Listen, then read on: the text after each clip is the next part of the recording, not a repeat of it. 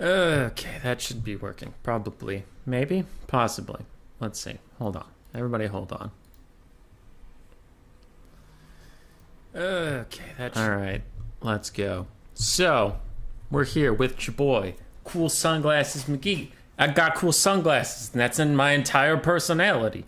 Welcome to the stream. Today we're going to talk about sunglasses. Round ones, square ones, rectangular, I don't know. But what I do know is sunglasses protect your eyes from being a nerd.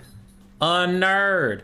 You're gonna get no cool points without your sunglasses. Wear them inside. Wear them in the dark. Who needs light? Fuck light. Light reveals your skin and your body. And nobody wants to see skin and body. They want to see darkness. Utter darkness. I have gone blind.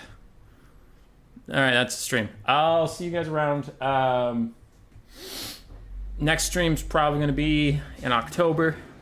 It'll be about regular glasses, but with no lenses.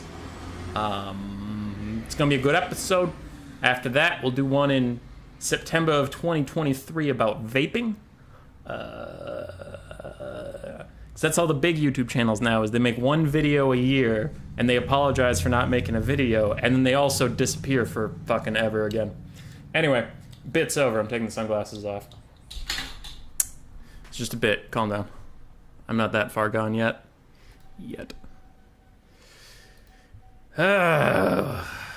Okay. So we got to shuffle the brackets and get this shit on the road.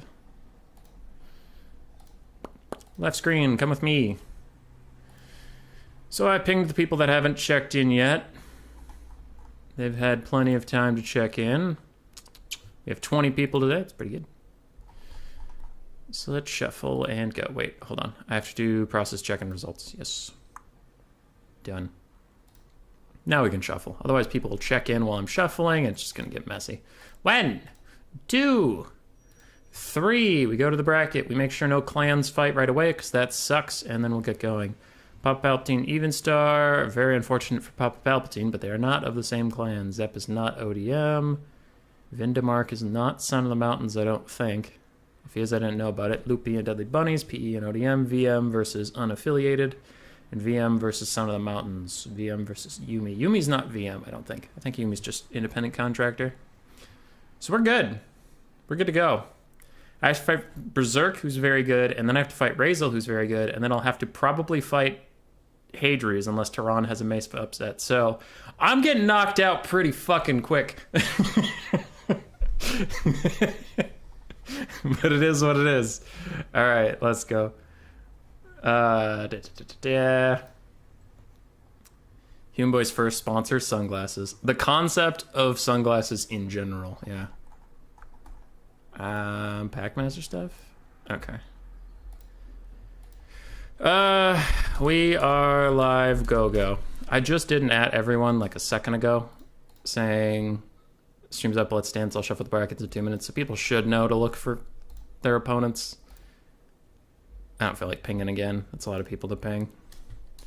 @Berserk. You and me. Smiley face. I could check Cyrus's DMs on stream, but that would be probably inappropriate. It's probably various anime degeneracy.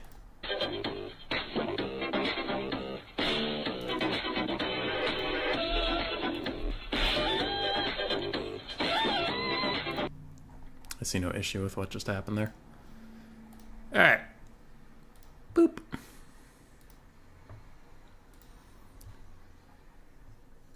What up? I hope you're doing well, Cody. Hope things are going okay. COVID is no fun. Grace and I had it last week? 2 weeks ago? When did we go to Colorado? 2 weeks ago.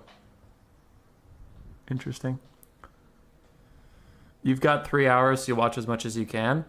That is generous of you, sir, but it's probably going to go longer than 3 hours, so you'll get right up to the finals and then not get it. Sipping my tea. Huh, Cyrus called me a geek.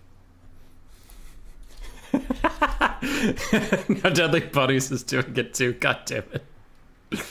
Anticity just went live? Oh, shit. I didn't know about that. What's he streaming? What's he streaming that could be so important? Slanesh wind farming? Warhammer 3? Gross. What? Gross. Who plays Warhammer 3? Literally nobody. That's some stream title? Yeah. Thanks, Grieven. Well, we're gonna get more people watching this than Anticity. It's a competition now that we're definitely gonna win. Definitely.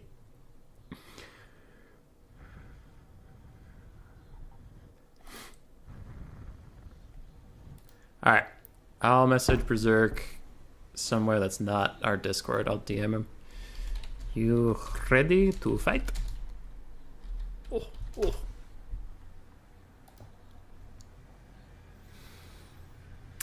I didn't get it that bad, but I still think I have sepsis. Ooh. Oh, no.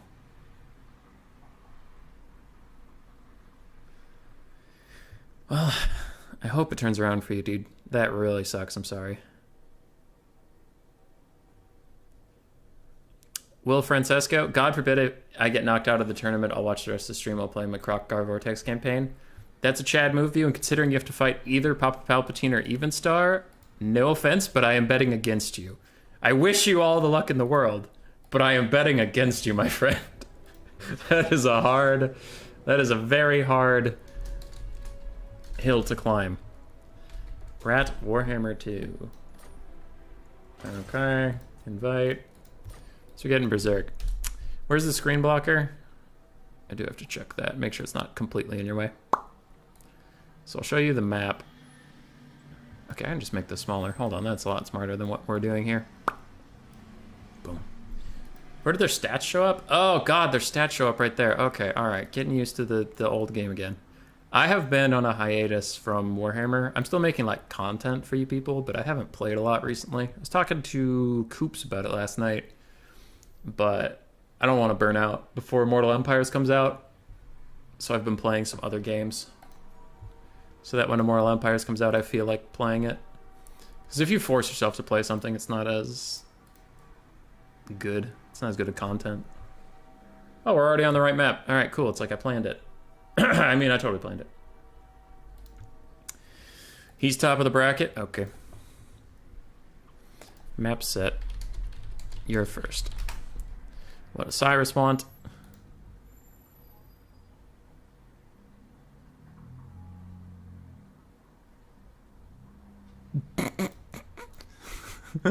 Cyrus, yes, that's me. I like it.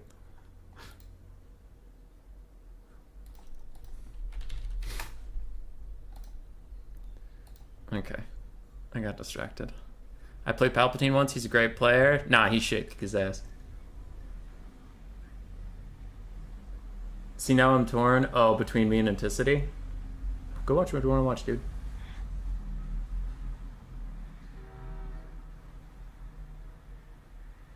This tea is too hot, but I want to drink it. Ah, it burns. Oh, God, the burning sensation. Ban Scaven, pick Norska and Vampire counts. You coward! Alright. Technically, he can't ban, but that's fine. That's fine. There's plenty of factions. So pick 2. Normally it's pick 2, ban 0. That's fine.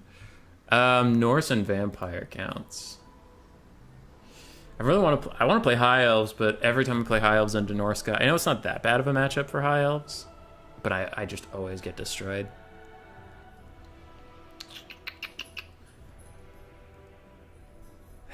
Norska and Vampire counts. Norska and Vampire counts. Could play Dwarves. Dwarves would be smart. Did I get anything mixed up? It's just pick 2, ban 0, but I wasn't going to Scaven anyway. Versus that. VC and Norse, not ideal. Alright. Let's go with...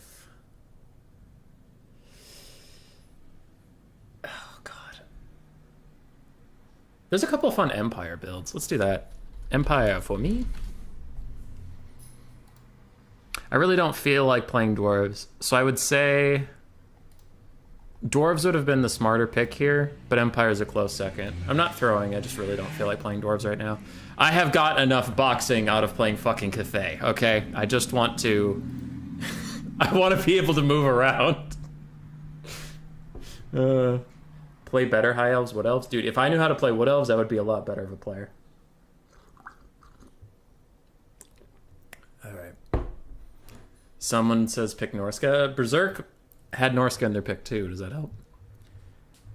Don't have time to watch the whole stream now. Uniticity in a contest, bro. Aw, thank you. It's the nicest thing anyone's ever said. Ever. Do I have a saved build for this? I remember the gist of what I'm supposed to be doing.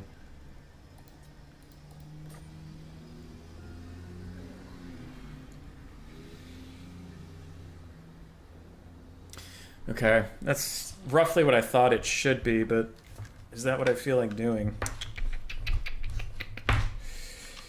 Let's think it through while we untangle our headphones. What up, Big JP? How you doing, dude? Oh...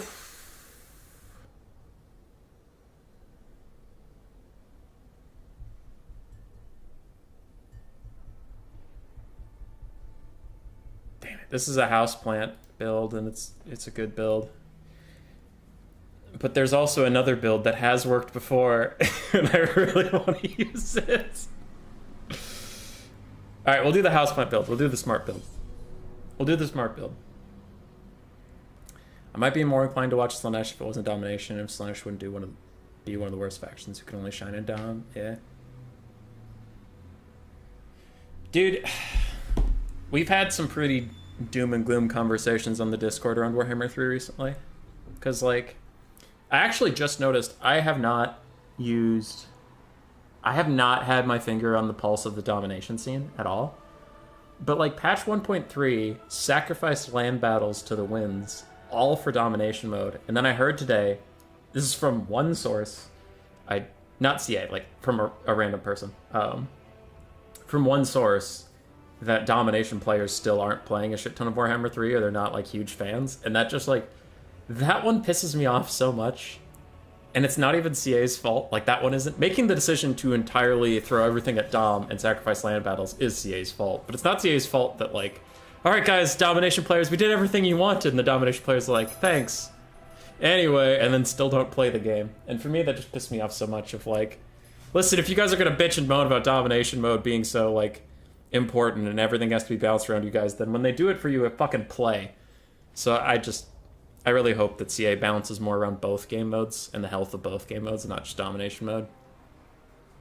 Because buffing Cathay over and over again for domination mode is just ruining land battles. They're so good. Anyway. Carl or no balls? I'm afraid we're going no balls then. This was a save build I have that I know Houseplant can make work. So I know this is a good build. Therefore, if I lose, I'm just bad. Well, it's not, I guess, it's not an easy build to play, so I wouldn't say bad, but still. It's one where, you know, tried and true, if I play right. Berserk.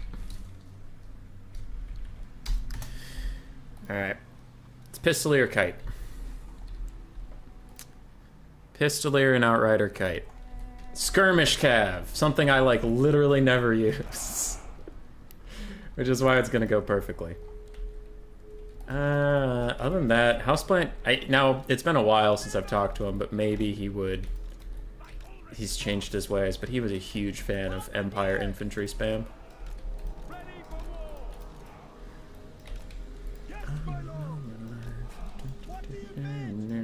So the hard part here for the Vampire Counts is there's no backline, really. It's just a massive front line. And what's supposed to happen... Are you on horse? No, you're on foot. What's supposed to happen is Volkmar is supposed to run around all these infantry. So the infantry just fight forever. Volkmar is supposed to cycle charge and get off as many Soulfire bombardments as he can. Bright Wizard offers some support, and meanwhile these Pistoliers and Outriders are meant to never get caught and kite around, and you just kind of outgrind the vampire counts, is the theory, and it works if you're a good player like Houseplant, but you've got me, so get fucked. It's probably not gonna work, but I'll try it. Balls or no balls? No balls. No balls. None. I had mine taken from me early on in life.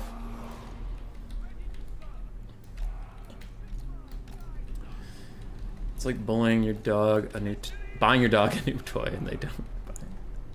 What about Blood Knights? Outriders do okay against them, but I do have 5 Spearmen and 4 Halberds. I mean, we have some stuff to deal with it. What are these? Zombies? Okay. Seems fine. So let's get Volkmar out here. Actually, is anybody flanking me? No. Cool.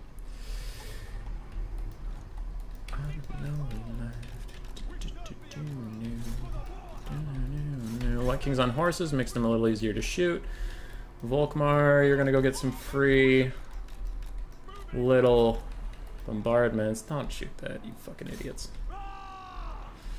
Hey. Well, whatever. Don't shoot at what I tell you to then. That's fine.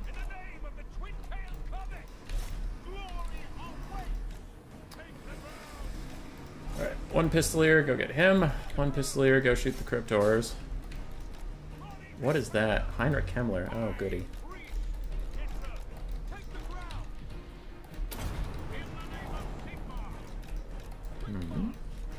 Skirmish mode off, so you obey my commands exactly. Volkmar, fall back. It's a zombie summon, but it's a little late on the draw. 1 Outrider, shoot a White King. 1 Outrider, shoot Heinrich. You guys keep running. Volkmar, fight another one. You guys are both shooting. That's going fine for you, honestly. Alright. Good little scattered fire. Not doing as much to the White Kings as I would have hoped, but that's fine.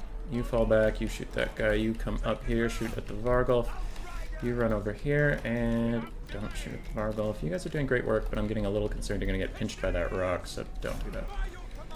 Alright. You guys have overextended a little bit. Run away. Volkmar, pop this, just so you take a little less damage. You fall back.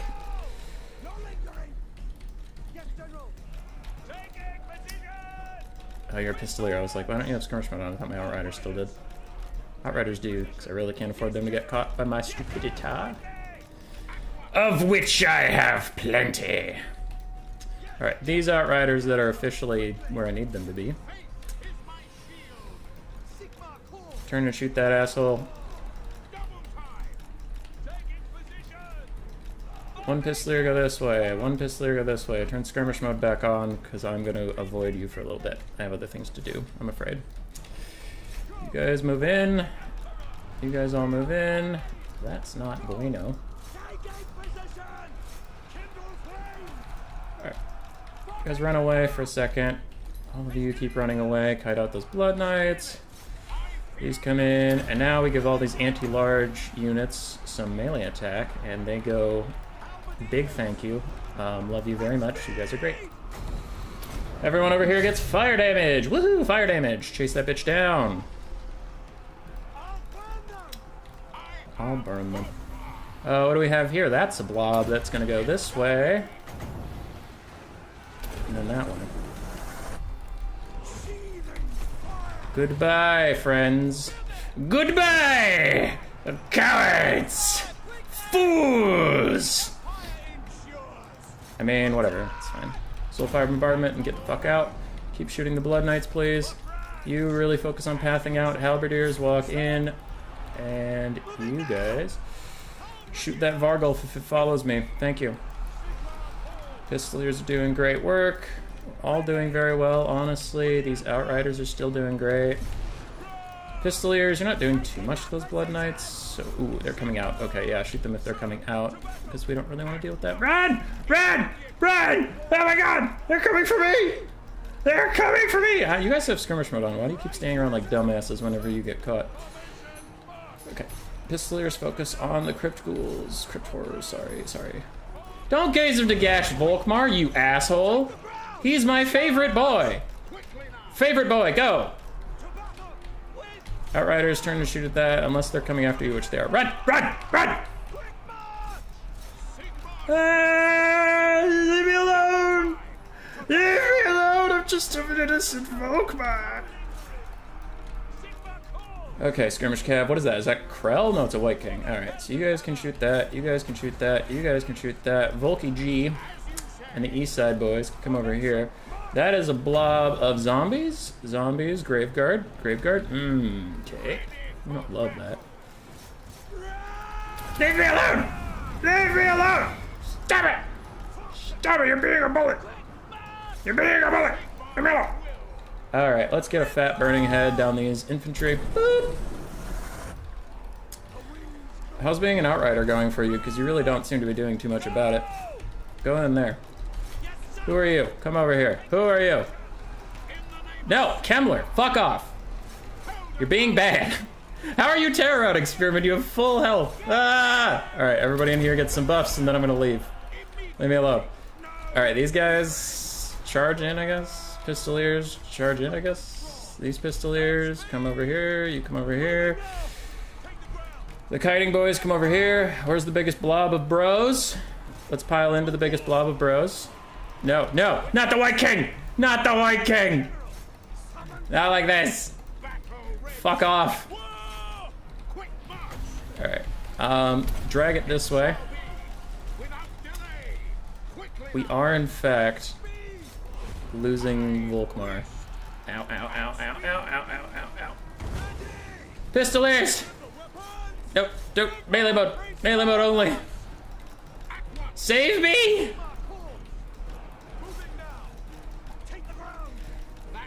It all hurts so much. You, save me. You, kill him. You guys, come here. I will escape! I will survive! Okay, you guys reform up. Do I have anybody else out and about on the town? Because I don't know. I don't have sleeping things. Can we kill that fucking Vargulf or what? Alright, pistoliers without ammo, charge back in. That White King finally died. Yes! Yes! Gazeman Gash coming out? No, it's a zombie something. Okay. No one cares.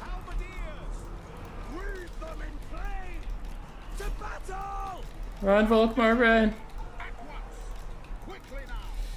God damn, dude, that Vargulf just takes no damage from these Outriders. I mean, turn and fight him, I guess. I don't have a lot of choice here. Tons of supporting fire, it just doesn't matter!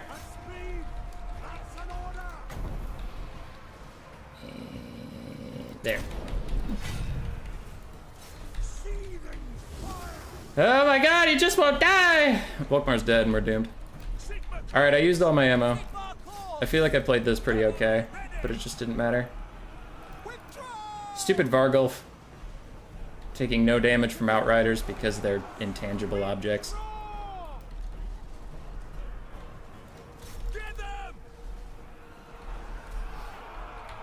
Oh well.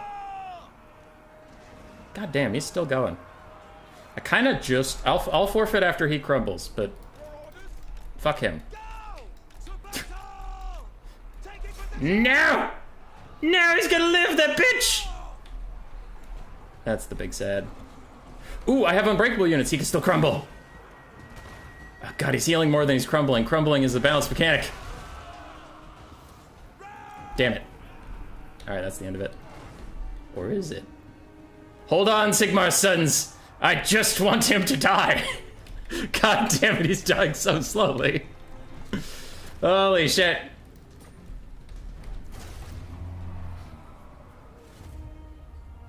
Hey, Rusty. Yeah, that was the joke. I was actually gonna do Skirmish Cav.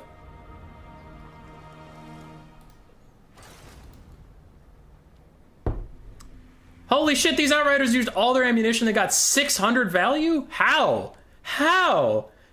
I gave them orders they were only shooting White Kings or Vargulfs. That was it. How did they get no value? They used all of their ammo. Skirmish cabs suck ass. These guys did okay. Pistoliers did really well. What happened to this fucker?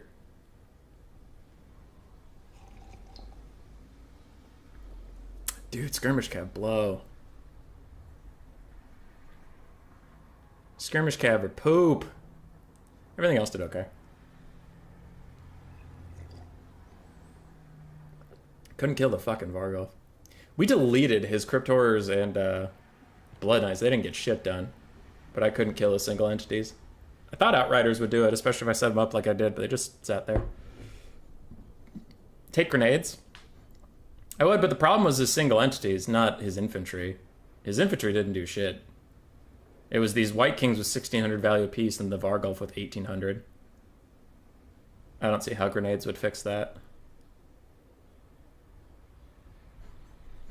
Yeah.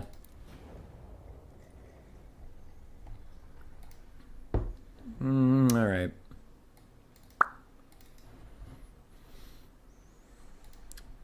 Stupid Outriders. What's the next map? I'll check chat in a second. She well played. Cliff of Beasts. Ooh, a big map. So if I'm going to play Scaven, the three bad matchups are Wood Elves, Beastmen, and Chaos. A nice big open map does help me versus all of them. I'll keep Wood Elves. So I need a pick that gets rid of Chaos and Beastmen. Okay, I'll go Skaven Dark Elves.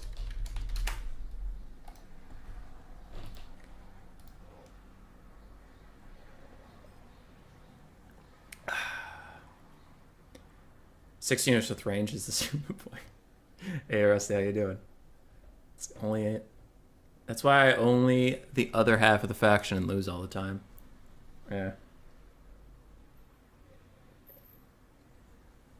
Chad Warhammer 2 blob versus Sad Virgin Warhammer 3 blob.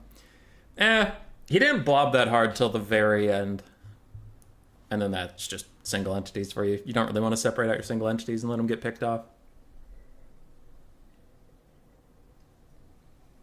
Oh, my own banishment killed 2 of my spearmen? I didn't notice that.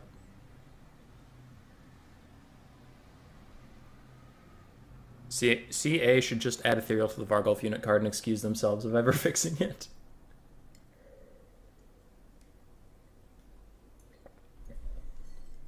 You have more to chunk down their SEs? Maybe.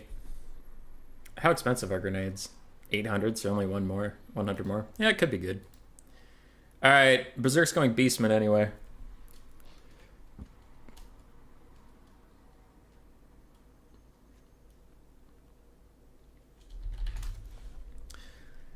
Rats it is. Rats it is. God, I wish YouTube wasn't such a dick about music. I have a song I've really been enjoying recently, but it's stuck in my head and I can't listen to it on stream. I need to save my updated Beastman build because I always load up this build, cut 1 unit, and I always have to figure out what to do with the remaining. I usually do something like this, don't I? Another one of you. Turn you into you, and then do that.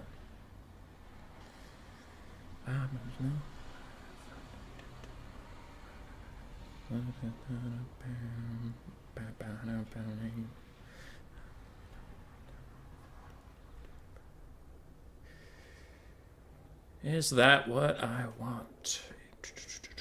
Yes. How much are the pit fighters? A lot. Do I even want the pit fighters? They do have pretty significantly better stats. But what would I have to cut to get the pit fighters?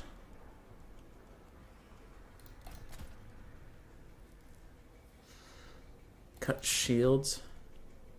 And make it a 0 gold spend. Alright, that's an omen. 0 gold spend means I'm taking the pit fighters. The pit fighters of Herald's Deep. You listen to The Cure? I have not listened to The Cure. Sounds familiar.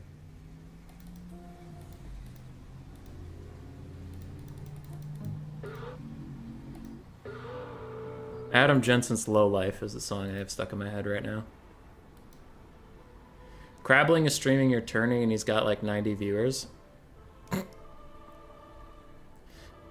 Rest in peace, me. Maybe someday. Someday will be a real YouTube channel.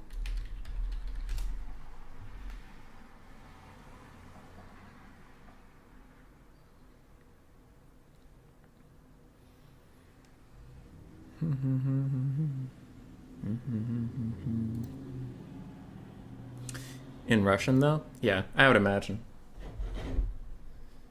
I would imagine. Hey, Kiara, how you doing? Who's Crabbling? He's a VM player, but he's just very good. He plays a lot of factions.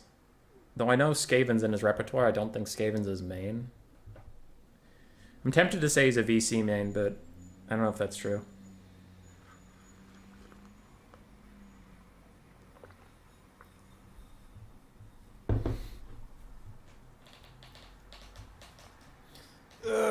Stretch.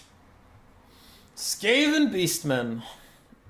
One of the bad matchups that only got worse when they got Torox. But it's winnable. It's tough. Because you have to look out for Manticores and Torox and Chaos Spawn and Fast Boy Centaurs, dogs. The Cure is pretty famous.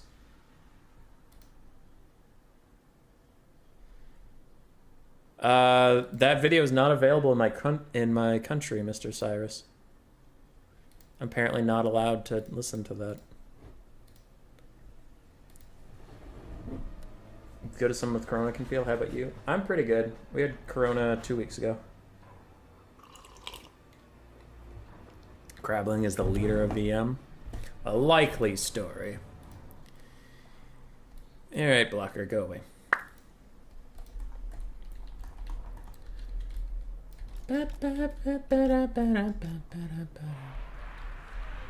Enemy troop count is lower than mine, which is good. We do enjoy that. So we have mortars. We have Skaven Slave Slingers, who will serve as our backline. We'll have Stormvermin with Halberds be our front, with a Clan Art with Spears and a Clan Art with Spears with no shield as the central. No, wait. That's not how that works. I need a Skaven Slave out in front of them. Okay. Other than that, we have some more Skaven Slaves on the flanks. Clan Rats make up the secondary line, so the front is not going to break, is the idea. Some tertiary support Clan Rats, and the back, if it's attacked, you're just attacking Skaven Slave Slingers, so it's pretty whatever. It is pretty whatever. Rapid response Rat Ogres. And then I'll put you here. Because I don't want you... If Centaurs charge, I want the Centaurs to hit the Skaven Slave Slingers, and then my Rat Ogres can turn around and fight them. I don't want my Rat Ogres to take the charge for the Slingers. I'll have Skaven Slaves take charge for Slingers, but not Rat Ogres. And that is about it. Slingers will take out the spawn over time, very, very, very slowly. Poison Wind Mortar forces them into me and then helps fight against archers in the long run. Front halberd line. The Beastmen get into trouble if your front line doesn't... if your front line doesn't collapse, the Beastman plan can actually run into a lot of thorns, so the Stormvermin front line just does that. Okay. Yeah, Rat Ogres fight Centaurs okay. It is what it is. This build can struggle if someone goes pretty hard in one direction, but if they take a generalist build at all, this can be advantageous. What do we have? Morgar, double Manticore, Wilds Caster, some spawn, a bunch of infantry here that I can't see. You are overextended, my friend. Yeah, you better run. This is way too soon for you to be revealing yourself. And in the back, we have a bunch of centaurs and dogs. Not shocking. Okay. His infantry are out way far ahead of his chaos spawn, so I just get a couple free volleys. That's fine. That last one's gonna hit. Ding. Mom, this box is full of rats. As it should be. Okay, I keep switching targets, because it doesn't actually matter that much to hit multiple in a row on the same guys. There are the archers, the real targets I wanted. And if you stop and shoot, I will get you. Switch.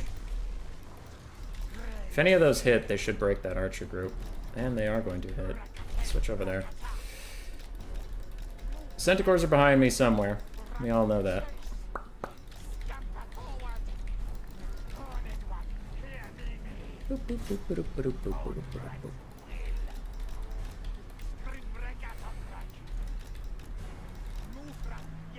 Good early trades. These guys are behind me and I know it, but that's fine. For now. Rat Ogres countercharge over there. I'll send an additional one to take up their spot. Never mind, I guess we're just fighting on the backfield now. Pit fighters, go get this asshole. Slow him down. Assassins, get ready. This assassin can come with me. Then slingers refocus onto the chaos spawn. You actually have a target now. Here's the leadership buff for everybody. Here's the net for everybody. You, not you. I need the three. Three, slow down the fight. Okay, slingers, keep throwing. You guys come back, man your posts. Man your posts. Not you, never you. You can chuck down Storm Vermin right there. Rat Ogres pile into the fight. The second Chaos Spawn Summon is out, so I'm going to slow down this fight with my Rival Hide Talisman. These Storm Vermin can push up, these Clan Rats can push up, these Clan Rats can fall back. Beastmen are now piling in here, turn and fight them.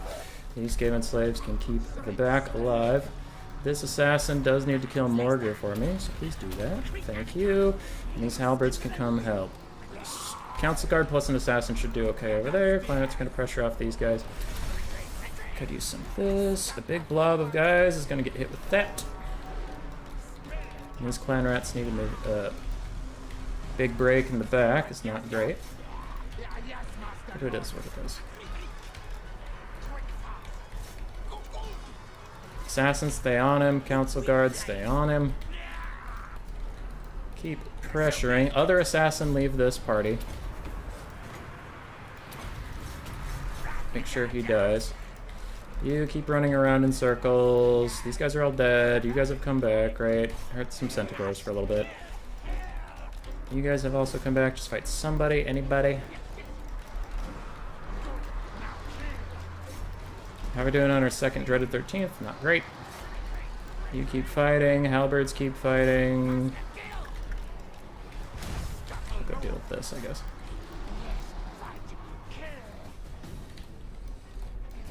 Okay. Rat Ogres, get him. He's almost dead. Slingers, make sure no one interferes with that duel. This Assassin's stuck. This one doesn't look like he's as stuck, so he might be able to actually get somewhere. Give me Halberds.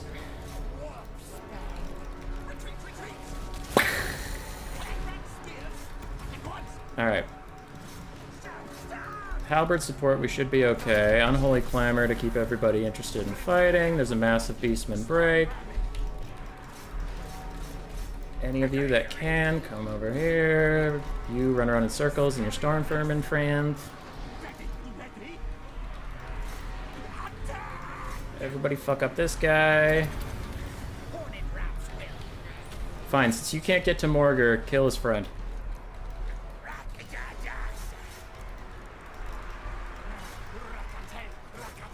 Can surrounding a Manticore and Halberds do something? Because that would be great. I would be the big appreciative. Okay. That's enough of that. Surrounding a Manticore and Halberds did not do as much as I would have wished. Which of you are the summon? You're the summon. Go after him, because you can't do anything else. Okay. Double assassins, make sure this goes okay. Storm Vermin summon is gone. Let's regroup. Who cares about those Ungor Spearmen? I sure don't. You two slingers turn and shoot at the Centaurs. You come with me. Assassins are killing this guy as best they can. Grayseer, net that thing. Rat Ogres, charge it. You get away from it, you're not having the best time. Actually, yeah, turn around and go fight it, I guess. Have fun. Do whatever you want. Scaven slaves can handle that. Slingers, one of you shoot at that Manticore, one of you shoot at the other one. Okay, Balance of Power says we're not going to win, but Balance of Power also thinks Morgur has both of his summons, and that leadership for the Beastmen doesn't matter. So let's not focus too much on what the Balance of Power thinks, huh? Okay, keep running, keep running, keep running. Scaven slaves are back, great. Throw at those. You guys keep throwing stuff in here. Trying to break that. How's this going, little friend? You're really close to breaking Morgur, do that. Scaven slaves, honestly, just keep chasing the mage, I guess. It's not my favorite use of your time, but it is what it is. Unholy Clamor, unfortunately that miscast, we do not love that. Slingers, you're gonna have to start carrying, you're gonna have to start dodging. Ow. Ow. Ow. Assassin will have to get out of here somehow. Getting very low, getting very low, getting very low.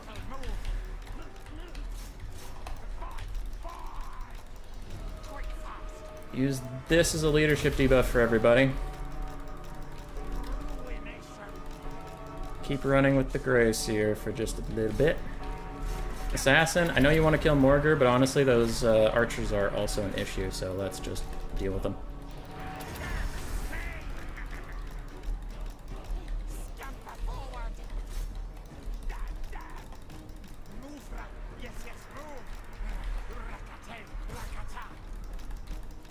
Keep running, you keep fighting.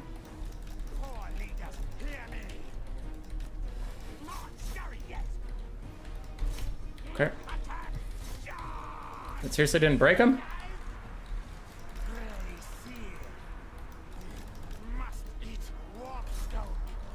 Okay, that did break him, eventually. Ah, Centaurs come back. God damn it. Couldn't kill Morgur either. That is looking like GG. Damn you, Manticores. Damn you.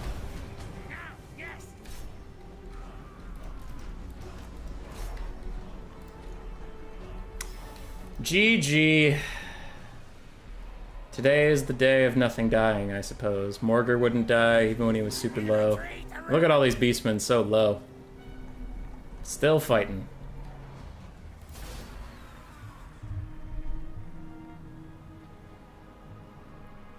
The big sad.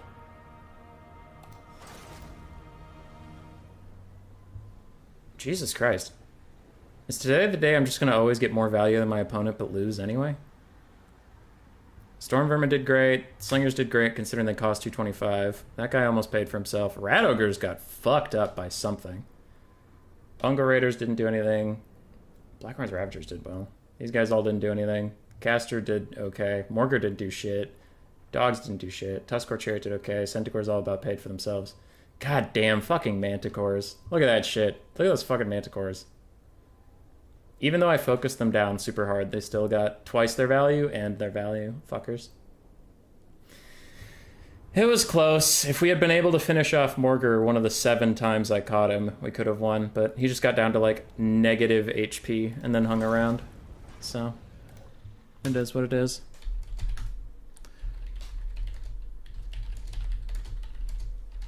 Ugh, that's frustrating.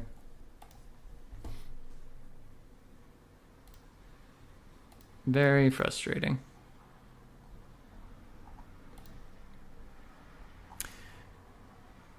I don't always lose the first round, Jeremy. They don't always.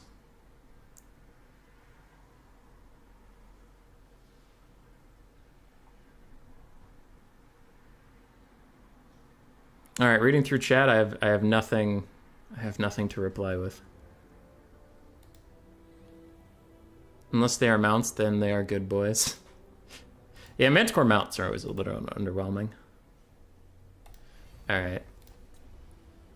What's the next game I'm gonna watch? Hadri's is ready. Ooh, Razel versus Berserk could be fun. Okay, we'll just follow Berserk. Let me know when you are in next game. We'll spectate. Yeah, that'll be a good one. Chosen One has defeated Zep, and otherwise the tournament's still continuing. So while they get a lobby set up, I'm just going to look for mistakes and shit. Initial things going well. Dodging the archers, doing a lot of damage without taking any damage. This charge happens, charges happen, rat ogres go to respond, pit fighters go to respond. My Gracier gets carried along. That's interesting, but he'll seem fine. Rat ogre's fighting that Manticore, he's doing well. Other Manticore. So the other Manticore's fighting my rat ogres, that might be why they got trounced so hard. Though, this Manticore is fighting, it's netted. It's fighting in spears and fighting rat ogres. How does it win this? Nice Centaur charging. And the Blackhorn's Ravagers, yeah, those guys would do it. They're pretty elite infantry. So we get a 3-for-1. Dreaded 13th coming up soon. Pit Fighters are doing okay, but then they're gonna get clowned on by this Chaos Spawn. Let's get Dreaded 13th, I like that. Smorgasbord is surrounded by elite halberds and an assassin all getting attack orders onto him. He should probably die, but he won't. Probably. So this side collapsed. All the Centaurs and stuff came over here. Rat Ogres have been fighting, but they're largely not getting anything done, which is surprising. Normally they do quite well. So the left side's going very, very poorly for us. Front, and obviously the right side's uncontested, but the front's going quite well, so far we're trading about even. Morgar's getting kind of fucked up now.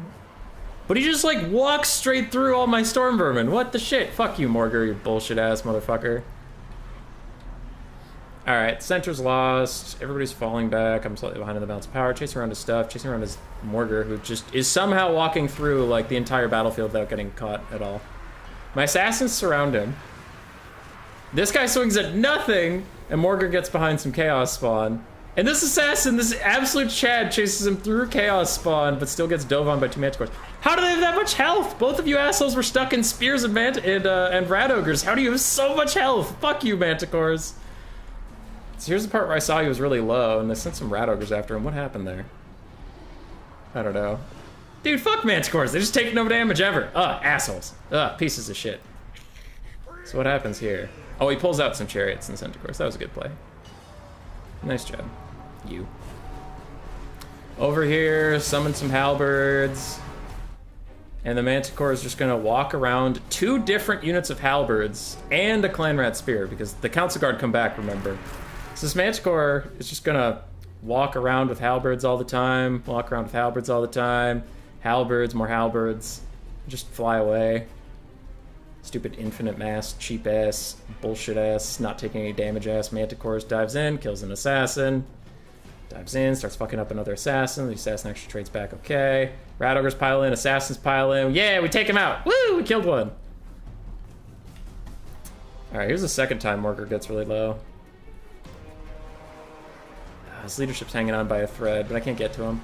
Morgar is just pathing through enemy and friend as if they're the same, and my assassin's getting caught on enemy and friend because he can't get through anything. That is kind of a problem for trying to catch him, isn't it?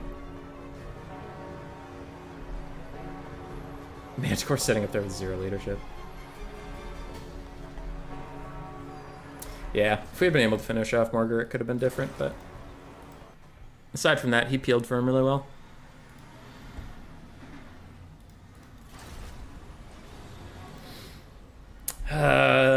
If Morgar had gotten caught on anything instead of just walking straight through it, fuck, would have been nice. Would have been nice.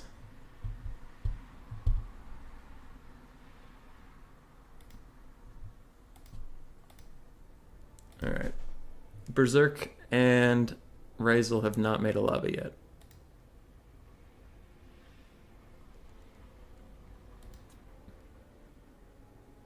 But he is typing to me. Which legendary lord is the biggest glow up for starting position and why is it Rikarth?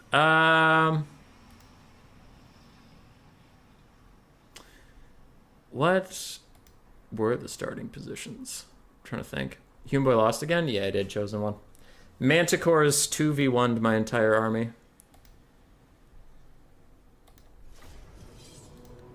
Alright, they want me to create a lobby. I can do that. Then I have to message Razel. Razel.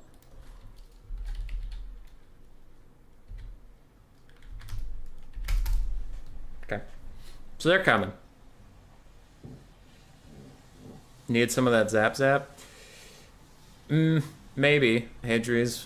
What would it do? I'm trying to think. Because I've tried using the zap before. The problem with the zap is it can't hit Morgar, and even if it does, doesn't he have magic and missile resist? I forget. So I don't think it does a lot to Morgar. It doesn't do a shit ton to Manticores. And it knocks Taurox over. I used to have a double Warp Lightning Cannon build that was in theory good, but it just kept knocking Taurox over instead of doing a lot of damage to him. Which is okay, but then you're spending like 2,000 gold on Warp Lightning Cannons that you have to defend. I don't know. I don't think it was a build issue. I think there are other builds that can work. I'm not saying that's the best build that's ever existed, but I do think it was just a bit of like part RNG on Morgar's side where he was pathing through everything and like I couldn't lock him down. And same with the Manticores. Like even when I did trap them, it didn't matter. Like they just didn't take any damage and they fucked off. So it's part RNG. Sometimes that shit just happens, but I also think just like Berserk played really well. He was really good about getting Morgar, like, regardless of the fact that Morgar pathed through stuff that I argue he should have gotten stuck on or at least slowed down. Like, with that happening, Berserk played it about as well as you could have. Like, I had Rat Ogres bearing down on him when he had low leadership and low health, and he pulled some chariots out to stop me. And then at a different point, I was catching him, and he used both his Manticores to knock my assassins away. Even if they didn't hit the charge, which they didn't, they both missed their attacks, they knocked the assassins physically backwards and got Morgar some space. So it was like a combination of my opponent playing very well and like bad RNG. So, I don't know. I think the build's fine.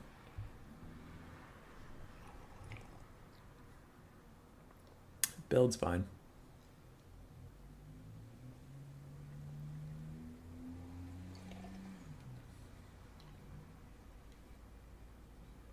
Alright, both players are here. I'm the host, so I gotta change the map, don't I? Fine, I will change the map. But because I want to, not because you told me to. I don't know, Hadries. You're a Scaven Giga Chad. How do you handle that matchup? Or just avoid it? I unfortunately do not avoid it because I want to play my rats no matter what.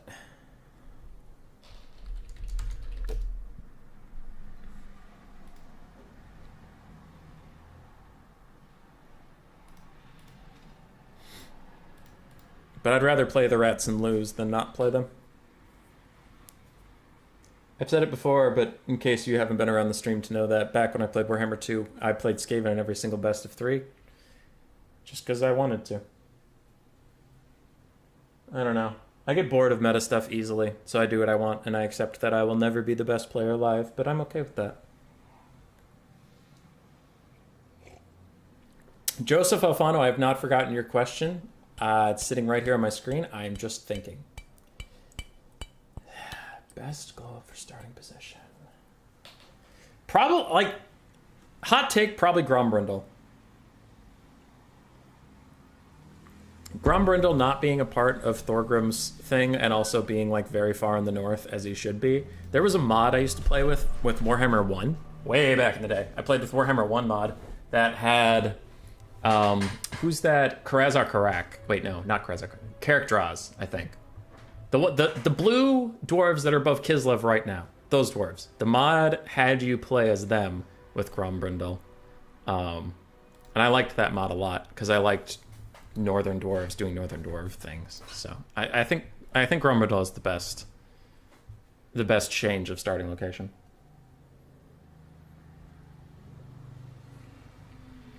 Rakarth's starting position is kind of weird. Where does Rakarth start? I didn't see it. Hold on.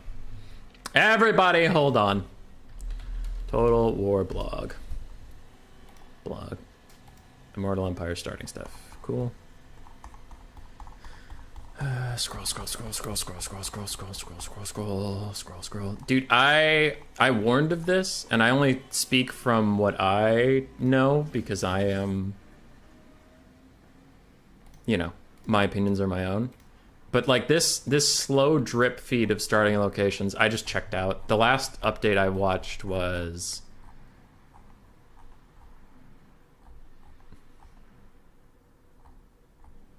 oh my god.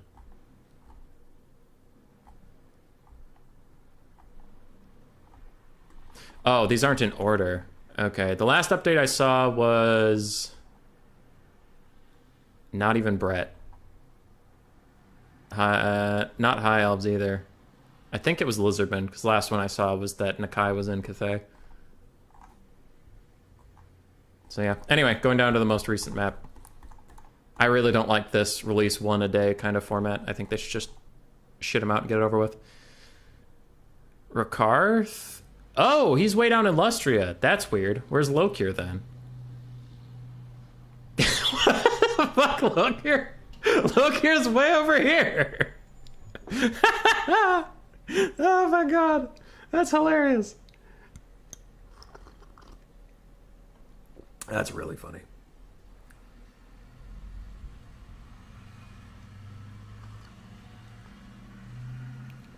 I don't hate that spot for Lokir. It just took me by surprise. Yeah, that's pretty fun. A lot of this shit still going on. The Vampire Coast didn't really move, did they? Solastra's still where she was, roughly. Luther, the Dreadfleet, and Sartosa are all exactly where they were. So yeah, Vampire Coast didn't change much. I don't know. It's fine. While I bitch about how they're releasing it, like tidbit by tidbit by tidbit, I think that's stupid. The actual positions are really good. Like, I don't have any issue with any of these starting positions so far. They're all pretty good. You get a nice balance of what's going on, which is cool. Like, I mentioned offhand that it's funny that all the Chaos factions, like Nakari's here, Khorne's there, Nurgle's there. Like, the Chaos Wastes were entirely abandoned, so I'm going to be curious to see what they do with that. But yeah, seeing all the demons out of the north, and it's like, okay, well, now it's the good guys on the north, so there's got to be some mechanic up there to keep demons up there. Otherwise, like, Kislev's going to be the stalwart protector of nothing, while behind them the world is on fire because the demons already got past, apparently. So yeah, but overall I like this. There's a lot of good diversity in what's happening. It's not as much like the Empire is just going to be a human, super fest. Like, it'll still be the core of humanity, but there's other stuff going on there. Like, Drycha was a late addition to Game 2. Kazric finally starts where he should have a long time ago. Thank you for that change. That's very good. Stuff like that. It's good. I'm super excited for Immortal Empires. I think it's going to be tight. And I've distracted you for long enough because we finally got into the game.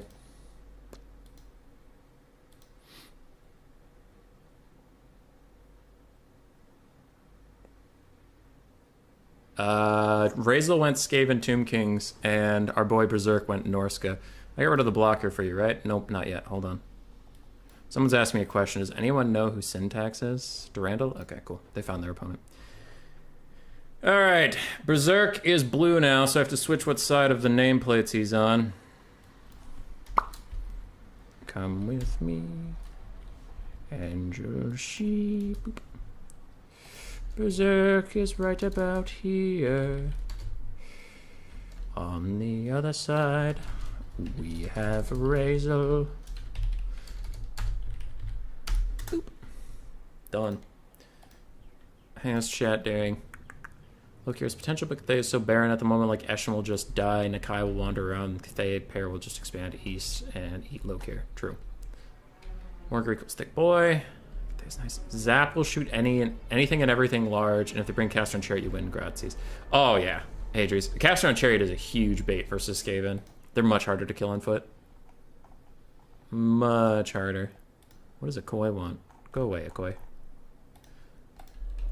You got even star first round. You can also please stop using the pick 2 system. Oh, do you not like it? What would you rather do, Palpatine, than pick 2?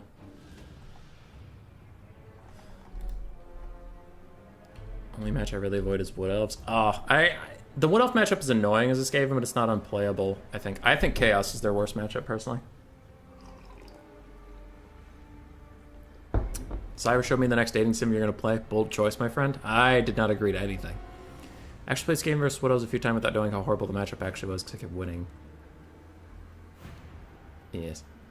Checked for Wood Elf 1 and then stopped paying attention to ID4. Alright, Chasing Rainbows, I'll start off with your comment after this, but for now we do have to get into the thing. So, for the Scavinos versus Norska. Norska's actually a quite playable matchup. It used to be a lot worse, but Norska nerfs just kept coming and they didn't stop coming and they didn't stop coming. And the Throt the Unclean DLC really helped Skaven here. We have Grey Seer of Plague, double Poison Wind Globes. We do have one Poison Wind Mortar. The Council Guard, Clan Vulcan Tail Slashers, Skaven Saves Spears, Spears, Skaven Slaves, Skaven Slaves, Skaven Slaves. A lot of them. We have Trips quadruple Rat Ogre, one Assassin. Is there a second one somewhere? Nope, just one. And in the very, very far back, we have Blight Scab's Plague Pack. I don't love it. One Burning Head is going to reduce these guys to rubble. But if they don't get killed by a Burning Head, they will be quite good against Skin Wolves. Very, very good. I understand the theory. I just worry that a Burning Head's going to go and they'll die. All right. Dustin Polos. I like that. But I'll get caught up on chat in a second. I have ignored this game for far too long. For the Norskin side, Marauder Horsemen and Marauder Horsemen are clumped up, getting a 2-for-1 Skaven special that they really enjoy. And we have some Chaos Warhounds, more Chaos Warhounds behind them. Ooh, wait, those are Norskin Ice Wolves. Okay, 2 Norskin Ice Wolves, 1 Norskin Warhound, a Manticore, more Norskin Ice Wolves, Skin Wolves. Very slow progression here from Norska. They're going to be quicker. They're taking a lot of free damage. We have Marauders, Berserkers, Marauder Champions? Why? Berserk, why? Why did you bring Marauder Champions? Why did you do that? We have some throwing axes, some throwing javelins, a Premier Battlefield of Fire, and Wolfric the Wanderer on horse. Why did you take Marauder Champions? What are you doing? What are you doing? Alright. That's 2-for-1 Fireball is going to chunk out the Assassin and hit the Poison Wind Mortar, so I guess that's fine. And it does look like Razor advanced a little bit far with his Poison Wind Globadiers, but they do have 100 armor, remember? And these are basic Marauder Horsemen. So they're not even going to get that much damage, and actually this Skaven countercharge is going to do more damage to them. Why are there Marauder Champions here? Never had any problem with the old pick and double ban system? Okay. From what I understood, Pop Palpatine, I thought a lot of people preferred the pick 2 ban 0, because it's what we used on Entladder at the end of its days, but we can change that going into Warhammer 3 if people care. I'll ask people what they want from the Vermin League going into Game 3, closer to Mortal Empires, but right now with it being almost a month and a half away, I'm just focusing on finishing out the Vermin League playoffs. But we will ask people what they want before we start that, good sir. So Berserkers are not having a good time. Wait, the Marauder Champions are all dead? That's strange. That's impossible. How did that happen? How are all the Marauder Champions already fucking dead? They're like 1,000 gold worth of infantry. How could they have possibly died? I hate that pick. Don't take that. Don't ever take the Marauder Champions. Listen to me. Listen to the words I say to you. Don't take this fucking unit. They're terrible. Anyway, Manticores are going to go do Manticore things, and the Grey Seer Plague needs to get the hell out of there, because the Manticore is, he's gonna destroy you, boy. Looks like some Marauder Horsemen are charging in, maybe to go into melee just to lock this Grey Seer in here, make sure he can't run away from the Manticore, and Razel is in a bit of trouble. Skaven have fallen behind on the Mounts of Power as all of the Norscan dogs have entered the fray. Poison Globes are still safe, though. Poison Wind Mortars, not so much, but they did what they needed to. Now it's a close-range fight anyway, so as long as these Globes can be kept online, they'll be fine. But the Marauder Champions are coming in! The greatest unit of all time that I have never questioned its effectiveness or efficacy on this battlefield is coming in to take out the Poison Wind Globes, and it's doing okay, but these guys don't even have armor piercing because they're shit! Because they're a shit unit. The only thing they have going for them is their symbol is the exact same as Marauders, so they have stealth because you don't know that they're Marauder champions. That is the only good thing about this unit. Alright, Skaven pull a little bit ahead on the balance of power now as the Poison Glows are just wrecking everything. Look at this big blob of melee infantry ready to kill everything left, except for the one problem of your Grey Seer is not in the blob. Your Grey Seer's out in the middle of bumfuck nowhere as Razel is desperately trying to keep him alive. He runs to some Skaven slaves, but he needs to get back to these elite boys. The elite boys, meanwhile, snipe out the Famir Balefiend that can one-shot the Blight Scabs, and without the Burning Head, Blight Scabs are actually going to be a bit of a nuisance here. A couple Haggard Rat Ogres and a whole bunch of Skaven slaves are going to hold that Manticore in position while the Grey Seer needs to come out and around, but I really, really want to see him come back to his main force here. Poison Globes being kept alive will probably spell the doom of Norska as the Marauder Champions. No, those are basic Marauders. Marauder Champions are over here, running like cowards! Fools! Wulfric hasn't done shit, I have seen, but maybe he's been secretly doing stuff and I just haven't heard it. Manticore Rampages, that is perfect. It'll stay right there while the Grey Seer can reunite with his forces, and we're on our way to a good Skaven victory. Berserk, this is a newbie. He's new to VM. What up, Void Laws? Well, he beat me, so you should be proud of him. You should be proud of him. He played very well in our game. Assassin tried to duel Wulfric, decided that was not a good idea, and is going to run back to the Council Guard, who will peel off the Norscan Warhounds, and I do think it's all over for Norska. Everything besides just Wulfric is running, and Wulfric has a lot to deal with. Yeah, Void, if you're just joining the stream now, yeah. I fought Berserk round 1, and he beat me 2-0, so... I am not doubting his qualifications as a player. I am just, 1, providing entertainment, and 2, expressing my hatred for Marauder Champions. They're poop.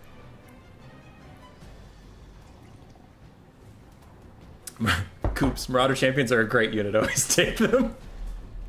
Alright, let's see how much these trash fires have done. It was looking scary there for Razel, but he did get it back together. They've almost paid for themselves, honestly. Versus Lizardmen Palpatine, I could see it, because then you actually need the armor piercing. And Lizardmen don't have great tools to really punish Marauder Champions. They don't have archers with lots of ammo. They have skink cohorts with javelins that are a good unit, but they don't have a lot of ammunition. Nasty Fireball hits the Grey Seer. And Berserk has rallied the troops, but that leadership's looking real low. The Pit Fighters of Hell's Deep showing the effects of Rampage as they just sprint to their death as they're about to get surrounded by Skinwolves. Oh, but a Dreaded 13th sub at the last minute. Oh, God, it was all a bait. The Rampage was planned. Razel dropping a huge Dreaded 13th. The addition of a full health Halberd unit plus the routes that are about to come in might just trigger army losses for Norska. Maybe, but the Grey Seer being so low on health is really keeping Norska in this game balance of power-wise. I just don't see what they can do. Unless they can kill the Grey Seer. Nope, Fireball misses the world's slowest lord. Okay, alright, that's it. After the Fireball misses, army losses is like, yeah, get him out of here. Yeah. GG. Well played, Razel. You did fart, sub for it? I did pass gas, it happens. Alright, for Berserk, Wulfric didn't do jack shit. Fire Sorcerer did a lot. Marauders died, Berserkers died. Marauder Champions turning out to be the best of these infantry units. Oh-ho. Oh-ho. Axe Throwers did about 900, they did well. Javelin Throwers did 300, but they got killed. They're still a good unit, I would recommend taking them. And the dogs were excellently handled. I think he played well with the dogs. It's just his infantry corps was not up to the task. I do think Berserkers are a bit of a bait against Skaven, except for the ROR, because they're unbreakable, and Skaven hate unbreakable units. but Berserkers themselves aren't very good against Skaven, would be my opinion. Take a bunch of cheap Marauders, take the Arwa Berserkers if you really want one. Otherwise, Skinwolves, Manticores, Chariots. Dude, Chariots are undervalued. The Norscan Chariots aren't that great, but the problem for Skaven is Rat Ogre economy. You only can have so many Rat Ogres, and they're busy with Skinwolves, they're busy with Manticores, and if you throw in Chariots, they're busy with Chariots. And it's just like, you need Rat Ogres in too many places, right? And that's really how Norska can try and win this matchup, in my experience, is just taking one thing, the Skaven have one tool to deal with, and making that tool need to be everywhere at the same time. Where right now, this diverse army of Norska, it has a bunch of tools, but then the Skaven have a bunch of tools, and you're going one-to-one with everything. You know what I mean? So it's like, if you just don't care that Poison Wind Globes are going to kill your infantry by just going cheap Marauders, then sure, your Marauders are going to die, but you'll win everything else, and then Skaven will lose. Kind of like what happened when Berserk and I fought in the Beastmen thing. It was like, yeah, I killed his infantry. It didn't matter. His Manticores, his Spawn, his Centaurs, his Dogs, his Chariots were all that mattered. His infantry didn't. I think you should take the same tactic he used versus me as Beastmen and use the same principle as Norska rather than going infantry. Would be my thought. As for Razel, the build's solid. I don't love Blightscab's Plague Pack. I get the concept. They're very good against Skinwolves. Their ITP aura is good. But he had to protect them so much, they ended up not getting any value. Because they had to sit in the trees until he could take care of that Firecaster. And then he brought him out. But it's like, all right. So that's 1,000 gold that wasn't a part of this entire game. Globes did great. Mortars got focused down, but that was fine. Rat Ogres did really well. GG.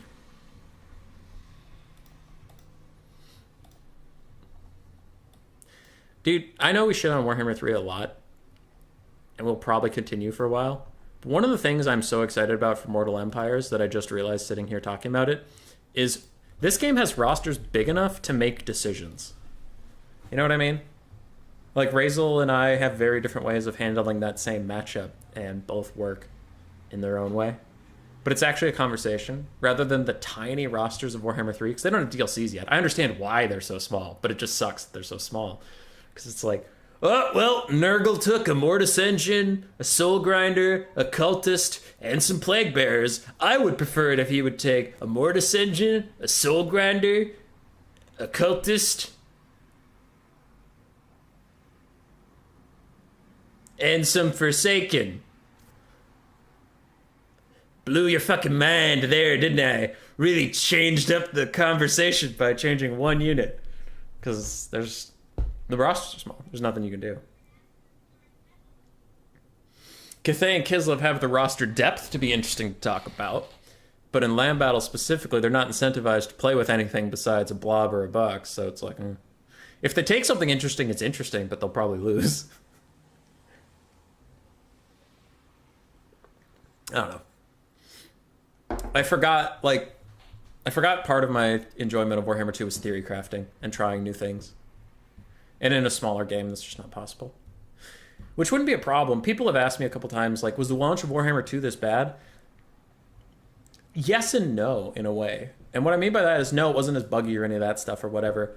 But, like, the meta of Dark Elves, High Elves, Lizardmen, and Skaven, all without DLCs, sucked. It was terrible. It was stupid. It was bad. Sure. It lasted a month. It was a month before Mortal Empires came out, right? So, like, people were still playing campaign and, like, looking at the shiny new toy and all the shiny new toy things. And then all the real factions got added in. The meta expanded wildly, and we got on with our lives. Warhammer 3 is unique in that we're stuck with those factions. And we get 7 instead of 4, which is cool. That's nice. But, like, we're still stuck with these factions for, what, it launched in February? And it's going to be out in August, so 6 months. We have half a year of the same thing. So it's like, part of the problem would have been there when Warhammer 2 launched too. But it was just, the time scale was so short, it wasn't a problem. Like, yeah. So I think that's a big difference. All right, I had to catch up on something. So where was Chasing Rainbows' comment I said I was going to get back to? Oh my god, I'm very behind on chat. Hold on. Hey, Crabbling is streaming your Tourney? No, I already saw that. Chasing Rainbows, where did you go? There you are. You get content creators making... I've changed the map. Oh, no. Oh, no, they're all mad at me. Shit. Shimmer Sword. I hate being host.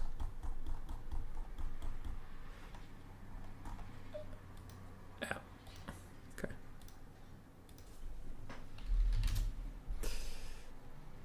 Forgot I host.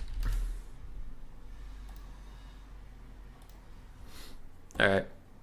Berserk's mad at me. As he should be, but I forgot I was the host, so it's fine. Malice up in the Northern Waste too? Yeah, Malice's starting position's a little weird, I'll say that.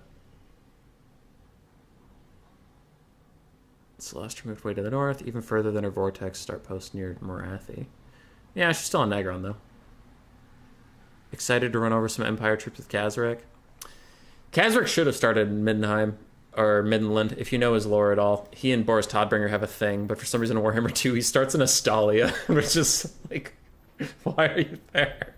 You have to go so far. As Kazarek, you have to get through all of Bretonnia, get through Marienburg, maybe Altdorf, and then you can fight Boris Todbringer, and by then, it's not much of a fight. You've killed, like, everybody. Alright. Kislev might just eat the Northern Chaos Waste by itself, considering how OP their AR is. Favorite part about the IE map is those gaping holes for CD. Oh, the Chaos Dwarves? Yeah, Jeremy. Okay, then we had the Void Lulls chat I already talked about in game. Regular Marauder champs at least have high melee defense. They do, that's fair. Every unit with champions in their name sucks. I thought at the end of Warhammer 2 aspiring champions were getting some time in the sun. Is that true? Coops, good luck. Beat Zap. And chariots, you mean Ice Wolf chariots, of course. Oh, of course. Definitely not the cheaper one that's better. 2 Manties from here, how I start builds versus Scaven. That is a good way to start builds. That is good. Skaven do not like those Manticores at all. To be fair, Warhammer 2 meta wasn't so varied that we ever saw Bretonians without 2 Paladins and Zephae. Oh, yeah. That is true. Bretonia really suffered the longer the game went on, as they just got pigeonholed into one playstyle pretty much. Because if you took Lewin, it was exciting, but it was trolling. I haven't seen Lewin win in the longest time. I think the last time I saw Lewin win was like Blood Penguin. Blood Penguin loved Lewin, and he made it work, but it was never like Lewin did a lot. It was like Blood Penguin did a lot, and Lewin happened to be there. Because his value would still be like 1,000, and he's a 2,500-ish gold lord. But then one or two of Blood Penguin's Knights of the Realm would get like 3,000 value, and then you're like, okay, yeah. Lewin sure carried this, but I don't know. Blood Penguin's different. He's kind of a weird player. I feel like he plays so rarely, and he doesn't show up on the scene a ton. But if he's on his meta picks, which is Empire and Bretonia, he's really good. I would like to see him versus like Anticity or Void or someone on those picks specifically. But it feels like his faction pool is really small. Because as soon as he gets off Empire or Bretonia, he's about as good as I am. Which is not, like, fantastic. I'm not bad. I'm not a bad player by any means, but I'm just saying, if it's like, I don't know. I don't know his quite power level on Empire and Bretonia versus the other really high level players, but he feels kind of like a one trick in a way. I mean, he's a 2 trick, but you get my point. Anyway. After IE, we're going to have 484 matchups, and that's before DLC. Oof. That is good. Those are good numbers, Palpatine. Skaven pre-DLC having to kill dragons with pebble slingers is always good fond memory for me, both from early campaigns and multiplayer. Yeah.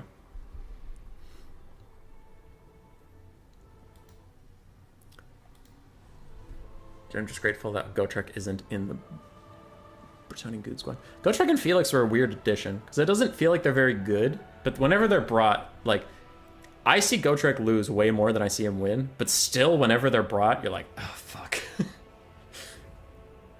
In which matchup you can't bring Fae? Norska, honestly. Lewin and Alberic are both okay in Norska, and people are going to meme on me, but I do like Alberic and the Norskin matchup. I take him on horse, and he's nice and cheap. And he also gives anti-large and an AoE. So you can get questing knights, like 2 questing knights, 4 knights at the realm, and then if the questing knights happen to be near Alberic, it gives them some anti-large, which is nice. Zypher, Lewin's as good as Faye. People really sleep on him. Dude, I never see him do well. I always see that asshole end games with like less than 1,000 value. He just doesn't do enough damage. I don't know. Every time I take Lewin, actually I do Nameless Order. I have one matchup where I like Lewin over the Fae, and it's Wood Elves. Wood Elves, he's very good because he has missile resist and magic resist on his shield thing. And then he has self-healing, so you can bait a lot of Way Watcher ammo, dodge a lot of it, and when you even get hit, it doesn't do that much to him. But you have to be on top of it, and also, that only works against, like, players that aren't super elite. Because super elite players will see Lewin and know that they're not supposed to shoot his ass, and they'll ignore him. So he's kind of a gimmick there, but, like, that is the one matchup I have Lewin over Fae.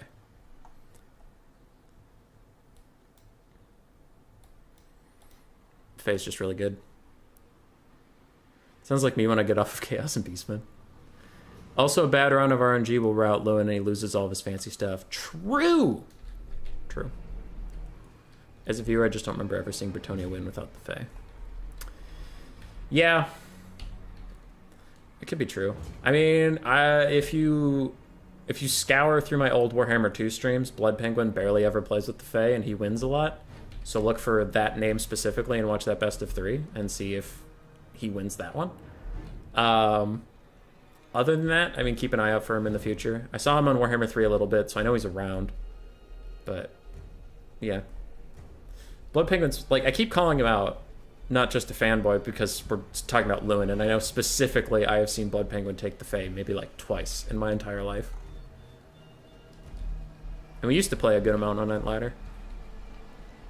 Dowie, Lizardman, Wood Elves, Lewin is better, but to me, Fae is always viable. Yeah, Dowie and Lizardman are both such terrible matchups for Bretonnia that I don't play them, and not a lot of people play them, so I guess I haven't seen them a lot. Nameless Order, I prefer Lewin versus Beastmen, Dark Elves, High Elves, Norska, Beastmen, Empire, and Greenskins versus Beastmen. I could see that, Zypher. I could see him being good at a Beastman. Like, I'd have to see it to believe it, but I understand the concept, because the Fae is pretty snipeable with Torox. Torox goes burr. Alright, what do we have in front of us? So, Razel reprised his role as the Tomb Kings. Kind of surprised he's not picking Beastman. That's the pick I always know him for, but maybe saving it for game 3. In the sky, we have 2 Carrions. On the ground, 2 Chariots, and in the back, 2 Ushapti Greatbow, one of which is the Chosen of the Gods. We have the Kepler Guard, Tomb Guard, plus a bunch of Skeleton Warriors, Skeleton Spearmen. Do we have more Tomb Guard mixed in here? Not really. 1. There's 1 Tomb Guard that isn't the ROR. Great. Nakar Horsemen. A lot of good cavalry players tell me that these are low-key some of the best mid-tier cavalry in the game. I have trouble making them work, but I'll believe these guys, because cavalry, as we saw in my defeat of Empire versus Vampire Counts, is not my strong suit. So a lot of people like him. And Ark in the Black. Actually haven't seen a lot of this guy. He was the Tomb King's Meta Lord for very, very long, and towards the end of the game, I saw much more Cetra. And ever since then, whenever we come back to Warhammer 2, it's just kind of a nostalgia tournament, so people are taking Khalida. This is the first time I've seen Arkin in quite a while. I won't say I'm happy to see him, but we are all happy to see a Tomb Kings win, so maybe I am happy to see him. On the other side, for Berserk, we have Fellbats, Scurvy Dogs, Scurvy Dogs, Scurvy Dogs, so 4 Scurvy Dogs, triple Fellbat. None of them are Gunbats. We have double Gunnery White on foot, Noctilus on his peg leg, a bunch of zombies, some with pointy sticks, some with swords, 2 bombers, and 2 cannons. I'll die, Zypher, I'll die on this hill. I like Aranessa in this matchup as the Vampire Coast. Because she has a net that reduces melee defense and she gives everyone around her anti-large. You can get zombie pirate halberds up to like 40 melee attack and then reduce the enemy's melee defense down and net them, and you can like just a knight charges some zombies and then dies. It's pretty great.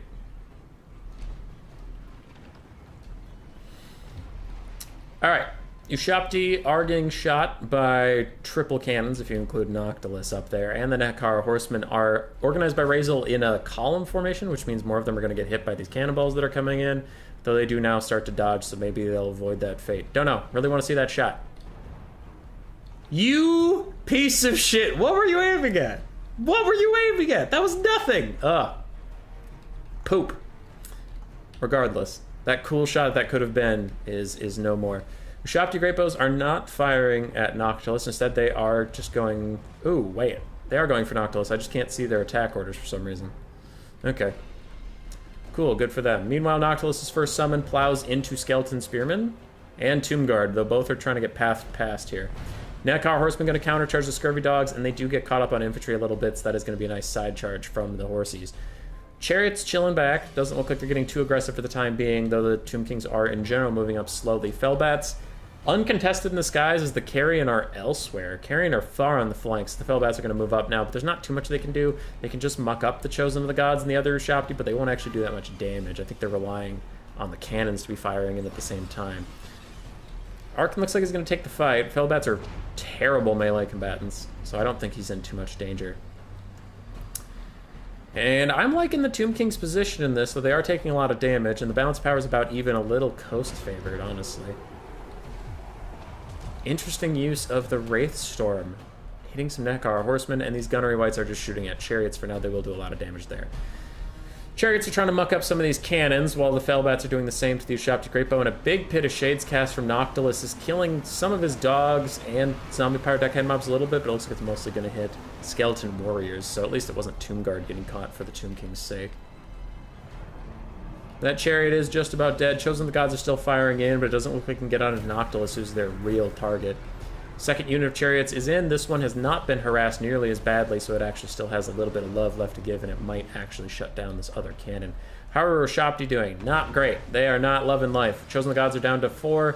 The Ushapti Great Bow is down to 6, and the Gunnery Wights are now within range, so they're trading fire back. Tomb Kings are winning the infantry fight. They're winning the mobility fight, I think. Where are the Nekar Horsemen? One died. I know the one up there died. There's the other one. So the other one are still fine and dandy, and the Scurvy Dogs have taken a lot of damage. Arkin's still healthy. Arkin's still fine. The ranged fight's going heavily to the coast, which is what you would expect, but I don't know if it's going to be enough, as the bump and grind will slowly wear them down. Now, to be fair, without the Chosen of the Gods or the other Ushapti, Noctilus is going to be a real pain in the ass to track down for the coast. These double Gunnery Wights, as soon as the Tomb Kings get their Ushapti summon, I wouldn't hate for it to be plopped onto the Gunnery Wights. They do have anti-infantry. They have shit melee stats, but just mucking up those Gunnery Wights forever could be a good call. These Chariots took a ton of damage from something. I think the Gunnery Wights are just out meleeing them at the moment, just shooting them to death. Arkin and some more Skeleton Warriors are going to move up soon. These last few Ushapti are hanging on to life as the Fellbats are crumbling away. Coast pull a little bit further ahead on the balance of power, though it's still very even. As both Ushapti are pretty much doomed. How are we doing? Coast still has both cannons technically online and firing. Noctilus is also firing with tons of ammo from the Gunnery Wights. That could be the play here to keep this in favor of the coast, but I feel like that balance of power is going to swing wildly down when these skeletons finally break through and kill the cannons with all that ammunition on them, because this is so much infantry left. Just so much. Now, Noctilus has summons for days, as he usually does, but all good things come to an end eventually. Last Chariots are close to crumbling down. Nekar Horsemen at about half HP is fine. They will be good at helping to take out these Carronades. So Great Bows are down. Cannons are essentially down. For the coast, it's their 3 single entities that they always bring, though 2 of them are darn crabs, and we have some pole arms plus summons. Throwing out Scab Scrape to try and clear out the Tomb Kings. It's not going to be enough, as Arkin charges into melee with Noctilus. Up on his peg leg, he isn't the best combatant, but he's better than you would think, and Arkin's currently getting his ass handed to him. He needs to get out of here. I think he thought he could do a little bit better there than he did, but it was not the play for him. He needs to leave. Cannon crews are down. Coast is pulling a little bit further ahead in the balance of power as Arkin took all that damage, and now Noctilus is aiming exclusively at him. A quick cannon shot comes out of the side of his gun and just plows into Arkin and his Skeleton Spearmen. Spirit... Oh, I just realized Spirit Leeches onto these Gunnery Wights would be really good. Their health pool is super low on their own foot. If Arkin can do that, which is currently just getting his ass handed to him by Noctilus, which is real bad. Let's see if these skeleton spearmen can surround him. I wouldn't hate for the carrion to dive in here either. A Spirit Leech onto Noctilus with his 7,000 health pool is not going to do as much as onto the Gunnery Wights. But I think he just didn't want to overcast because he can't afford to take any more damage on Arkin. As another cannonball is about to rip through the entire battlefield. Nice dodge there from Razel. Vampire Coast still as ahead as they've ever been on the balance of power, but you gotta think with all this red closing in that eventually that'll start to turn. One Gunnery Wight is at about, a little under half health. A Wraith Storm onto some Tomb Guard. Not terrible. And Carrion mucking about. Is this a summon? It is. So one of these 2 infantry units for the coast is actually just a summon. Arkin's still ducking and dodging and diving and weaving and ducking. Noctilus is back up to full ammo. No doubt from reloads from the Gunnery Wights. And that zombie unit almost just got Spirit Leeched. It faded away, I think, before the spell cast, but I really hope that spell didn't finish, because that was a misclick for sure. More Scab Scrace ripping through the skeletons. Now, thankfully, it's not hitting the Nakara, not the Nakara, the Tomb Guard. And, ooh, late game Ushapti summon! Maybe the Ushapti could do something for the first time in the history of Total War Warhammer 2. Maybe. Go, Ushapti, go, do something. Arkin charges in. He wants to charge up his Staff of Nagash, I think it is, that he has to be in melee for, but this is really risky. Real risky. Gunnery Wights are just absolute workhorses in melee combat, even on foot. You really don't want to be near them, and you can see now Razel's trying to get out. But unlike Morgur, Arkin has trouble getting through his own fucking units. Stupid fucking Morgur. That is one of my complaints about Warhammer 2 and 3, but like it was more pronounced in 2. It's like the disparity between certain units, like Morgur and Torox can path through their own units like nobody's business, but like horse characters get caught on them, and you know, it's just like you literally need to know the trivia of every single character in the entire game to know if they can get through stuff or not. It's not intuitive. You can't just like look at something and know. Double Spirit Leech onto Count Noctilus, really focusing him down. Razel doesn't give a shit about these Gunnery Wights, and I worry it might come at a huge cost. Arkin does take a massive blast to the face. Somehow his leadership is holding on, and he's not crumbling as these Ushapti are desperately trying to stop up Noctilus. And Noctilus is just gunning for Arkin the Black, really trying to path out of here, just get attack orders back onto him, but the coast all of a sudden loses their advantage. The game realizes that maybe Noctilus and melee versus an entire Tomb King's army can't win the game. Noctilus is going to turn and shoot this punk, though. I have to imagine Arkin's going to die here. He did miss. That didn't. Arkin is going down. He's crumbling. He's crumbling. He's crumbling. He's probably gone. But also, Noctilus is crumbling. Does it matter? Will the Tomb King's leadership hit they take from Arkin? Arkin rallies! How the fuck does he rally? That bitch has 26 health. What is this? Noctilus also rallies. Just undead leadership, ladies and gentlemen. It's just dwarves, but they're dwarves that can't die. That's all they are. And apparently Noctilus will miss 2 attacks in a row. Arkin with 26 HP, down to 4, will rally in leadership and last the whole battle in melee combat. Alright, okay, yep. That's how that goes. That was silly. Arkin, you're silly. How does his leadership do that? Charging gives leadership buff. It does, but like, dude, I feel like Arkin never breaks. He always holds on with like really low health. And what's crazy is his leadership isn't even that good. Like, for a Lord, it's not that incredible, but he's just always around. Very well played by Berserk. I really liked how he handled this game. He had a lot of things going for him. Shut down the Ushapti very well, but the cavalry advantage, I think Razel did quite a lot with. He kept his Ushapti online for a long time. Because part of the problem you have to think about here is, sure, the Ushapti got shut down. Chosen of Gods did okay. But the Ushapti got shut down, but like, it cost 3 Felbats. So that's about 1,000 gold. And then I think 2 of these dogs, maybe even 3, but that's like 2,000 gold trying to shut down these Ushapti were all lost to, you know, Nakar Horsemen and like Carrion and shit. So that was pretty intense. But even then, he made it like a really close game. His Lord handling is very nice, and his heroes are too. Because we saw that in all of his games today. Like Morgur running around, peeling for him effectively. Trying to think of what else we did. I didn't really shoot at Heinrich Himmler too much because I know how tanky he is and he has tons of healing. So that one he didn't have to do too much. But both these games versus Razel, he kept his lord alive for a long time. So I hope Berserk is proud of his performance. It was good. It was very good. Would love to see it. And he has won a couple tournaments on this channel. So I'm sure he'll be back. All right. Not to watch too much of the same characters, but just in the interest of keeping this tournament moving at a good pace. We will follow Razel to fight Hadri's. That is also a good matchup that I'm quite interested in. As we wait for them to make a lobby, I will take you over here. Evenstar did prevail over Pop Palpatine and Will Francesco, and he is now fighting Chosen One somewhere out in the void. Ooh, that lobby isn't up yet. Okay, we could go watch that. Yeah. I'll go watch that. Razel versus Hadri's would also be very good.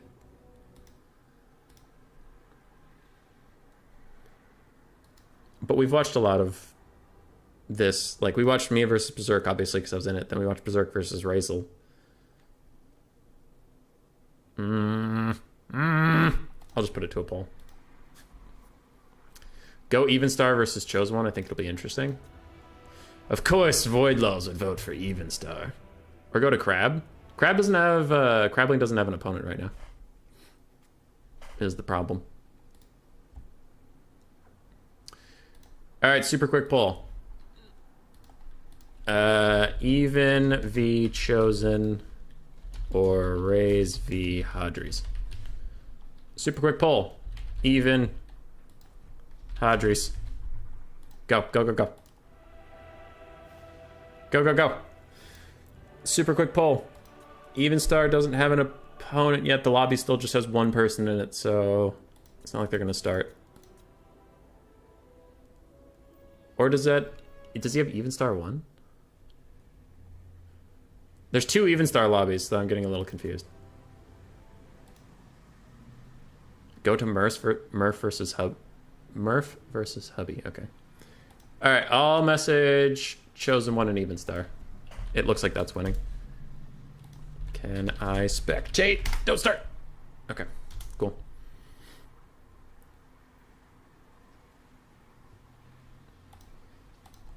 Eight votes. Evenstar is winning, and I had to do it quick before anybody starts a game, so. All right, Evenstar's inviting me. Join with code. Paste. So it's Evenstar 1, and the spectator slot is open. Hooray! Blocker. Southern Chaos Waste is the first map, so this would be game 1. Unless they already played game 1 and they're going to switch the map soon, but regardless. Anyway, I got distracted by that. I wasn't talking about the bracket too much, so while they do picks and bans and shit.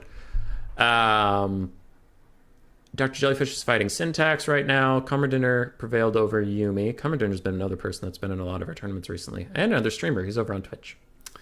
Loopy and Worldbeater are fighting right now. Crabling is waiting for the winner of that. And Berserk and Razel, we saw them play, so we know Hadri's and Razel are playing right now.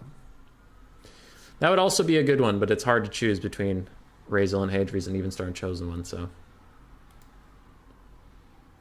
we'll see. For VM, we still have 2 people in the tournament. Son of the Mountain has 1 and Dr. Jellyfish. ODM has 3 between Chosen One, Razel, and Loopy. DBD has Worldbeater. Syntax is unaffiliated, I think, and so is Evenstar. And Hadri's is also unaffiliated. And that's Siren. Wee. Alright. Chosen One is now hovering Scaven. I know he has been very depressed about the state of Scaven for quite a while, so I'm kind of curious to see that he picked him, but maybe he's just doing what he wants. Evenstar's sitting on Beastmen, so we'll see if that's actually his pick, or if it's just his default, because it's both first in the alphabet and very strong, so I wouldn't be surprised. Alright, where was I in chat? Fellbat seems so useless. I love VP, but they can't don't seem effective against literally anything. Even cannon crews seem to beat them. I have talked about this in the Beastmen matchup a lot versus Dwarves particularly, but I do think that like Harpies are 550 and people will take like sometimes 3 or 4 of them. And it's like, you got to think of more like a dog unit than as like a killer. You know, they're better at killing stuff that's already routed. Or archers, I guess. And I feel like if you spend that much on them, like if you get 4 Harpies, that's 2,100 gold. Wait, 2,200 gold. That's just chilling. You know, you got to get 2,200 value out of them, which seems not likely. Matthew Coffin, you're missing Tomb Kings. Yeah, you were. Where were you, sir? Arkin actually died in the end, though. Yeah. After the end screen, yeah. Hatred vs. Razel, less chance of vampires there. Pop Palpatine, less chance of vampires in Hatred vs. Razel immediately gets even stars vampires. That's pretty funny.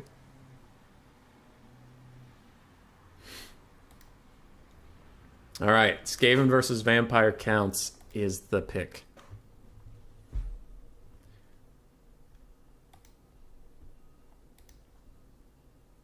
Harpies are the gyrocopter tax. True, but I feel like you could take 2 rather than 4.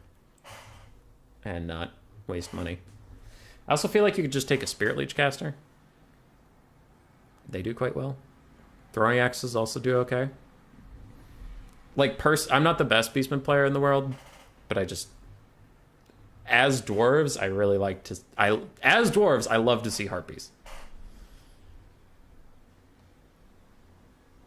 Poor Scaven. Nah. I don't think this matchup's that bad. Like, it's not great. It's not Scaven favored, but I don't think it's that bad. There are 5 matchups I would rather not play. Wood Elves. Sorry.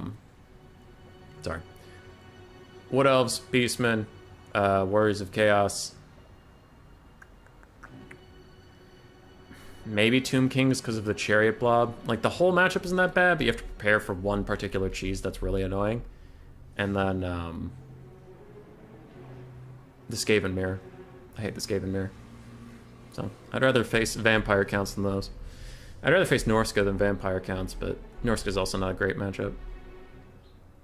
I don't know. VC can be interesting.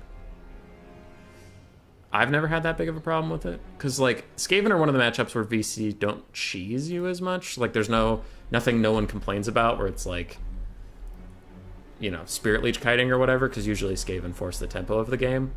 So that's a little more interesting. VC greater than Skaven, you know it to be true? Oh, and the meta in general? Hell yeah. But I meant this specific matchup? It's not as bad as some other matchups. Void Lulls. VC is a very bad matchup for Scaven if the vampire knows what he's doing. Well, true, but there's a lot of players that'll make mistakes, and mistakes with vampire counts are punished pretty heavily in this matchup, so... I don't know.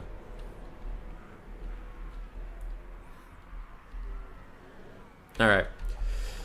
Now the situation's a little more settled, so I don't have to chase units around the map. We have Skaven Slaves in a box... Couple clan rats up front, really want the front to hold. We do have the council guard for Chosen One, Clan Vulcan Tail Slashers as well. We have 1 Warp Grinder, Lord Skrulk, Howling Warp Gale Caster, the Teeth Breakers, Rat Ogres, so 4 of them, and it gets Zap Zap. It's a decent build. It feels like it is betting extremely heavily on a Dragon Lord, and if there isn't one, you're fucked. And there's not a Dragon Lord. I haven't seen Evenstar or Void Lulls take a Dragon Lord versus Skaven in quite a while. They tend to stay on the ground, which is a bitch. Because the Skaven kind of want you to be in the air. A Dragon Lord versus Skaven, in my opinion, isn't very good. It's Evenstar's double Blood Knights, which I really don't... I think it's super risky, but he just doesn't get punished for it because it's kind of like a mind game. Like, the Skaven don't take a bunch of stuff to punish Blood Knights because it would be silly to take Blood Knights because they'll get punished by Skaven. But then if you don't bring anything to punish them, the Blood Knights can actually do very well. But Poison Globes can really hurt them. The Icked Zap Zap can honestly hurt them. Dreaded 13th can hurt them a lot, which there is no Dreaded 13th because it's Skrulk and not a Grace here. But there is Globes. So even start off to be careful with the Blood Knights. we have 2 Crypt Horrors, we have Helmengorst, we have a bunch of Skeleton Warriors, Crypt Ghouls, Black Coach. Oh, Black Coaches. When they're microed really well, they're super annoying to deal with. We have a White King and a Necromancer, not on a Corpse Guard, he's just on foot. Interesting. Evenstar's backing off. He's trying to stay out of the range of the Warp Lightning Cannon while he's setting up a surround, so these units are moving around here. These units are just chilling. I don't know. As a Scaven, I don't hate this.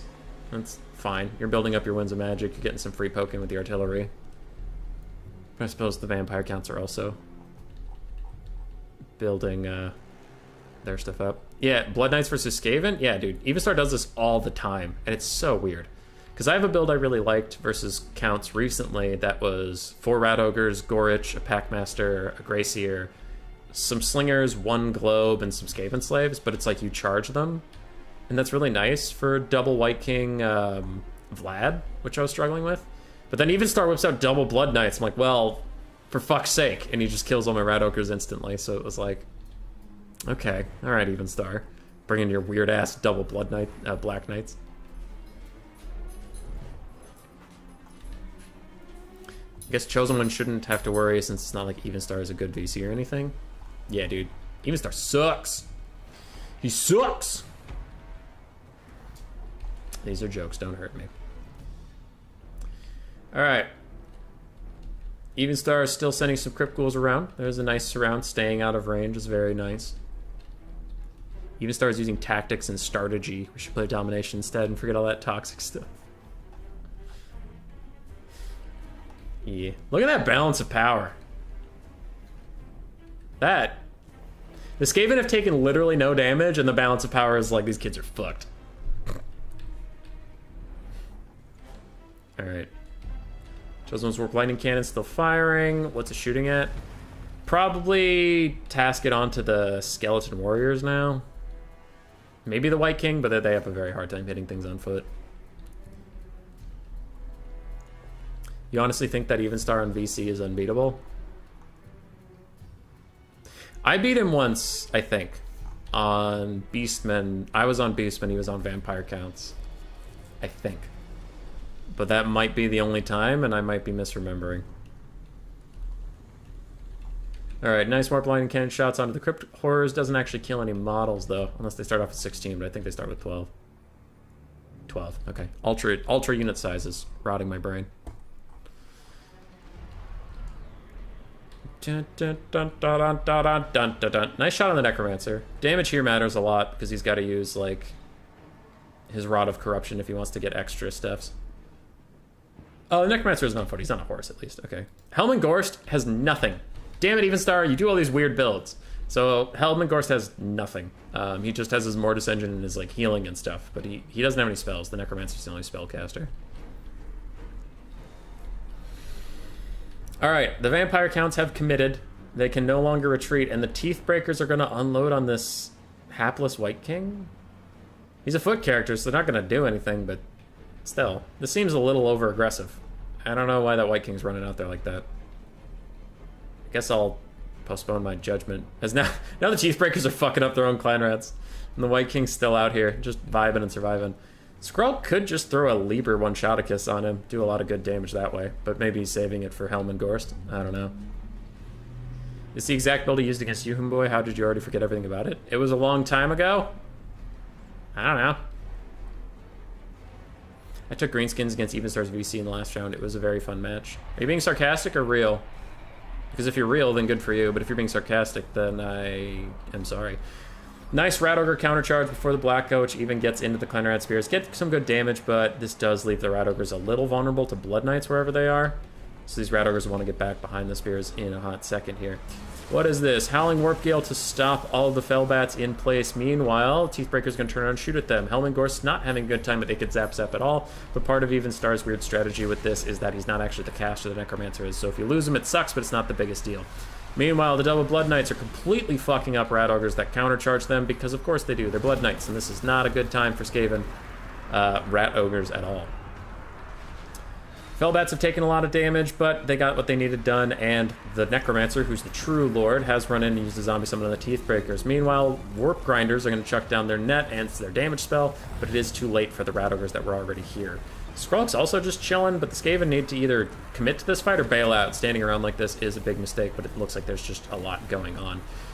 The box is collapsing in every direction, and it looks like this is going to be a quick victory after a long setup for the Vampire Counts. It was going so well for the Skaven until, you know, the fighting started, and after that, it goes to shit real fast. Cryptors are healthy, White King's healthy, Black Coach is already pushing people around, and the Skaven just have nothing left.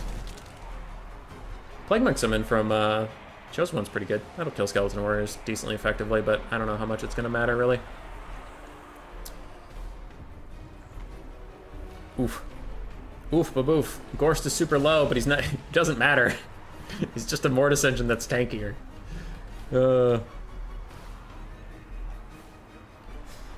Yeah, that was alarmingly quick after the fighting started.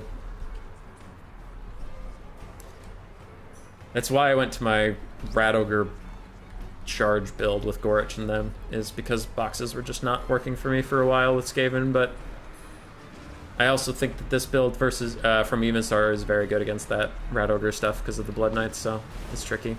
Necromancer is just taking a faceful. If it gets zap, it doesn't seem to care too much. That is bold, but I think at this point in the game, there's not a lot the Skaven can do. The balance of power is a little disingenuous to how much of a chance they have, because just look at the routing units. Plague Monk's summon is gone. Everything else is routing besides it gets zap, Warp Grinders, and Skrulk himself. And the Council Guard, who are just going to get Mortis Engine down by Helmet Gorst. Rod of Corruption is trying to do a little bit of damage to the double Black Coaches, but they have way too much health, and that is going to be that.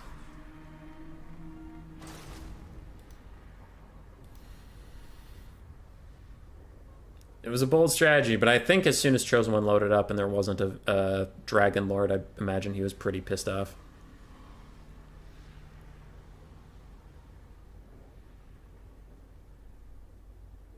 Blood Knights, one of them got crazy value, the other one didn't have to do too much, and the Black Coaches just disrupted some stuff, but that's how it's done. That is how it's done. GG, well played. I'm gonna go to the bathroom quick. VC or Boxers, Dactor? I think he largely means that they like make these horrible death blobs. I think that's what he means. BRB.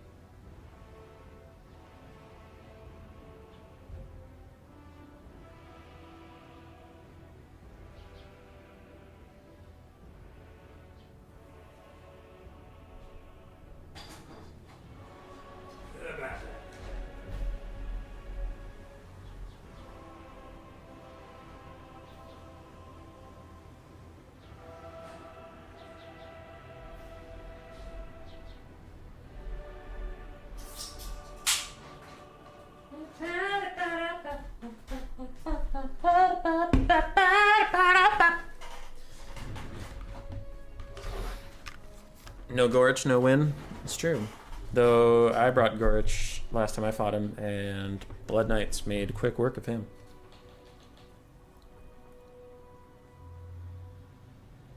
Alright. Beastmen versus Dark Elves. This was one of the counters to the Beastmen after their DLC. Scourge Runner Chariots are particularly effective. Morathi's always good at punishing stuff. Double Manticores are pretty good. And the Beastmen can't go in the sky with their Manticores to support them, so it's 2 Manticores versus 2 Manticores and Morathi. Can limit the Beastman's effectiveness in the air. It's not an unwinnable matchup. I forget what the meta turned into, but I know towards the end my build had been solved. The build where I took like 3 Scourge Runner Chariots, 2 Canadian Assassins, Marathi, double Manticore, the Sky, the flying Dark Riders with bows, Raven's Herald, those guys. And then I had like 3 Spearmen to meet the model count, but it was mostly just like chariot stuff. That got figured out, but I forget by what. I just know that like several people brought similar builds into me and kept winning. So then I stopped playing the matchup.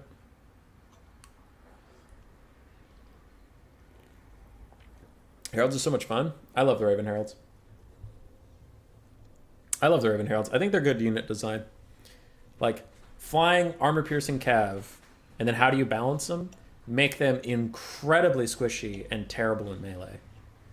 And then that's good unit balance. Like if you can't deal with them, they can win you the game. And if you can, or the Dark Elf player makes one mistake with them, then he's completely fucked. They also have a low ammo count, so they just can't sit up there and be toxic all game. They actually have to pick their targets, and even then they sometimes don't finish something off. Like if it's an infantry character, they can't do anything about it. I don't know.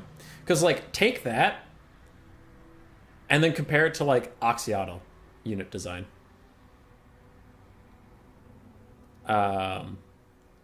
Oxyotl, they're like, give him infinite ammunition. I know it's not, but bear with me.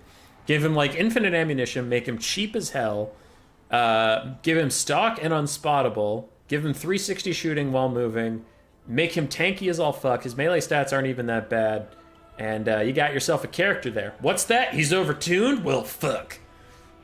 Yeah, turns out if you have an armor-piercing unit that has extreme range, it also shouldn't be good at melee, and it shouldn't be cheap if it's going to be good at melee. And CA's like, nah, it's new. It's new. New things get everything. The Raven's Heralds are sitting over here. We're good unit design. We have clear strengths and weaknesses.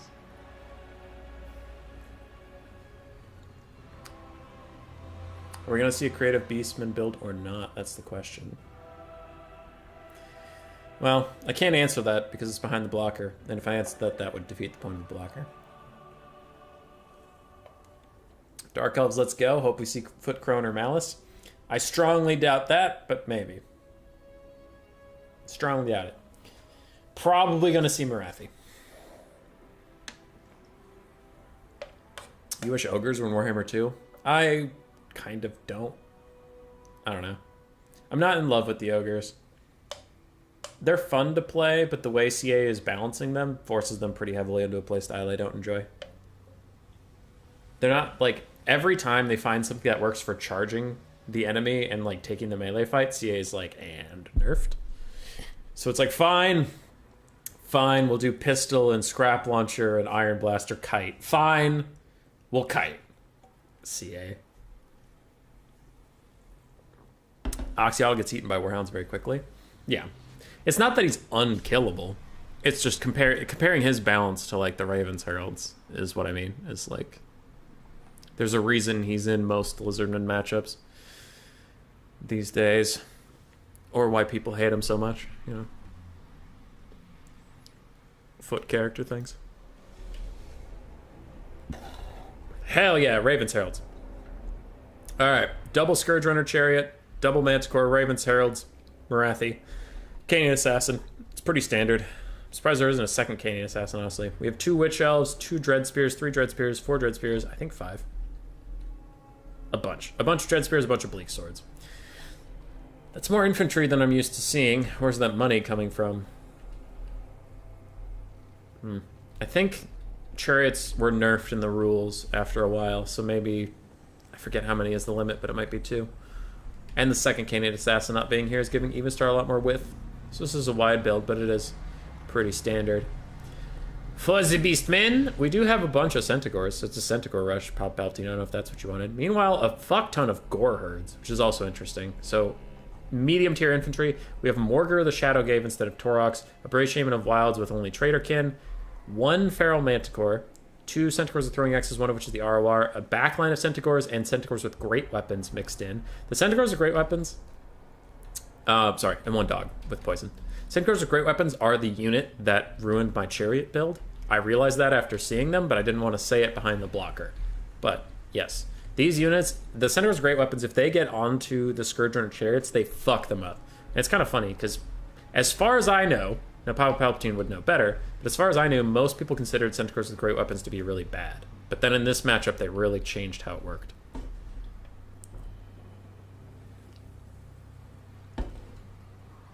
This is mildly creative for Beastmen. All right. And the Chosen One did it. 2 Manticores is better than 1. Yeah, but like I said, the Beastmen have to be careful about going Manticores here because the Manticores are going to be alone in the sky. Like, that's just a fact. Even if you put Harpies with them, Harpies will just die, and then that was a waste of gold. Beastmen are going to start advancing. Dark Elves want to do a little bit of kite. There's no Ungor Raiders to punish the Raven's Heralds. There are throwing axes. That's, you know, there's Traderkin. Traderkin does do a lot of damage to the Raven's Heralds, but basic Ungor Raiders can do a lot of damage if these guys are forgotten for a second, but, I mean, it's Even Star, so they probably won't be forgotten.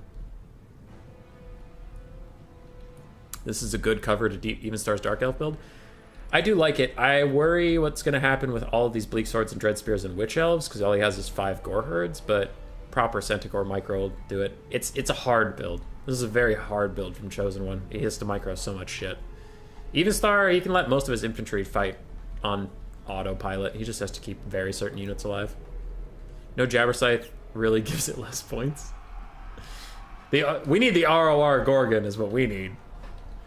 Pop Palpatine, I did make a video about him. It's just, I have videos out until August 13th, I think. So it's just backlogged, as is everything. Chosen One takes a little bit of a charge, and he's going to run away, and those dogs are going to tear her out while at almost full HP, which is pretty funny. Meanwhile, the Brave Shaman of Wilds is suffering Raven Herald Syndrome, and what is getting cast over here? Is that a Soul Stealer?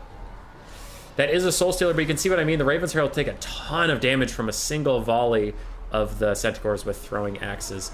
And what is getting cast right now? Is that the Black Egg? Oh my god, that Mega Chad Canid Assassin brought the Black Egg. We have a Traderkin going down, and it's upgraded, and that is the end of the Raven's Herald. They got very little done, unfortunately for them. They did get caught out. Centaurs are largely healthy from the Beastmen force. They are doing well. Their caster is not having such a good time, but he got off the Traderkin he needed to. There's not a lot of other good Traderkin targets, honestly, so if he dies, it's not the worst thing in the world. Meanwhile, the Feral Manticore of the Beastmen is meeting the fate we thought it might. It's getting 2v1'd in the sky. And Morgar's down here. Does he throw out his Chaos Spawn Summon now to keep this Manticore on the ground, or does he leave it alone? I am curious. I think it would be a good decision, but I have also been wrong about many things in my life. Meanwhile, Centaurs with throwing axes are making this absolutely abysmal for the Dark Elves at the moment. They do charge in for a little bit, but they are going to run away from the Scourge Runner Chariots. Beastmen infantry are having a shit time across the entire front line, but that doesn't really matter as the back line is now opened up. Centaurs are back here running around doing their best. They have to avoid blobbing, but ooh, Morgar's in big trouble, and he hasn't used any of his Chaos Spawn summons. Where are they? He pops one out just now, but he does rout, and that is going to be a very, very bad loss for the Beastmen and for Chosen One. Kind of surprised these Centaurs haven't dove in to help at all, but yeah, Morgar's going to be getting out of here. Chaos Spawner on the field. They'll block all this up. Morgar has really good leadership, as we saw before. He's even positive already, so it looks like Chosen One will be able to get him back on the field. He's even throwing in more Centaurs to try and keep Marathi on the ground, but they're a little too late, and a Soul Stealer is going to hit. It looks like all 3 of them. They do. Now with Marathi in the sky, she can chase down Morgar to her leisure. Centaurs do not want to fight these Dread Spears. They're going to run away. Beastmen are a little bit behind on the balance of power, and considering how far ahead they started, that is very bad. Centaurs with great weapons are trying to catch up to the Scourge Runner Chariots, but it looks like they're having a little bit of a hard time keeping on top of them as the Chariots path through more and more infantry. Marathi is on to Morgar. Can these throwing axes save him? Maybe. But he takes a nasty shot in the back. His leadership's still negative, and Marathi's right there. She keeps force pathing after him, really trying to keep Morgar running. He's already positive on leadership yet again. And Centaurs with great weapons pile onto her. Marathi's actually taking a lot of damage now. And a Doombolt is going to probably be dodged. As long as Morgar's moving, he's going to dodge it. Yep, there we go. So if he can get far enough away from Marathi, he can rally. Marathi is all of a sudden caught. And can the Beastmen get her? This is one desperate gamble for them, but it's kind of all they have left as they're falling further and further behind in this game. Marathi's down to half health and falling. Morgar still has one more Chaos Spawn summon, or is that it? That is it. It has come out. It killed some sort of super dead unit. A full health Manticore is coming back. It rear charging these Centaurs that are already wounded should cause some terror routes to come in, and they'll even run straight off the map, but maybe the Centaurs can finish their fight. On to Marathi. Grog Hooves of Wolf's Run running away from the Scourge Run Chariots. Looks like they're getting shot the entire way, so they're not having a good time. And the Beastmen have lost the infantry fight so convincingly. Unfortunately, I don't think their cavalry are going to be able to make up for it. Manticore thinks about diving in onto Morgar, then decides against it. Marathi's still getting beat up by these Centaurs, and Chaos Spawn are now even going to pile in, and it is just a Lord sniping attempt. If she's going to take so much damage, all of a sudden she will break and probably even die soon. A Manticore lands in, landing a nasty shot onto Morgar. He is not enjoying this whatsoever, and the throwing axes are nearby. They should be able to zone Marathi off the edge of the map, but for what? There's just so many Dark Elves left. I honestly don't think even killing Marathi is going to change the state of this game, but maybe. Sudden lag spikes. We're still at the exact moment where if the game desyncs, we would have to do a replay because it's not over yet for the Beastmen, but it is looking unlikely. If Morgar dies, it's 100% over. Ooh, and these throwing axes are pulling away from Marathi. She might actually get out of range so that she can rally. We have Sloan to a halt. We are hanging in there.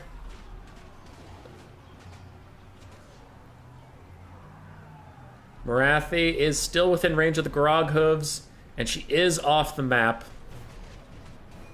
Can Morgar survive this Centaur?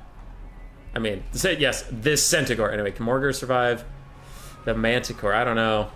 As the great weapons are peeling off, there's both Manticores nearby, and they're even going to route some nearby stuff. Morgar's taking more damage. His leadership is dropping, rallying, dropping. Grog Hooves are running. Chaos Spawn are going to despawn. And Manticore gets a big charge attack on the Morgar, though it does miss its charge attack. Still, it was one. Army losses will hit for the Beastmen, and the Dark Elves will prevail.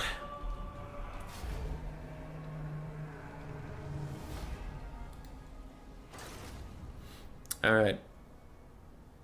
Well fought by Chosen One, well fought. The Gore Herds really did not do well on the front line, unfortunately. Centaur play was pretty good, and his single Manticore also got sniped out. For the Dark Elves, Marathi's Soul Stealers were pretty good. It was a pretty big mistake getting her caught in all the Centaurs and, like, deleted. But aside from that, Evenstar played well. His front line won. His Raven's Heralds also made a bit of a mistake, but Scourge Runners and Manticores were played with very well. GG, well played, Chosen One. Evenstar will advance. Loopy and Crabling are technically fighting. Can I find that? Loopy Bunnies. Wait, Loopy Bunnies on the Lost Crater. What the hell? I mean, Crabling might be in here. Lost Crater was the last thing of the last one. This is Loopy and World Beater. Okay. Well, Challenge says it's Loopy versus Crabling. So I choose to believe that that will happen soon, and we will spectate it.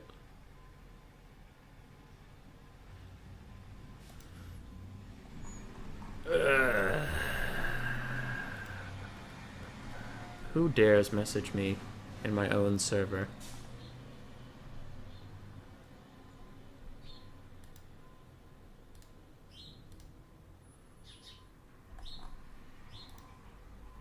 Loopy left. No, Loopy!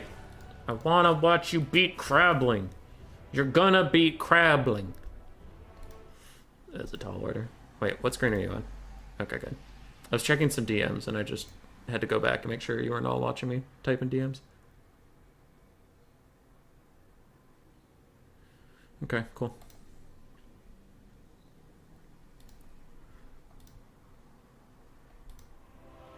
Die, Beastman. I was waiting for the Beastmen. I wonder if they brought the double axe scores instead of the defensive ones. I have not seen a lot of double axe scores do particularly well. But maybe. I think just abandoning the one Manticore. Because if you can't win the air fight, maybe don't take just the one. Maybe get rid of that.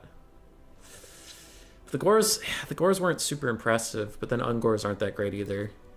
It's a tough matchup. I'm going to check out this Dr. Jellyfish versus Syntax in case it's Cummerdinner and him. Could have been an old lobby. Nope. It's real. So who will make a lobby first? Will it be Crabling and Loopy, or will it be Dr. Jellyfish and Cummerdinner? I'll cast whoever I can find first. Both seem fine.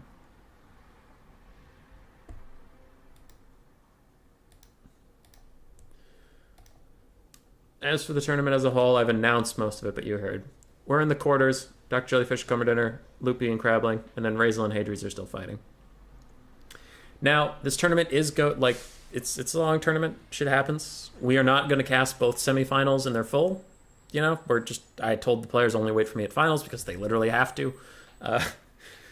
Unless I just leave the stream, but yeah, there's no way I miss finals. But we'll watch one semifinal. Other than that, these players end up playing at like 1 a.m. on a Wednesday, and they have shit to do, so we're not going to do that.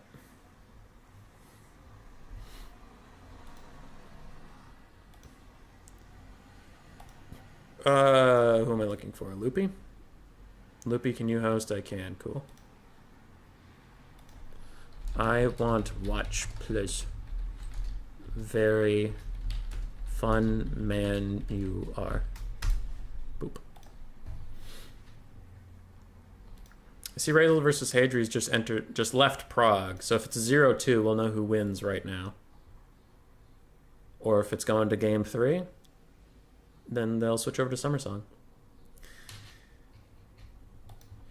If it is going to game 3, we could technically pop over there and watch it, but I would rather watch a full best of 3 with Crabling than keep bopping around and catching the third game of every, we'll catch the third game of Razel versus Hadries, then we'll catch the second game of Loopy versus Crabling, and then we'll catch the third game of Dark Jellyfish versus Commodore, just whole series are just better.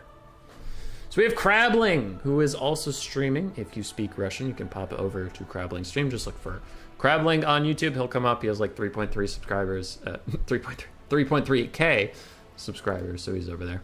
Very good player. Leader of the clan VM. But if you stick around, I would be appreciative, because growing this channel is so fucking hard.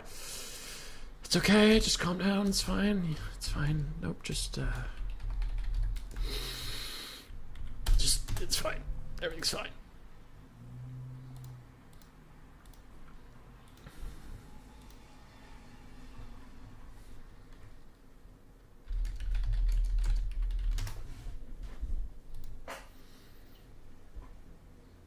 Okay. Oh, dude, look at Cumber Dinner's new little picture. Oh, I love that. Look at that little turtle. Look at that little turtle. That's great. That's great. Also, if you don't know Cumber Dinner, he is streaming on Twitch as well. I think I played worse in my life, just don't remember it. Holy crow. Oh. Chosen one? The Scaven versus Vampire Counts game was tough. Like, it was going alright, and then, like, the melee started, and the game just ended. All of a sudden. I thought the Beastmen Dark Elf game was pretty good. Classic Dark Elf stuff. Razel took it, best crouch crab. Playing like with plants, you need to shout at the channel to make it grow. God. Dude, it's been tough. Alright, it's been tough. While Loopy and Crabling figure their stuff out. Let's see if I can find something.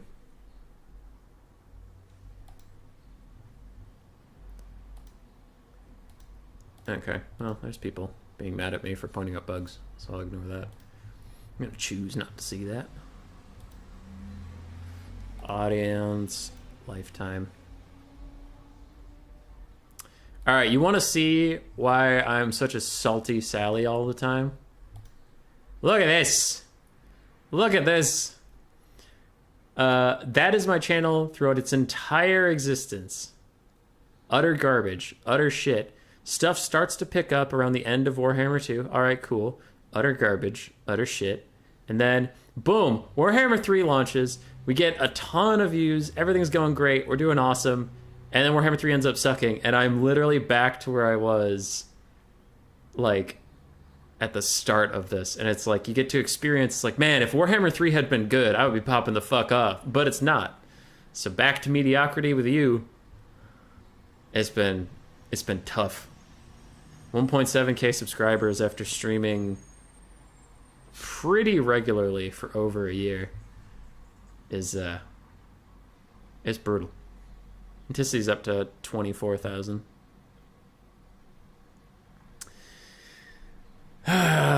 we'll keep grinding it out, but it is, in fact, the big depressing.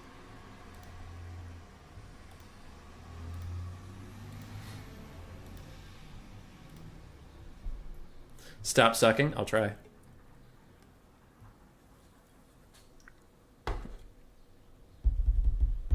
Rant time, and thanks for the help with the build, Hadries. Yeah. No, that's always the case, Rusty. But it's like, I mean, Anticity's growing, right? Anticity's growing. Dav and Heir of Carthage both have really good communities. Turin is like a really strong community.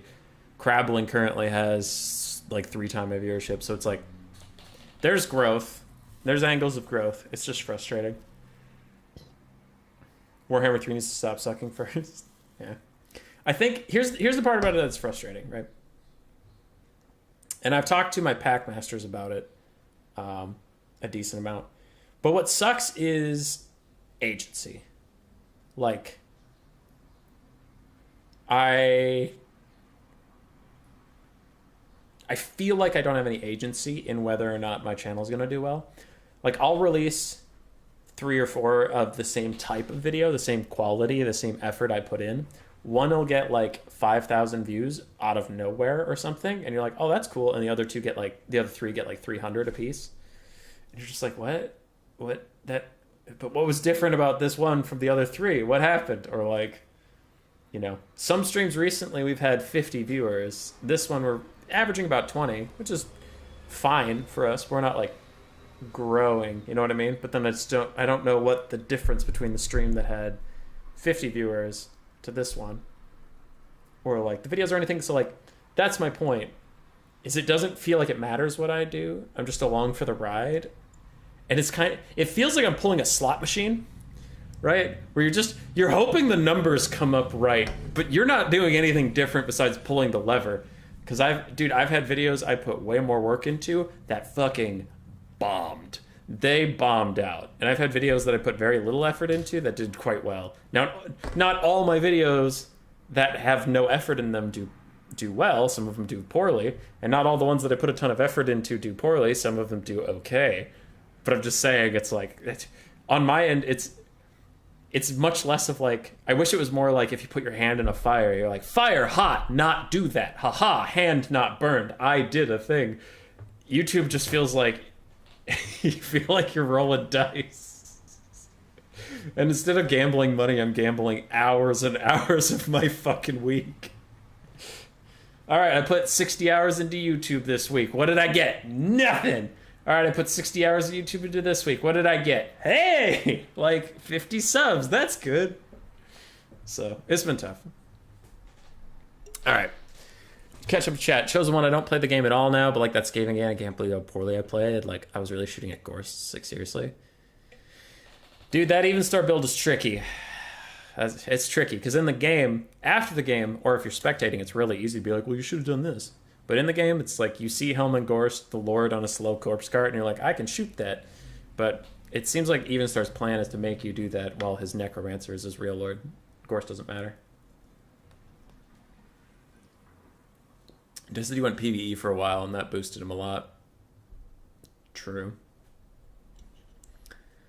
Same thing. Literally used all my ammo shooting the Dread Sauron with my Life Mage and Spider Archers. It's all data, though, right? It should show a pattern. It should. Anticity gave me some advice, because he's very, like, algorithmic with his channel. He only does stuff that, like, performs well. But I tried doing the methods he talked about, and literally for my channel, it's just like, people love memes, but not that meme. People love, like, these bugs, but not those bugs. People love long streams of Warhammer 2, but not that long stream of Warhammer 2. And there's, like, you know, 2 different tournaments of just, like, a serious Warhammer 2 tournament that people wanted. And it's like, the last one we hosted got 50 viewers at about this point in the stream, and right now we're sitting at 26. It's like, what's different? Stuff I can't control. Anticity streaming at the same time, that could be a thing. Crabbling streaming at the same time, though I don't have a huge Russian audience, that could be a thing. So it's just like, the whole point wasn't that it's impossible to grow, it's that it feels like it's out of my hands to do anything about growing, right? You just kind of roll the dice.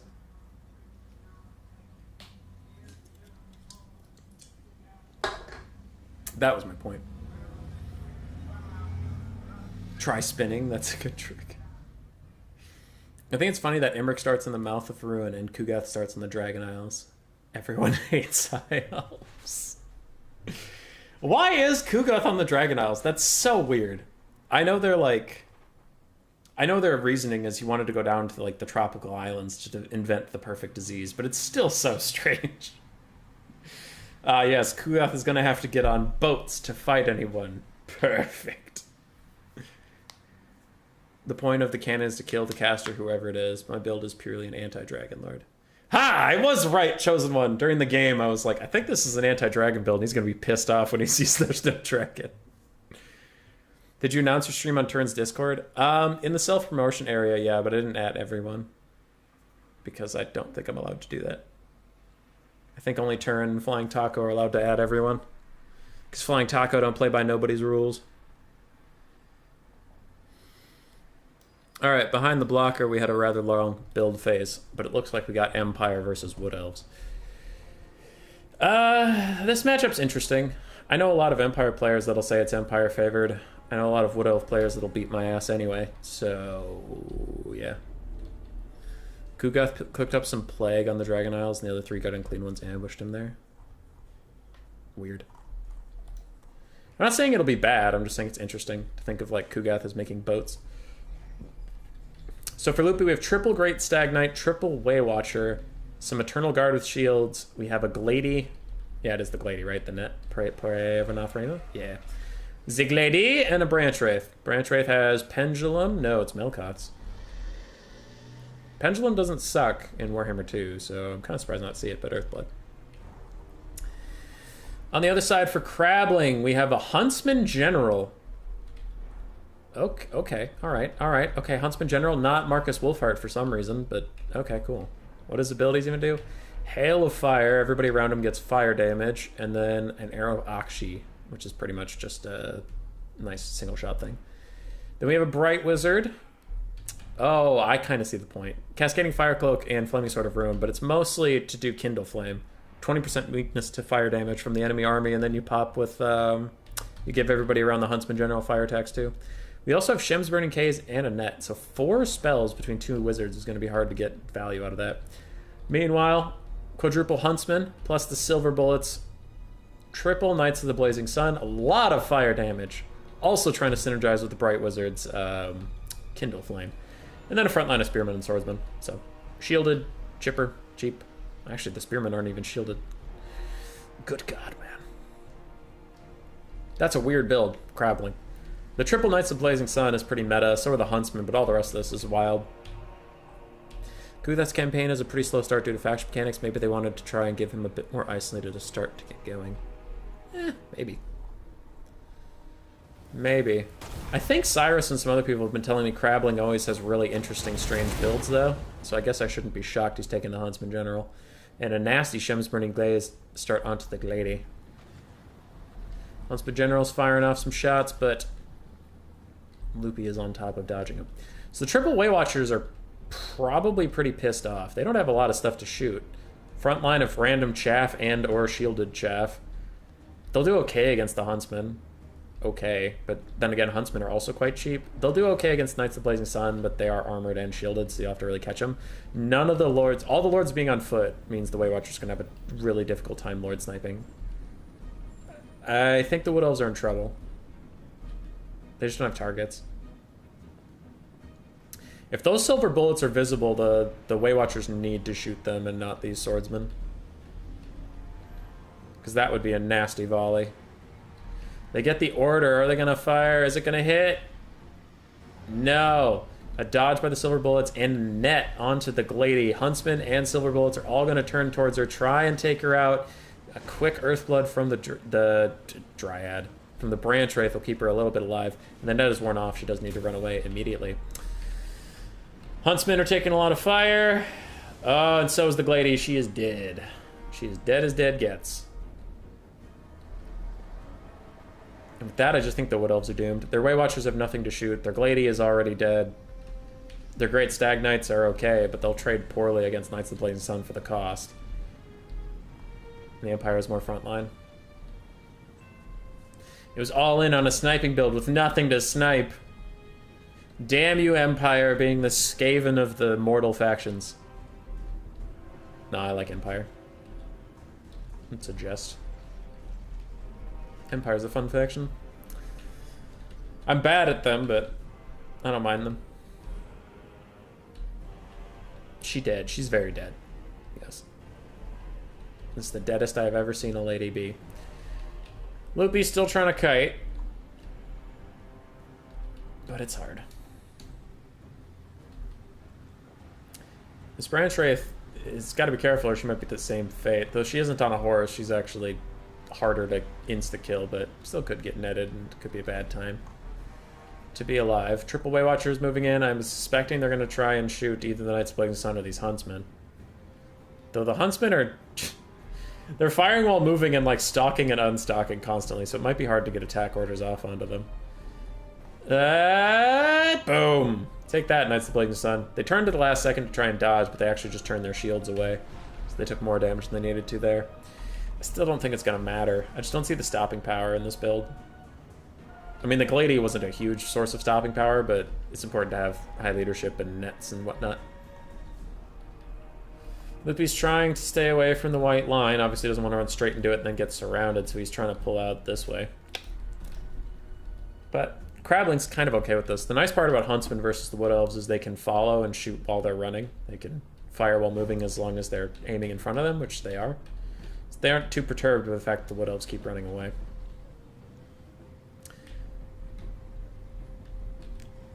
Dactyr, I didn't even know stock bug was the thing. I remember people talking about it, but I didn't play a lot of units that had stock. So, I don't know. Way Watchers are at about 2/3 of their ammunition has been spent. And there's plenty of Huntsmen left. Wood Elves are actually up on the balance of power. I guess maybe I shouldn't be such a negative Nancy, but I really think the balance of power is on drugs. We gotta get some nasty shots onto the silver bullets of the knights here. The Way Watchers have been making mincemeat of the front line, but that doesn't matter. Silver bullets were not hidden for a second. They are hidden now. They're not hidden now. Maybe you can get a volley? Please? Please volley? Deleting these Huntsmen is a good use of your time, I guess, but they're so low, it doesn't look like they take that much damage anymore. How many volleys do you guys have left? 9? Ooh, that's more than I would have thought, but still not gonna be enough. Another shot onto Spearmen, unshielded, so they take half health instantly, but big who cares. Firing with fire at will doesn't real stock units like it should. Crabling's getting his own value back on these Eternal Guard, who have silver shields, but they're facing the wrong way because they're running away. But if they don't run away, they'll get caught in melee and die, so it's kind of a lose-lose there for the Wood Elves. This matchup where stock bug just gives Empire free edge, even though it's not needed. Great Stag Knights from Loopy going to charge in right after the Spearmen take a nasty shot from the Way Watchers. That was a nice little combo. That is going to rout them pretty quickly. And then Great Stag Knights will actually get out taking less damage than I would have thought. And a follow-up volley on the Huntsmen, who are no longer dodging, just about deletes them. And they will also retreat. Good little cycle of play there from the Wood Elves. They are down to 5 volleys on their Way Watchers. They're getting dangerously low. Trying to remember when I last see Wood Elves win, but it's hard. When Anticity played them on Turn's faction tourney like a year. We've seen Wood Elves win on recent streams of Warhammer 2, but they're hard. Okay, Empire assessment time. 2 full health Knights of the Blazing Sun. We have 2 healthy Huntsmen, 1 full health Silver Bullets, a bunch of Wounded Chaff, a Huntsman General with half ammunition, a Bright Wizard at full health, and a Light Wizard at half health. Wood Elves, oof, chunking down Knights of the Blazing Sun. Balance power is about even, but it was briefly in the Empire's favor since these Way Watchers are running out of ammunition. That's a heavy amount of their balance of power. Anticity doesn't play Wood Elves? He's played them sometimes on our stream. Mostly in, for fun events, though. Knights of the Blazing Sun from Crabbling, going to charge the Wounded Eternal Guard with spears, and both sides just shooting stuff until it's so low that a cavalry charge can take it out. These Way Watchers are standing around for something. It looks like Loopy's just hoping that these cavalry charge will peel them off. Knights of the Blazing Sun from Crabbling are going to dodge that volley from the Way Watchers, and Way Watchers are down to 2 volleys left. Maybe focus him onto the silver bullets, but I could also see an argument of focusing him onto the cavalry. Oh no, shooting at a foot character with him was not the way to go, unfortunately, there. Looks like an overcasted net from Crabbling. Oh, a double overcast. Hitting the light wizard and just deleting him down. That is very unfortunate. And the net wears off because he broke. That is double unfortunate for the lad Crabbling. Melkot's going to hit those Knights of the Blazing Sun, but they have a little bit of magic resist. Melkot's isn't the best spell in the whole world. Great Stag Knight's fighting them, but a second Great Stag Knight will get a rear charge, and this could be one last gambit into the game. If the Wood Elves break this Knights of the Blazing Sun quickly and run over onto the Silver Bullets immediately, right now, and Loopy does stay on top of his micro, he can delete down that very, very healthy unit with a ton of ammunition and really bring the balance of power back for the Wood Elves into reasonable territory. Huntsmen have a good amount of shots. This Knights of the Blazing Sun is very healthy, and the Huntsman General is very healthy. But all hope is not lost just yet. Unfortunately, Great Stag Knights being Wood Elves are very fragile, and even just this peppering of fire in from the Huntsman is really hurting them. Knights of the Blazing Sun take the charge. The Silver Bullets are slipping away, but a rallying Great Stag Knight maybe can charge them down once more. Wood Elves are taking the fight. Way Watchers coming back in with no ammunition just to fight. They're decent melee combatants with 34-29 as long as they're next to the Branch Wraith. And they are fighting these Huntsmen in melee combat. Crabbling is looking depleted on forces. He's ahead on the balance of power by a lot, but his actual forces on the ground are not high in number. But neither are the Wood Elves, to be fair. We have 3 Way Watchers and the Branch Wraith. That's it. Everything else is dead. Dead.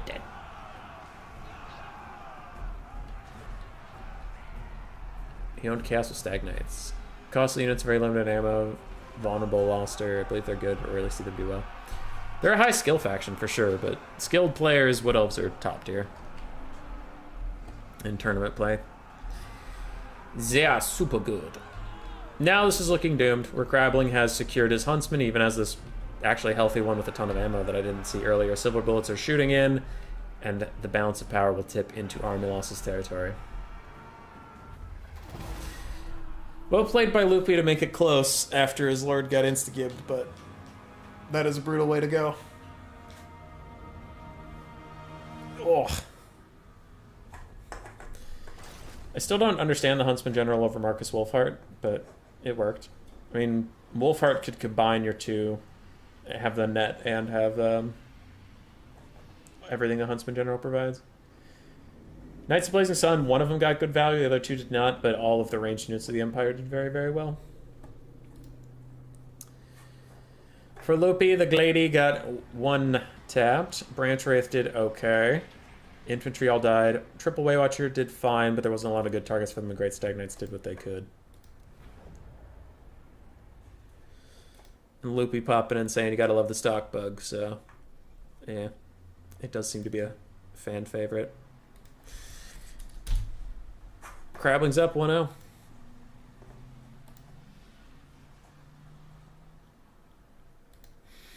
Whoever wins this will have to go fight Odium Razel. Razel, Brazel, Basil. Looking at the bracket, I never did make predictions, but I'll do a prediction from this point. Dr. Jellyfish, Comer Dinner, Loopy, Crabbling, Razel, and Evenstar. I would probably bet on Evenstar to win the whole thing. I would honestly say I would bet on Crabbling or Razel for second. I'd say Razel's my second pick, but it's a hard choice. Yeah. Yeah, Evenstar's my favorite for this. Crabbling and Razel are both really good, but I'll go with Razel for my dark horse. Though we always love an upset. So let's see if Dr. Jellyfish or Comer Dinner can defeat Evenstar. It's possible. Unlikely, but possible.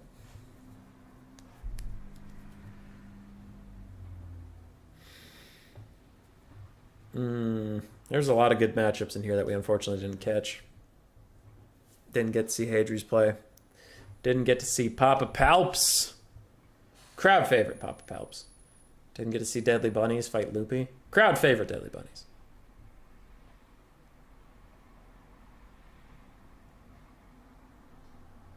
Other than that, we saw a lot of good games.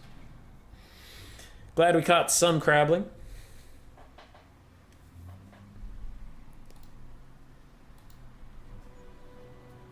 Always tilting, yeah.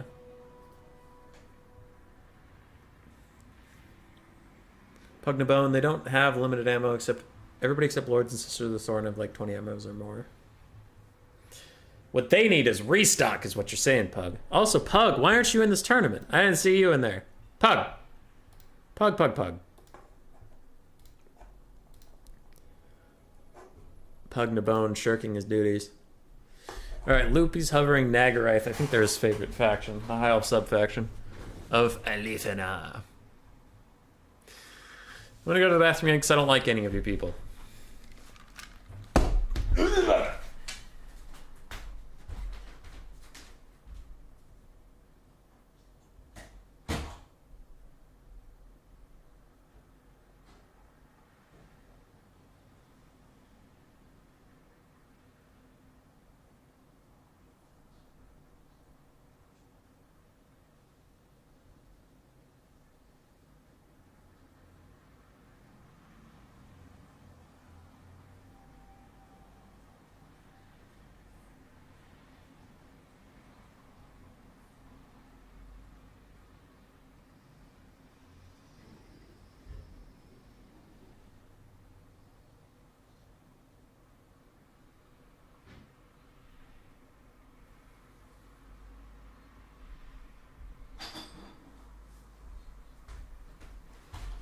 I'm back.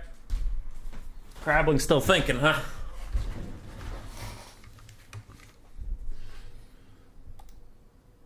Okay. I was expecting a try-hard tournament, not feeling like try-harding Pugnabone. Fair enough. World Beater, what about you? I would not say that you were a favorite to win this tournament. I can confidently say that. I also was not on my list of favorite people to win this tournament. There are some really good players in this tournament. Don't know if you noticed. It's more believable for Wood Elves to have restock on the battlefield than for Vampire Coast to counter Gunpowder out of nowhere. True. I've been watching Mobile Suit Gundam Iron-Blooded Orphans again. I watched it once before. Like that show? Good show. It was fun. It's a good show. I am noticing on my second watch through that like they commit so many like sins, like show sins. They do the thing where the hero shows up at literally the last second and then everyone shits their pants and they're like, "It's protagonist! My God, how did he get here?" And then he's like, "Yes, of course it's me, protagonist. I told you I would be here. Protagonist, you're so handsome and cool." And it's like, all right, that's cool. And then they do it literally 5 more times. And I'm nearing the end of the show. And it's like, how many more times are they going to squeeze that shit in? And also, stop doing it. Like, it's a fine narrative device to have the hero arrive last second. It's fine once in a while, you know? But if you do it every arc and every fight, you're like, main character's not here, it's just going to show up at the last second. And then the killing blow is coming down on character you really like. Rah! Ting! Someone blocked it. Who could it be? And the dust is clearing, and you're like, it's Mikazuki. And they're all like, it's Mikazuki! Oh my God, this is so incredible! I'm like, he's done it so many times. Like, how are you surprised? You live here. Spaghetti carbonara. That's what's on the menu, gents. What? What are you talking about, Rusty? You were gonna be my favorite if you were part of the better clan. Damn, Chasing Rainbows. Gun Girls are angry? Yeah, Cyrus, I had finished a show. What did I finish? Oh, I finished that Rise of the Shield Hero Season 1. Season 2 wasn't done yet. I usually don't like to watch shows that are live because I only really watch TV when I work out. So then I kind of want to power through stuff. And it's annoying for me to like go to Spy Family, which is when I'm watching live, and like watch one episode. And then when it's done, have to get off the treadmill, go over to the computer, find a different, like decide on what show I want to go watch, click on it, get to the right episode, get back on my treadmill. You know what I mean? So I like to pick a show that's already done. And then I'm just like, boop, Hulu, watch through all these things. Bum, bum, bum, bum. Cool. Get off the treadmill, stop, Hulu, leave. You know? So when I watch live shows, I only get one episode to watch, then I have to break up my workout to change shows, and I just don't like it. So I usually power through things that are done. I know you gave me a bunch of other anime to watch. I have a list. It's on the list. Sometimes I like to rewatch stuff that I already know what's going on. Just kind of like, it's kind of like comfort food, but a show, you know, you're just like, I already know what's going to happen. Oh, no surprises. Oh, get all tucked up. Watch some giant robots fight each other.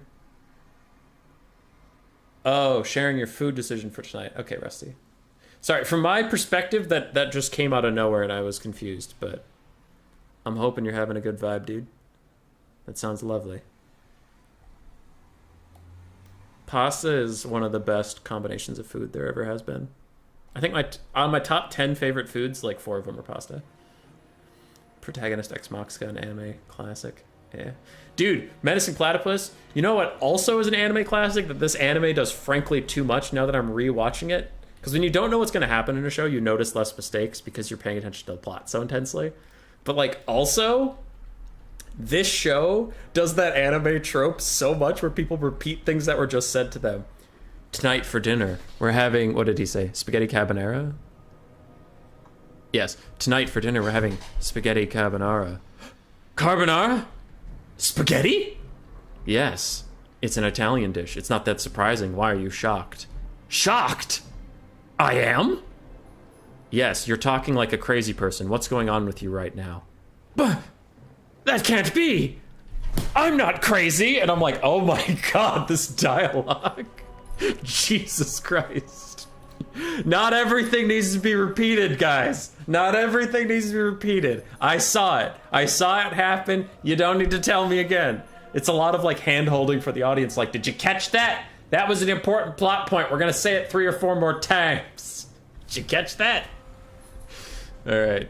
What do we got here? For Loopy, we have an Archmage of High Magic with Tempest, Soul Quench, and Apotheosis. We have triple Shadow Walkers, which are the Alethanar special unit for the sub-faction. Looks like we have double Dragon Princes, triple Ranger, and double Phoenix Guard. Up against Crabling's Chaos, which has Horsemasters, Horsemen, Horsemasters, and I imagine it's mirrored on the other side. Horsemasters, Horsemen, Horsemasters. So 6 Skirmish Cav for Chaos. We have 1 Chaos Knights with Lances, Chaos Warhounds with Poison, Marauders. Wait, are those Marauders? Yes. Marauders, mix of great weapons and not. We have some dogs and more Chaos Knights with Lances. And for a Lord, we have Zarthoriel the Ever-Chicken. The Lord that gives me by far the most PTSD. This is a bold choice. Dragon Prince is charging straight into the melee with the Chaos Knights with Lances, and a Plague of Rust cast onto them is making them take buku damage, but an Apotheosis will try and bail them out. Meanwhile, Zarthoriel's fighting other Dragon Princes. He has to be careful.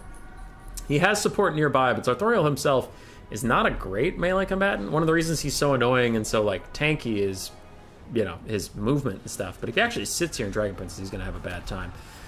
Chaos Knights with Lances are still catching these Dragon Princes and doing just so much work to them. That is an entire Dragon Prince unit gone, most likely. Phoenix Guard are trying to move up, but Crabling has a big mobile force coming in from the backside. Is it a Mobile Suit Gundam force? Ha! That ties into the thing you were talking about earlier. You're so funny, human boy. I know me. Thank you.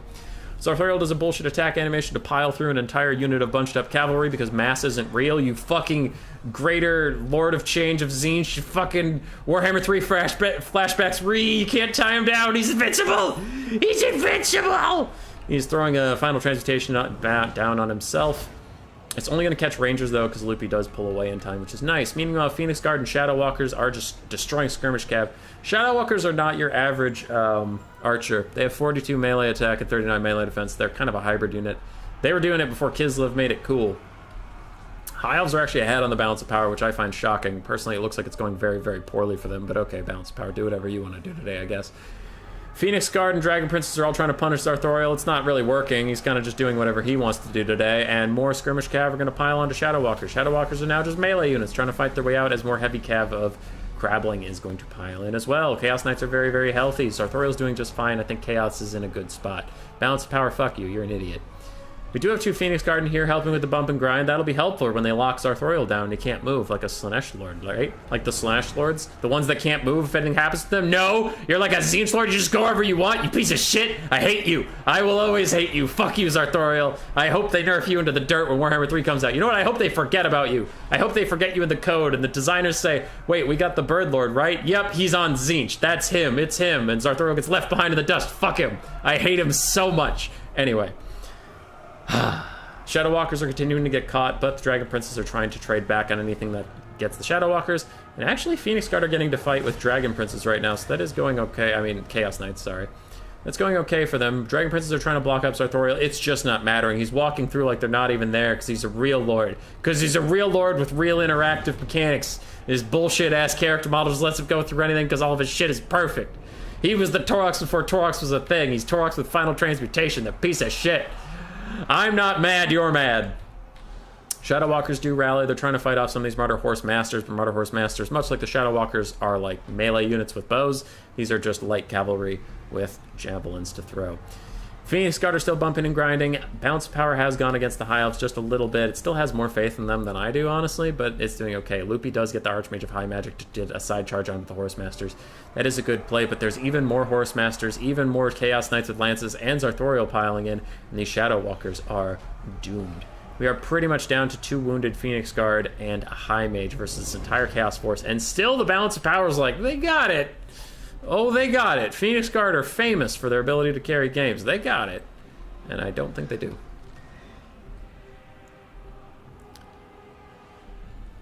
A Soul Quench? What is it going for? Oh, okay, that was clubbed up infantry, but it attacks like the tertiary part of the formation. Still doesn't matter as much. Like, look at this. Look at the battlefield right now, and then look at the balance of power, and tell me that that is reasonable. Is there a full health Dragon Prince somewhere I don't see? No? No? Well, that's strange. Then why do you think that, like, 2 dead Phoenix Guard and a fucking mage on a bird are gonna beat everyone? Like, look at these Chaos Knights. They could just Psycho Charge into infinity and they would win this game. So Sartorial's fine. He has another Final Transmutation in the back pocket. Don't give me that shit balance of power. You got no chance. I don't know. I mean, these Phoenix Guard are dead. Chaos Motors are actually trading pretty well into them, which is a little shocking. Goodbye, those Phoenix Guard. If all those horsemen would rush into the Phoenix Guard and get massacred, they might win. That's how auto-resolve things. Yeah. Alright.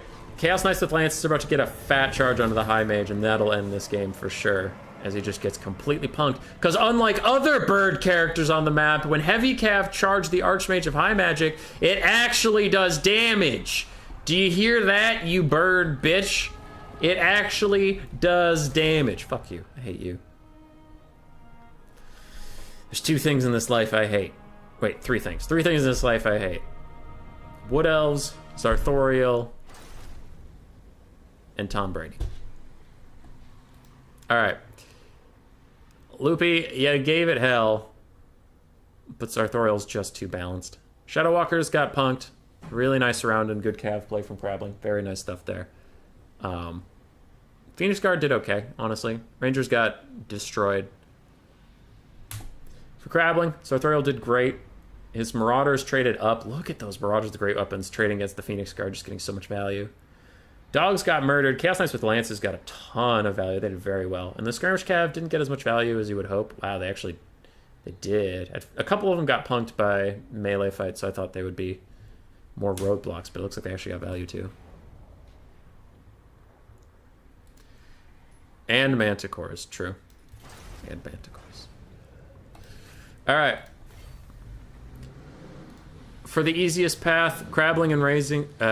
Crabbling and Razel are up next to fight. I don't know where Dr. Jellyfish and Commodore are, and rather than wait for them and then wait for them to fight Evenstar and stuff, we'll just get going with Crabbling and Razel, and we'll probably catch a later event with, you know, like we'll finish this one, and then if that one's on like game 1 or 2 or 3, we can pop in there. But it makes more sense to Watch Crabbling and Razel.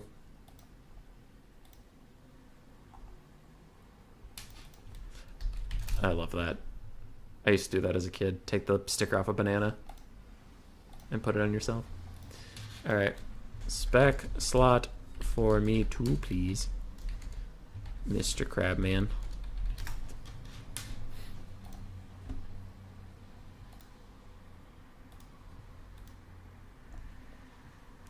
The Magic Pupper's Sexy Paws. Cyrus, did you make a lobby again? It's not nice, Cyrus. Shouldn't do that. Oh no. Alright.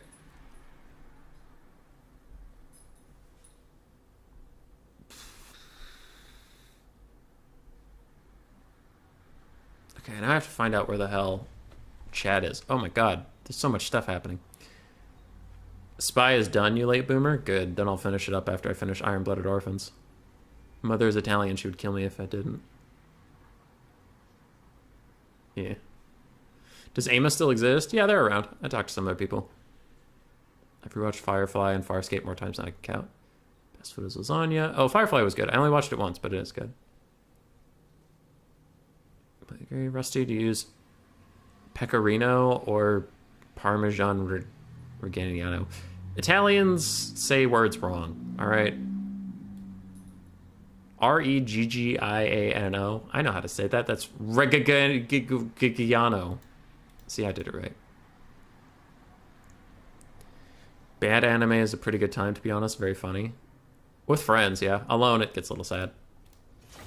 If I watch bad anime alone, I'm just like, what am I doing? PE best clan. PE objectively best. The only people from PE I know are Neckbet, Cyrus, Bunnies, and then... Damn it, there was another PE enjoyer. Neckbet, Cyrus, Deadly Bunnies. Ilmatar was DBD, but he hung around you PE guys a lot. I don't know, I'm forgetting the other PEs. Sarth needs buffs. Sarth is best birds. Fuck you. You're lying.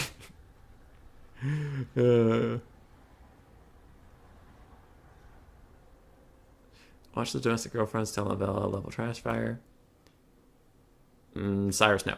Lots of cans exist, but aren't active at all. Coops, that is very true. Did you know that before we knew Warhammer 3 was going to be a dumpster fire, I had planned a clan, like, I guess you would call it series, but like weekly best of threes between clans, and then you keep score, and then like you do a playoffs and stuff. Because why did I just do Crabbling? He's the same guy. The problem I found with like trying to make a narrative about Warhammer multiplayer was like there was no consistency, there was no through line. Like every tournament was a one-off shot in the dark or something, and like no one really cared about clans too much. And then there were clan wars every so often, but they usually lacked stakes. And like if one clan was just having fun with it and the other clan was super try-harding, it was kind of awkward. So I thought like a weekly tournament, like people would actually give a shit about like, oh, weird, VM isn't fielding Voidfalls this week. He's usually like their, he's usually like their ringer. They usually put him in like game 1 to guarantee a win or something. Like, I wonder if he's gone or sick or something. But anyway, we have, Crabbling back in. Haven't seen Crabbling for a long time. He's here. Or something like that, So you actually have through lines. Or like XMT beat, BBB last week, but where you give a shit about like playoffs and stuff, you actually follow the teams and maybe make clans a little more useful. Because like from an outside perspective, I used to be in a clan, but before I was in a clan and then now afterwards, it's like I kind of forget what clans people are in sometimes. And I know the people more than I know the clans. Like, I don't know. Does RTK have an identity? Not really. Like, not really. They're a conglomerate of very, very different players. So the clan itself, RTK, doesn't have, like, character. It just has people in it that I know. You know what I mean? Where it's like, I know more about Houseplant than like an RTK thing. I guess ODM's a little bit more conglomerate. Like a lot of ODM players tend to view the game similarly. But I don't know. I think the Warhammer clans specifically don't have a lot of identity to them. It's just like letters that go in front of your name and you're like, oh, okay.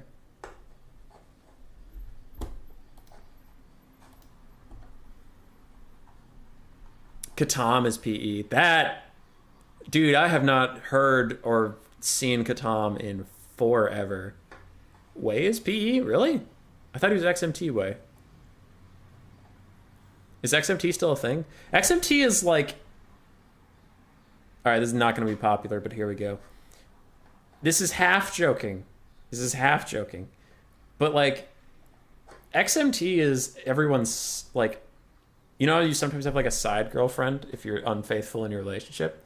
XMT feels like everyone's side clam. Because like, Logic is XMT, technically, but he's also DBD. And I usually see him in more DBD stuff. I thought Wei was XMT, but he's apparently PE. I feel like there was another XMT player that I just didn't know. There's a lot of XMT players that don't wear their clan tag, like Felcon. Felcon and Flying Taco are XMT, but they never like rep the name. Ice Power and Count Leak are the two people I can think of that consistently have XMT in front of their name. And I actually know that they're an XMT.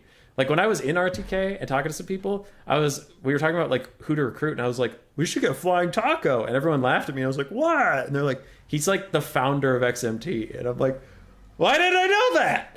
Like, I don't know. XMT is so weird. And then someone from XMT is gonna get mad at me, and I'm gonna be like, it was half a joke. It was getting a point across. Big Pun is PE? No way.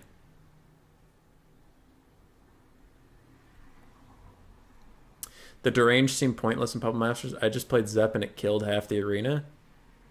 Yeah, they're a bad time.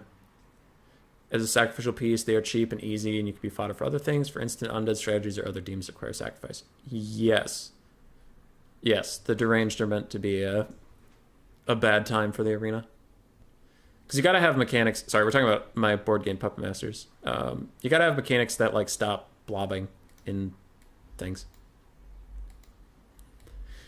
You gotta other stuff with one cost that can actually attack. Yeah. But Coop said a stupid thing that could block forever for free. What thing could block forever for free? I'm curious about that. Sorry, organizing clan wars is the biggest pain there is. Yes. RTK harbors furries. No knights. Oh, knights with 6 armor. Yeah. But I think they have super low HP. So if you get like a spell that goes through armor, like Fireball, you could just one tap them. And that's pretty funny. Or like the humans have a couple armor piercing units. Yeah. Wei is one of our XMT spies. Human Boy, that's not really true. You should see some of the other arguments we have in ODM. Well, you guys are so secretive. I don't know, Loopy. I don't know. You guys are all about your secrets and lies. Whenever I talk to Alfredino, he's always like, get out of here, you rat bitch. I hate you. And I'm like, all right, but I was just telling you that the tournament's on Saturday. Son of the Mountain is an ODM side clan. Son of the Mountain's pretty interesting. Like they come and go. Son of the Mountain has been entirely AFK for Warhammer 3, and then like Llama and Dr. Jellyfish are holding up the banner. But I haven't seen Grombrundler for Poland at all in Warhammer 3. It makes me sad. Love to those guys. It's because ODM wouldn't let Dowie players use the ODM tags because it would bring shame on us. Hummus, did you by any chance meant for the Deranged say it damages both players' lines instead of just the one that owns it? No, just the one that owns it. No, you need to have a good reason to have a Deranged on your side.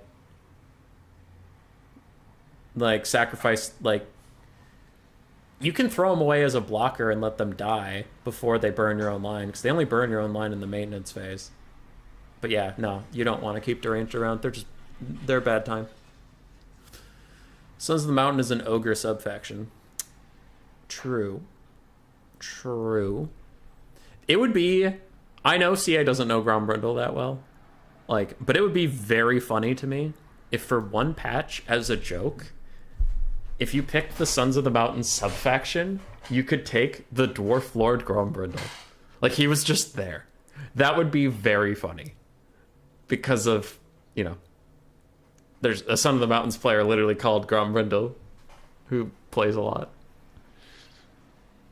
That would just be awesome for me. And then, like, people who aren't involved in the multiplayer scene would be like, why the fuck? What is this stupid bug? This oversight by CA. They fucked up again, and they let a dwarf into the ogre roster. Wow, good job, CA. But, like, I would know. I'd be like, they did it for me, and I appreciate it. Just for, like, one patch. And then they get rid of it. And then their patch notes, they're like, oh, we made a big mistake. Grombrindle just ended up in Son of the Mountain, because we know it's an ogre clan. It just sucks? Yeah, it's supposed to suck, except... But it's supposed to, like, stop blobbing. Or you can... There are cards that you can force someone to take something. Like, you can take a deranged and then give it to your opponent, and then they're just stuck with it, and it does damage to their whole line. But, yeah. It's not supposed to be nice. It's filler that you don't like. Don't know anything about a raccoon. Oh, Son of the Mountain is an ogre clan, is in our server, and he posts a lot of raccoons. It's the name of a guy who posts a lot of raccoons. Yes, you said that. I'm sorry. I might pick a Dwarf Lord if that was the case. I just think it'd be funny. A nice little nod to Grombrindle, our boy. So what do we have here? I've honestly been checked out. That was a long build phase. Gores, Ungores. The Koroks Man Rippers? Crabbling, you madman! Alright, Koroks, Man Rippers, Gore Herds, Ungor Herds. On the other side, we have the Groghoofs of Wolf's Run, Centaurs with Throwing Axes, so 4 Centaurs with Throwing Axes. We do have double Feral Manticore, and we have Torok's Breastbull and a Wilds Caster. It's a Beastmen mirror to start off this one, and Razel is a Beastmen main. For him, we have Toroks as well, but a Gorebull, a Chariot Caster, Butchers of Kalkengard, a whole bunch of Ungors, triple Centaurs with Throwing Axes, not quad, and then we have triple Centigores as well. Alright, Beastman Mirror. Didn't even notice that was happening. Cool. Cool. I was definitely paying attention and doing my job as a caster. Yep. Personally, I favor Razel's build a little bit more. Crabling's betting on Gore Herds, which we saw earlier today, just not go well, and I have also been underwhelmed by Gore Herds. Now, I do like the ROR Gore Herd. They're good. Blackhorns Ravagers are great, but I don't know. I don't love anything else. Big pick here from Razel already to start off the game. Feral Manticore's rampaged into Toroks and the Butchers of Kalkengard and the Gorebull, and it is just getting deleted along with this Gore Herd that is helping it out. Meanwhile, a little bit of a slip in micro. While that was very good, what is not so good is the Centaurs of Throwing Axes getting caught in melee by Gore Herds, and they're still not moving. Big slip up here from Razel, but Razel is taking out a good amount of Crabling's infantry at the moment. All of Crabling's Centaurs of Throwing Axes are very, very healthy and safe, so that is good for him. And the Butchers of Kalkengard are getting put into the dirt a little bit, but Crabling's Toroks is caught napping, and he will get caught by all of the other Minotaur units on Razel's roster. Now, Big Traderkin, is it overcasted as it catches 2? Yes, good catch there from Razel. Very nice job as his chariots are running around. Doing good work. Toroks, it's too much to talk about. Razel's hero core is catching Crabling's Lord. That's all I wanted to say about that, rather than say Toroks 5 times. The Butchers of Kalkengard were trying to get out ahead of him, stick a turnaround and pen him in just like this. We do have Centaurs with Throwing Axes nearby trying to harass a little bit, but it looks like they kind of got mixed up. Some of them are melee, some of them aren't. The other ones are going into melee with the Groghoofs of Wolf's Run and Crabling's Throwing Axes. But I do really like Blue's position in this game, especially with Toroks getting bodied over here by... I know, Toroks. Yep. Lots of Toroks is going on in this game. But where are they going? Razel's backing out of that fight. Okay, I guess he wanted none of it, and I'm kind of confused why. But Centaurs do wrap up a Manticore. That is a good pick. That is a good catch. I really don't understand why Razel's Hero Core was leaving that fight, but it looks like now they are both pathing onto the Feral Manticore. So I guess that works. I disagree, but I guess that works. I think they should have just stayed and fought. Another good Traderkin. This one's not overcast, but does catch, again, 2 Centaurs with Throwing Axes, so good stuff there from Razel. Balance of power is about dead even, though, as both players are trading a lot. Crabbling Centaur Core, he has 2 left that are healthy and fine. 1 that's entirely dead and 1 that's not doing so great. His Hero Core, Torox, is not having a good day at all. His Manticores are all very beat up, and his Caster's also having a bad day, so I really have to give Razel the edge there. And as far as infantry goes, it looks like we're both equally tattered and dead, except for the Koroks Man Rippers, which are now surrounding Torox and the Doombull. Sorry, Gorbul. But with a full health Tuskor Chariot over here, it should just come back and wreck these Ravager boys. Big Centaur engagement. Bray Shaman of Wilds on his Chariot is helping out against the Manticores and some of these throwing axes. Looks like Crabbling is going to have a mass rout over here pretty soon, but Torox comes in to make that an unfair trade, and it now looks like the Chariot Caster is trying to get away from the other Chariot Caster. And Torox. Lovely. Torox is caught up in the Groghooves of Wolf's Run, and the Koroks Man Rippers. Looks like he's having a very hard time getting out, and he gets orders to path away, but he's in the middle of a swing, and I think his orders have canceled. Gorbul dives in. He's trying to get a hit onto this Manticore. If he can hit it one more time, it's going to be out of this game pretty much permanently. And Torox, man, he throwing axes, anti-large Bestigors. He does not want to sit in them at all, and he is trying to path away now. He is getting out. He still has a little bit more health than his counterpart, but a Manticore is diving onto him, really trying to keep him in the fight with these Koroks Man Rippers. And I can't say I blame them for the effort. Tuskor Chariots are taken out. That is going to be a big problem, as they were one of the last tools I saw that could effectively kill these elite guys. But we still have Torox here fighting. He's dumpstering this Manticore that should be leaving soon. Fuck you, Manticore. Get out of here. All right, it just dies. It just fights Unbreakable. Because that's a cool unit. Red team is now ahead on the balance of power. I gotta say, it's looking closer than that, because the Koroks Man Rippers are getting real close to breaking, and if they break, then it doesn't matter. Crabbling using some throwing axes just to try and hurt Torox, but Brass Body Up, he has 40% damage resistance. Even those armor-piercing missiles will have a hard time getting through all that. They switch their target instead to Gorbul, and that is a much better target. You can see him getting chunked out, even in their wounded state. He does get a little bit of a charge off. Torox gets a rear attack onto this Manticore, and again, it's going to fight to the absolute death rather than breaking. A very nice Traderkin hits both of the Centaurs with throwing axes that are left, and it looks like other Centaurs get caught up on Crabbling's Torox.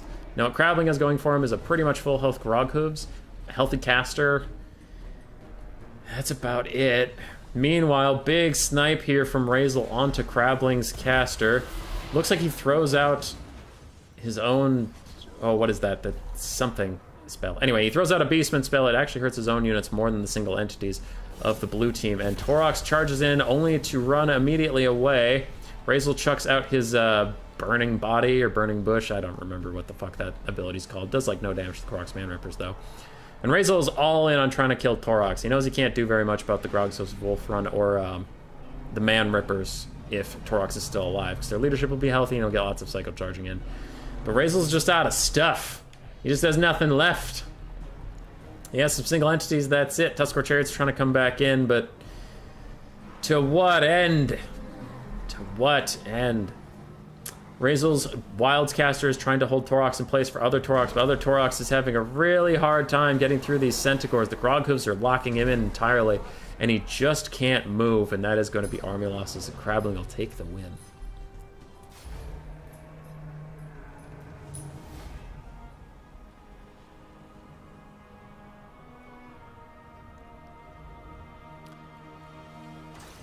I enjoy being clanless. Yeah. I also left a clan, and it was fine.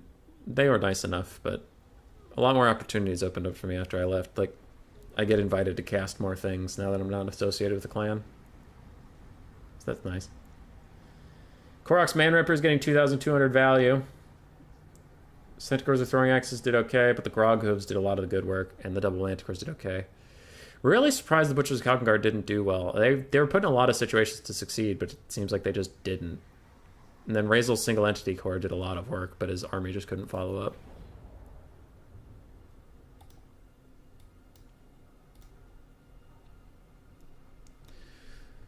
To kill Torox, maybe? Yeah, I mean, I guess that's what they're for. I thought he could just path out of it, but a lot of really good Centaur play locked him in.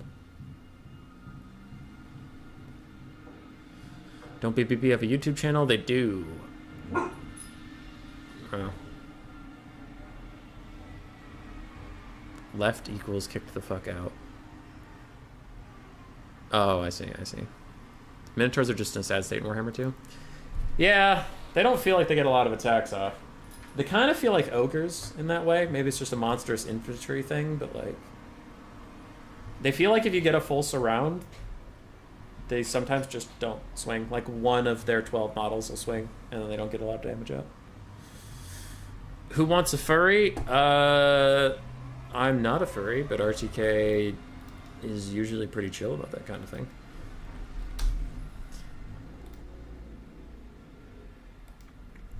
When is Rapboy going to collab with Happy Puppy? Dude, Happy Puppy, is she even streaming anymore? I haven't heard anything out of her since, like, before Torox.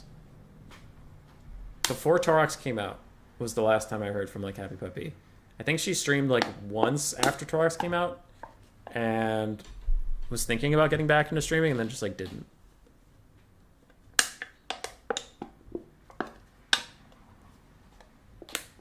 So, I don't know. Cyrus. It seems unlikely. Squish. How's the bracket going while we were gone? Dr. Jellyfish and Cummerdin are still fighting. If Cummerdinner beats Jellyfish, we could have Even Star, VM, VM, and ODM left. So I guess for diversity, I'll root for Dr. Jellyfish, but I don't have a strong preference. Cummerdinner's a big Chad. Apparently ODM is a furry clan now since their civil war. The weebs were all burnt at the stake. She came back for a bit of Warhammer 3, then left. Heard that story a lot, but thankfully, I'm sure CA gives more of a shit what Happy Puppy thinks than me, because I'm still here, and that's bad. I hear that all the clans are furry clans now. Yeah. Woo! Listen to me, kids. If you're out there and you think CA gives a shit about you, you need to have like 10,000 subscribers or more. Then they'll care. Otherwise, fuck you. If you stick with their game and you keep making content for their game even when it's bad, fuck you in particular. They don't give a shit what you think. They give a shit what the people who left think. And then they'll give them everything they want, and then those people will still leave. And they'll still give more of a shit than you. It's your fault for sticking around. You're the reason they don't like you. That's the conversation I have in Mirror every morning.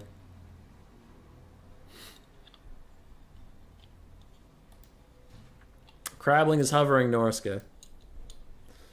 All of ODM is being corrupted. DVD is a feathery clan.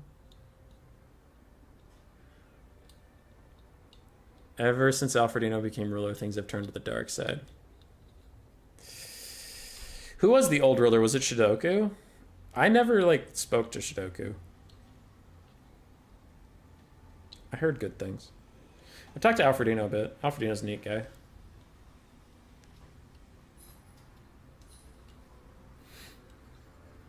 I actually, like, memes aside, I brought these sunglasses in because I thought of a funny meme I could do with them, but they are new.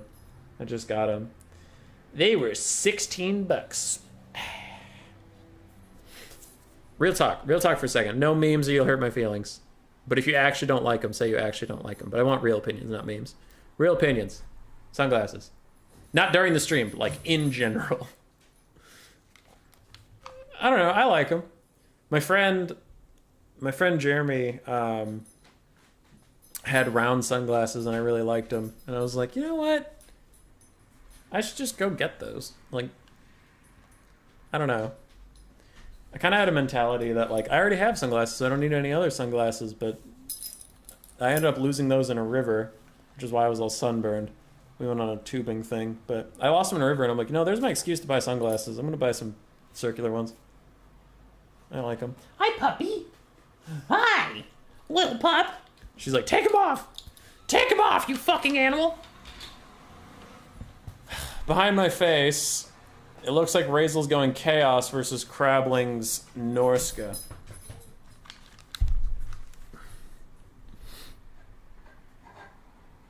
A lot of chaotic factions these days.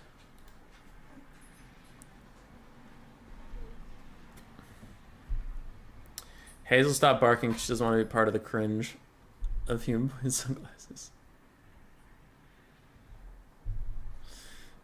Go Norska, get all the ogre mercs. They'll never see it coming. Yeah.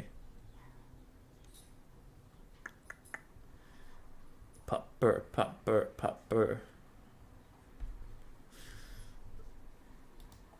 She couldn't go on a walk today because her little tootsies are all red.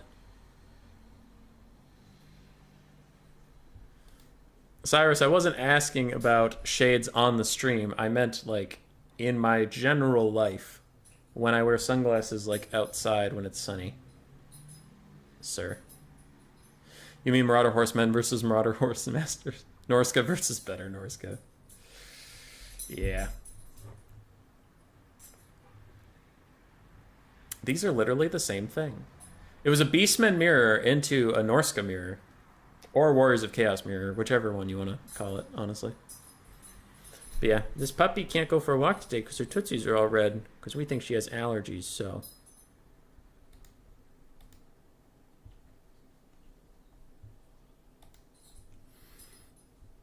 She's going to take a little bit of a break today. And we're ready. And unless Razel changed it at literally the last second, we have Kolek Suneater. In honor of his clanmate, shut up, Papa Palpatine. ODM Papa Palpatine and or DBD Razel, whichever you prefer. They're not They're not clanmates, but just let me have this. He's bringing Kolek Suneater to avenge the fallen Papa Palpatine. Maybe he brought over a Gorgon from the Beastmen mirror. He brought in the Bloodbrute Behemoth so that they could be together once again. In what Warhammer 2, what faction would Ogre Mercenaries do the best against? Best against? Probably Bretonnia. Probably Bretonnia, though Knights of the Realm would be okay. Still probably Bretonnia, though. Itchy nose. Because Bretonnia don't have any good spear infantry, really. They have spear infantry, but they suck. Empire have halberdiers and spearmen with shields. They'd be fine. Dwarves would be fine. Dark Elves would be fine. Beastmen... I feel like Beastmen would do largely what Slaanesh do to the Ogres, so then they would just curb stomp them into the floor. Yeah, probably Bretonnia. Sticking with it. Maybe Lizardmen? No. Skin Cohorts would just fuck them up. I like your sunglasses, though. Hey, thanks. Hey, thanks. Still no shades? Alright, so Cyrus's official vote is just, I do not ever get to wear sunglasses. If I'm out on a boat, I just have to raw dog it and stand around squinting like this while trying to enjoy nature's majesty. Just, oh, yeah, can't see anything. Real beautiful. Thanks, Cyrus, for not letting me see things. Anyway, I digress. We have a mammoth. I'll cover this. Mirror Guard, Chaos Warriors with Halberds, Chaos Warriors with Halberds, and then a front line of 5 Chaos Marauders for Razel. We do have Kolek Suneater, Chaos Chariots, and a Chaos Sorcerer of Death on horse with, it looks like, Aspect of the Dread Knight. No, it's just Doom and Darkness. Okay, Doom and Darkness, Spirit Leech. We have 5 Skirmish Cav, not 6. Horse Masters, Masters, Throwing Axes, Masters, and Masters.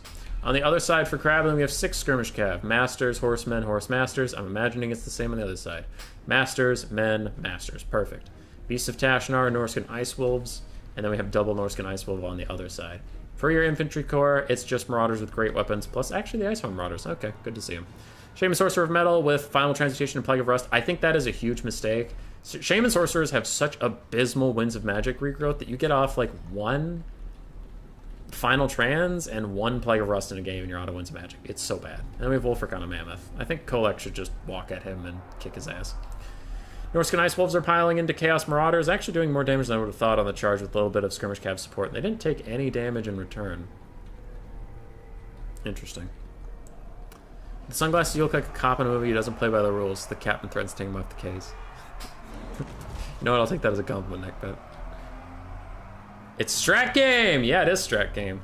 The Legend of Warhammer 2 late night. If you're ever looking to play a game of Warhammer 2 late into the evening, you'll find yourself a Strat Game. Alright, so Razel picks off 2 isolated infantry units, kills both these Marauders with great weapons with little effort, and meanwhile, it looks like Crabling's trying to do the same to his Chaos Marauders, but they're holding a little bit better than their Norscan cousins are. And I think this is a better trade for Norska overall. A Sea Fang is quickly used onto Chaos. It takes out one of their Marauders and they will run away. But at what cost? Norskan Ice Wolves are also taking a bit of a pounding, and Marauder Horse Masters, it looks like they're kind of confused. I don't really know what's happening here, but they're split. Some of them tried to go into melee, and some are trying to throw their javelins, so they're just having a tough time. Kolek has avoided Wulfric, which I found interesting. I mean, like, my simple mind says that Kolek should just beeline after Wulfric and beat his ass, but, you know, maybe I'm just being brainless. Big skirmish cav fight, but that is a final transmutation coming down. Razel has to run away. Razel has to run away, and he is. Final transmutation, unlike Soul Stealer, stops hurting you as soon as you get out of it, so that is going to be a good dodge for most of them. And Kolek is now piling after Wulfric. Lands a mighty hit on him as Wulfric fights with some halberds to try and protect the Ice Marten Marauders. Somehow Kolek Suneater misses, which is a sight you never see on this channel, but there we go. He hits again a little bit later. Crabling is winning the mobility fight at the moment. He has more mobile elements, but I also just feel like he's been playing very well. Meanwhile, Razel's doing quite well with his more elite infantry, and the Metalcaster got completely fucked up, I'm guessing just by overcasts, so I'm not going to give anyone credit for that, but that does suck for the Metalcaster. Crabling's really trying to push the advantage in the cavalry department, but he is running straight into some halberds, so he'll want to bail out of here soon. Kolek Suneater's not having a good time with three skirmish cav aiming at him, and Kolek is not going to stand around and fight Wulfric without support. Meanwhile, Wulfric is standing in the middle of some halberds, so he's going to take some good damage there. Doom and Darkness upgraded. Overcast on this area, and it only hit one Marauder Horsemaster. That was surely a mistake from Razel. Norska is pulling a little bit ahead on the balance of power. And I would tend to agree. Kolek is now isolated as skirmish cav are all beating him to death. Norskan Ice Wolves are surrounding and slowing him down, and Wulfric is beating the shit out of him. With an overcasted Plague of Rust on him, Kolek is going to go down as... Crabling has so many overcasts today that his caster is also going to retreat with like 180 health because of reasons. But Chaos lost their lord, meaning they lose their leadership, and they will soon all be running. We get a Spirit Leech onto some Marauder Horsemasters, which is okay, but... I don't know, I don't see what can kill Wulfric here anymore. And that is going to be the end of Chaos.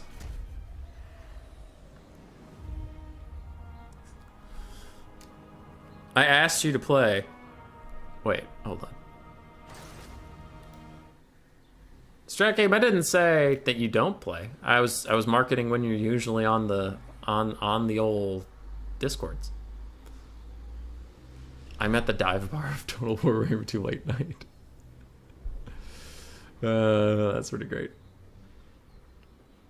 I have arrived. Norska's here, yes. You should be smaller. Kolek's actually, yeah, supposed to be huge. Unfortunately, Kolek did not win. He didn't even actually get that much done, which was really a shame. It's a skirmish Cavs game in this matchup, and Crabling brought more and played very well with it. Also his dogs really did a lot. As for his infantry, they got largely punked, and Wulfric did okay. Crabling will go up 2-0, advance to the finals, I think. Razel all of a sudden takes Archaon in the same build, but with Dragon Ogre's ROR. I think he's theory crafting a different build that might work better. But then with no skirmish cav, I feel like Norska would just shoot at you until they did everything. I don't know.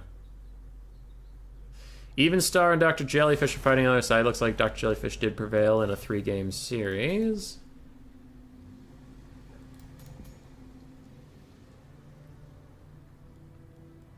There's an Evenstar and there's a Dr. Jellyfish lobby. Both of them have no one in them. Do you think either of them are real? Hazel, do you think either of them are real? Crabling has earned my love and respect. Yeah, he's pretty good. He's a good player. Usually has interesting builds, too. Our viewership is ticking up. Did Anticity stop?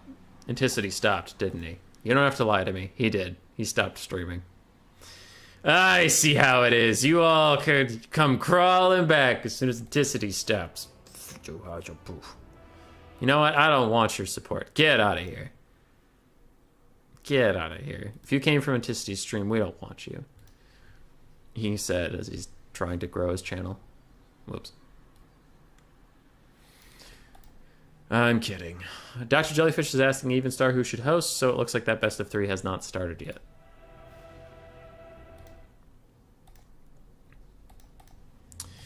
Here is your bracket for today.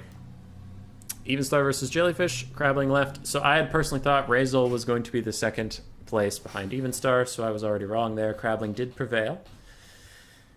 So Dr. Jellyfish, can you upset what is going to occur? Otherwise, I'm still betting on Evenstar, though Crabbling's been playing his ass off. We'll see. We will see. I do think Dr. Jellyfish is the underdog of the three people left. That's not saying a whole lot. Like Evenstar and Crabbling being the two you're compared against. Yeah, it's pretty easy to be the underdog, but it's true. Isn't Turin streaming now? You wish. You wish you had a better content creator to go to.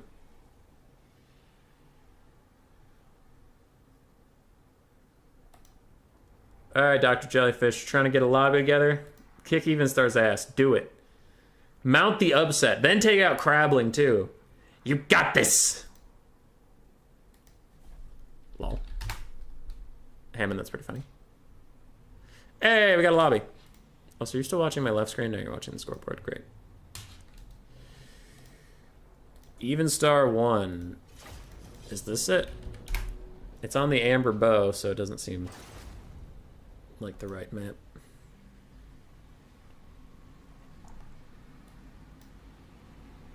Yeah, we're in. All right. For the pride of Sons of the Mountain, it's Dr. Jellyfish. It's the boy. It's the man, the myth, the Jellyfish.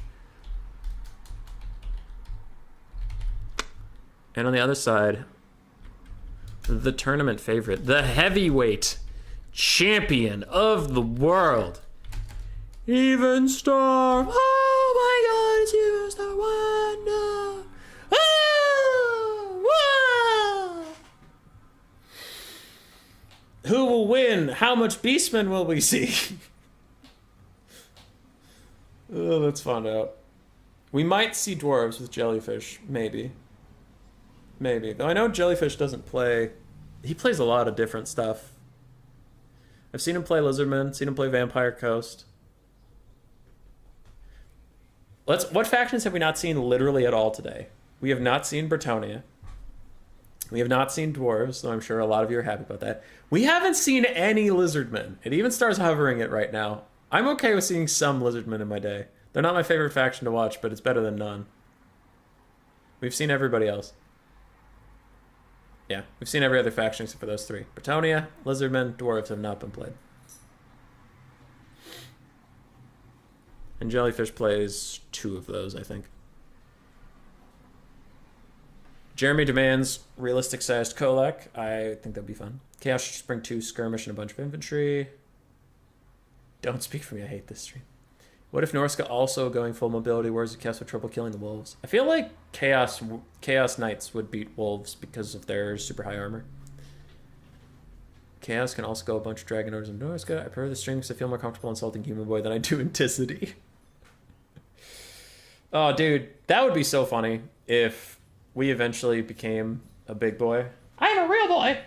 But then the culture continued of just everyone being toxic. So, like, you get to Turin levels with thousands of people, and the chat scrolls by so fast that Turin can't keep track of it all because you just can't when there's that many people talking to you. But all of it is just toxic shit. Like, all of it is the most toxic things you've ever seen. Like, Cyrus convinces, like, 100 people to all call me furry, like, constantly. And, like, new people join the chat are like, what's going on? Oh, God, this chat is a nightmare. It'd be funny. We will see counts. Yes, you will. Between Evenstar and Crabbling, probably. Though Crabbling has some Scaven builds that are spicy, so maybe we'll see some Crabbling stuff. This is truly the worst timeline. Tomb Kings aren't S+. Tomb Kings won. They're 1-0 today, Larry Mad. Tomb Kings are 1-0 today. All the other players are just saving them for when they truly need them. Greenskins? Oh, you're right. No greenskins, Zypher. That's actually shocking. We haven't seen any greenskins today. You're really not supporting your African community with these times. I'm sorry. Wait, isn't South Africa on roughly the same time as Central Europe?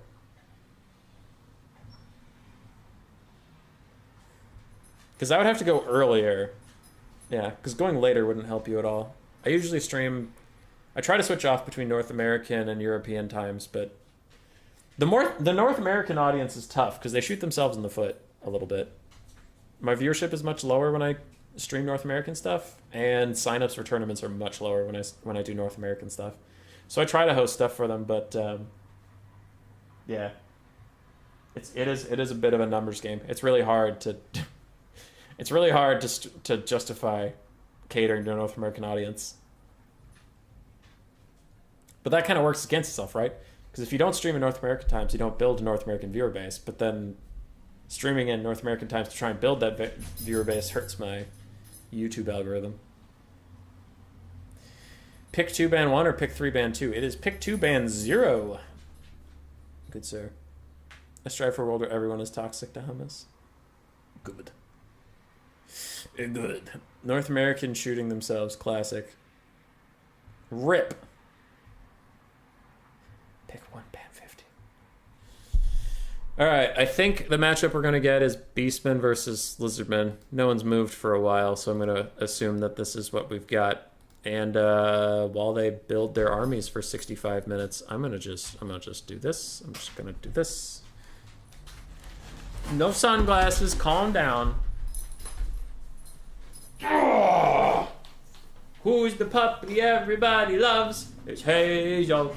It's Hazel Basil. She's a puppy we love today, 'cause she's such a good pup. Oh, we love her. Little Hazel, little Basil. Hazel Basil, stinky butt, you're a stinky pup, and we love you lots.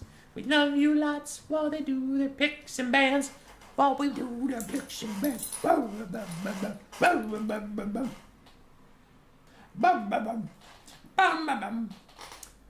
Puppy instead of staring at an army screen. Puppy. Puppy. Hi, pup. This is Hazel. We loves her. 'Cause you're cute and sweet. 'Cause you're nice and fancy. 'Cause you're cute and sweet. Yum, yum, yum, yum, yum. Yum, yum, yum, yum, yum. On the other side of the screen, Even Star switched to vampire counts, so Papa Palpatine's going to be happy. But Dr. Jellyfish did switch to Lizardmen, so at least we get to see a faction today we haven't seen. So Lizardmen versus vampire counts. Which actually I've seen Dr. Jellyfish playing this matchup a lot recently. He somehow always ends up in it. Used to be considered pretty good for Lizardmen. But recently, counts have been winning it more often than not, I've seen. Sorry. Gotta play with the pup a little bit. One, to entertain you, but also because she's getting a bit frisky because I've been streaming for 3.5 hours, so. She just had her 1-year birthday. So she's still a bit of a puppy and needs attention. Are you winning? Are you winning the game? Where I bother your little nose? Where I bother your little nose? I love how dark she is, that, like, on your vision, she just comes up as a black spot there. That's a bit of a better angle for her. Hi, puppy. Hi, puppy. You're too dark for the profile to get you. Yeah. Who's a good lady? Should we get you some peanut butter? A little bit of peanut butter for the lady to keep her occupied for 2 more best of 3s? No peanut butter? Alright. Down you go. Down you go. You know what? Let's get you your meat stick. You love your meat stick. It's disgusting, but you love it.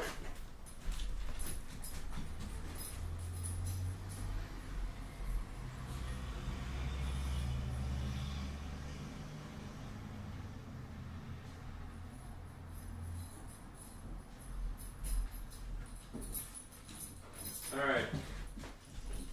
Chat, don't let me forget that she has this. She's not supposed to eat all of it yet. It needs to last for a little longer. She can have it for 30 minutes.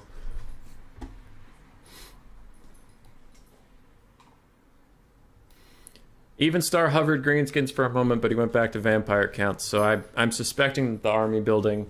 Hazel, come here. Come here. You eat that next to Dad in case you choke. Alright. He switched to greenskins and then back to vampire counts just now, so I'm betting their armies aren't done.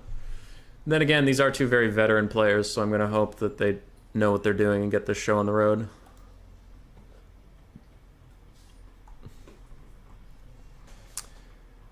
It's tradition. I wish Pick 1 Band 2 could come back. It's so much more fun. Yeah, Zypher, I was talking to Pop Palpatine about that. Before we host the next season of the Vermin League in Warhammer 3, when IE comes out, well, in the League feedback channel, I will put out a poll about how people want to do pick and bans. So we'll see. Zep, if you're still in the chat, we have to do some work on the bot. I know we have a list of things to do. I've been kind of not pushing you too much on that one because it's like a month away till Mortal Empires, but probably next week we should start working on it again so we can get any bugs worked out before Season 2 starts.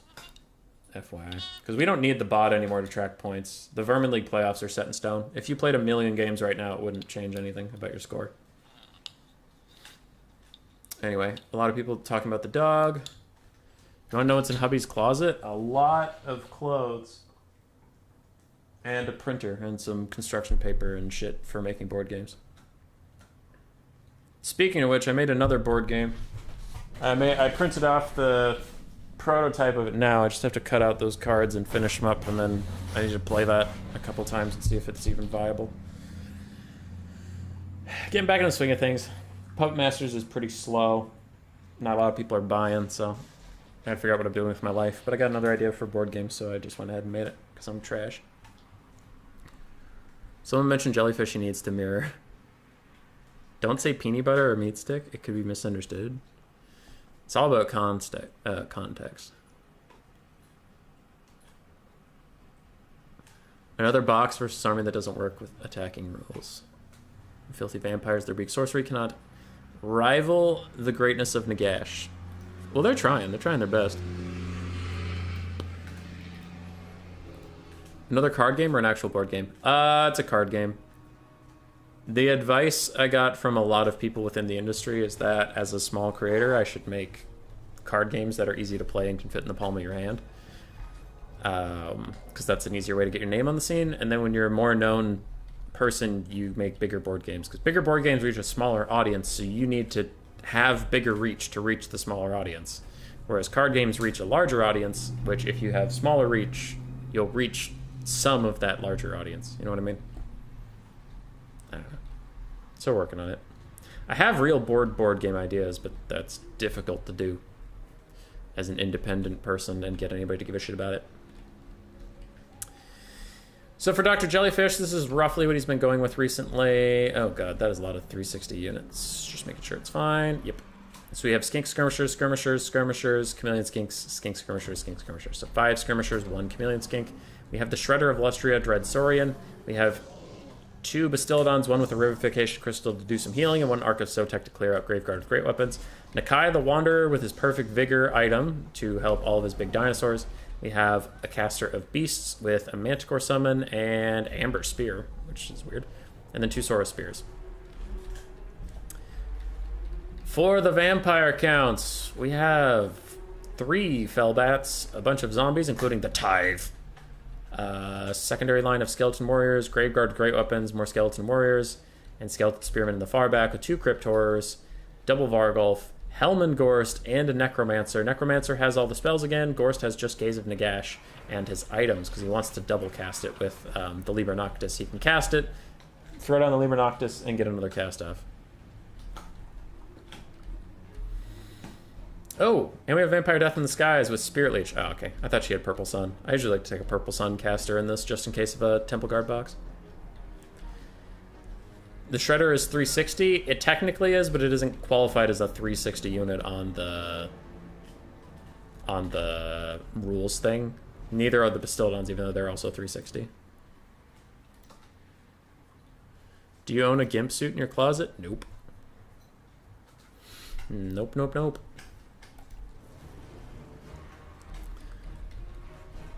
Alright, what's Jellyfish doing? He is moving up slightly. He doesn't really want to blow Skink Skirmisher ammo on these zombies, I don't think, but he'll have to. And the Shredder's wandering up. Someone else besides Dr. Jellyfish was using like the Shredder as a mobile gun platform. I'm trying to remember who it was. Don't remember. I remember it was on one of Turn's last big Warhammer 2 streams, like before Game 3 even came out. So Gorst is getting off his Gaze of Nagash. He's going to double cast it, most likely. Pretty decent shot on the Shredder of Lustria, and I imagine we have a second cast coming our way soon. But a Revivification Crystal should be used on him immediately. Just get that thing on cooldown, because his cooldown is actually quite long. So get it moving.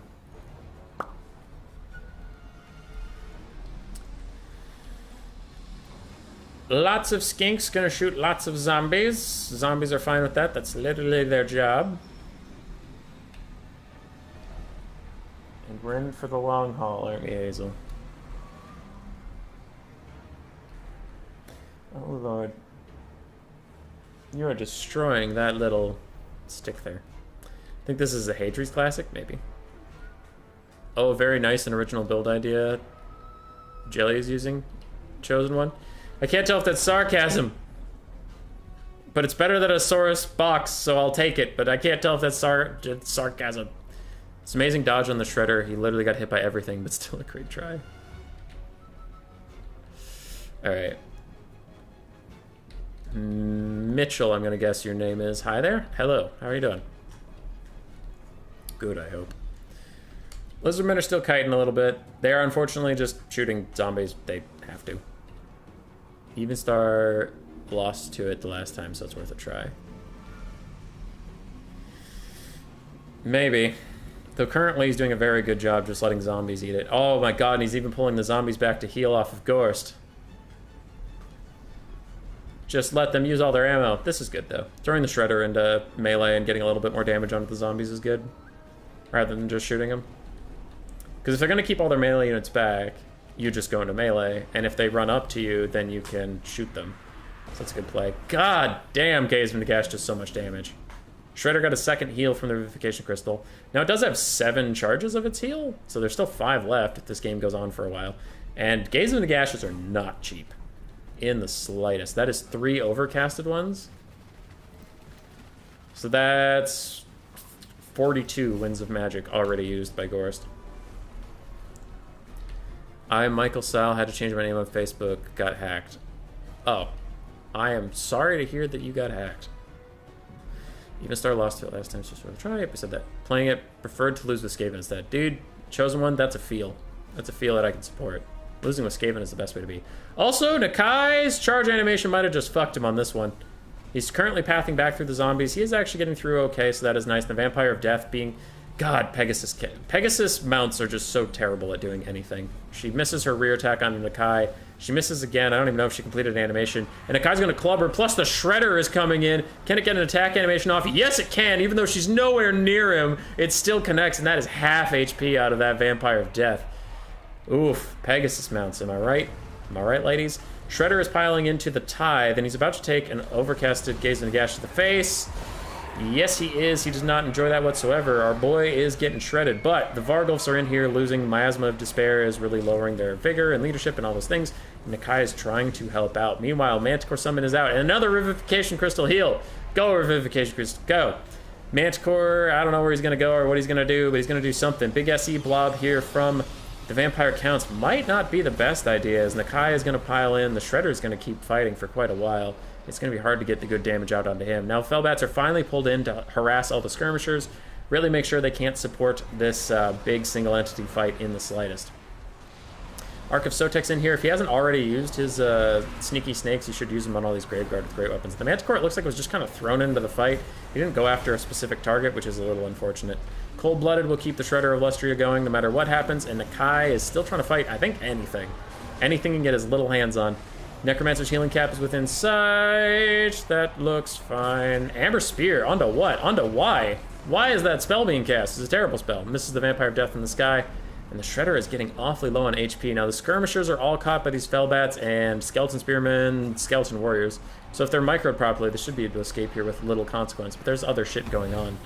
Ow! Brutal shots onto that Vampire of Death from all the Skirmishers. The Shredder of Lustria is not having a good time surrounded. But it will take another chunk out of a Necromancer for its troubles. Bastiladons are teaming up with the Manticore and this Vargulf, doing okay, but they'll knock him over. And the Shredder needs another heal if it's available, but I doubt it is. And the Kai's just kind of T-posing around. I'm hoping he's swinging in there, but it doesn't look like it. Shredder's actually about to break. It's getting whittled down too much. And Gorst is charging up something. Another cold-blooded will barely keep the Shredder in the fight, but he's under 500 health, 300. 200. Oh, and Revivification Crystal's gonna heal him up a little bit, but Vargulfs are chunking him down, and the Shredder does fall. Lizardmen are behind on the balance of power, I would tend to agree, but there's a lot of healing caps well within sight for the vampire counts. Nakai's still in here fighting. How are skirmishers doing? Running. That's not good. That's not good at all. Fellbats are crumbling. One of the Vargulfs is crumbling. No, he's rallying. He's fine. He's fine. Beastcaster has to run away before the second Manticore. Really didn't like the Amber Spear choice. Don't think that that is a particularly useful spell, personally. But oh well. Vampire Death is almost heal capped. All the vampire forces are like heal capped, but I'm not sure it's going to matter, is the depressing part. Nakai's now going to 2v1 against some Vargulfs, and he will lose that. 3v1 if you include this Vampire of Death, but now 3v2 as the Ark of Sotek joins in. Let's just keep counting numbers, shall we? We love numbers in this house. One Vargulf is effectively gone.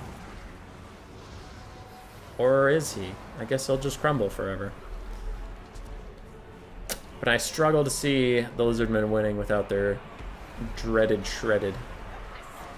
Dude, just die, Vargulf. We got it. You're cool. You're a very cool guy, Vargulf.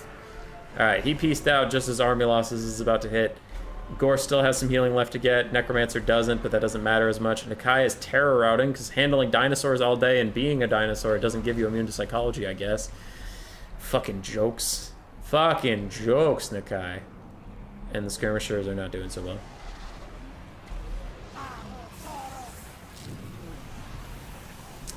I can't stop thinking that Warhammer 2 is better than Warhammer 3. It is, but it's because it has so much more content for it. Like, that's not 3's fault. 3 is not being handled very well, but it's not 3's fault Warhammer 2 is better. Warhammer 2 has, like, a million DLCs to fall back on. Warhammer 3 has a lot of issues, but one of its main issues is how long it's taking them to get the rest of the content that should be in the game. I can see Amber Spear against Gorst. Maybe, but it fired against the flying unit. So I don't know. I don't love Amber Spear as a spell. For me, it always disappoints. Dr. Jellyfishes, Nakai, 2,600 value. Beastcaster, 53, because the Manticore summon doesn't count for it. Skirmishers really did not get a lot done, fortunately. Very good zombie screening for them, but then as soon as the fight started, they just got chased down by Fellbats and stuff. Shredder, 2,700 value, and both Bastiladons did well, considering what they're supposed to be doing. Gorst, 2,800 value from Gazes of Nagash. Caster did okay. All the zombies died a horrific death. Graveguard did fine. Fellbats honestly did pretty well. Crypt Horrors did great. And Vargulfs did okay. GG.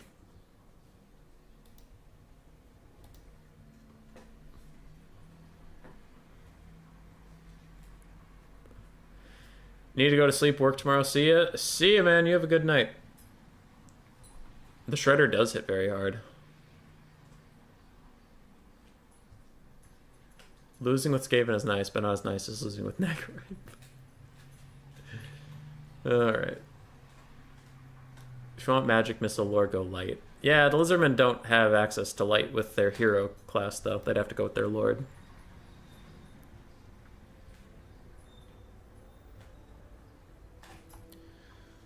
Amber Spear did a third of Franz's HP against me the other day. Really? Must have double or triple hit even. God damn. That's crazy. Was he landed or was he in the sky at the time?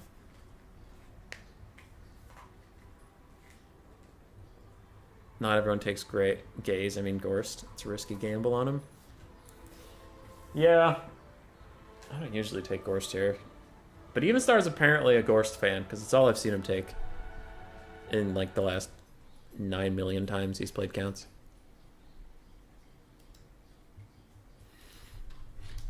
Boop.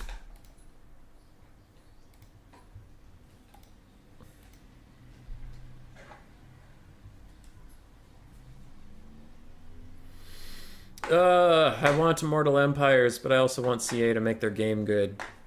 It's sad.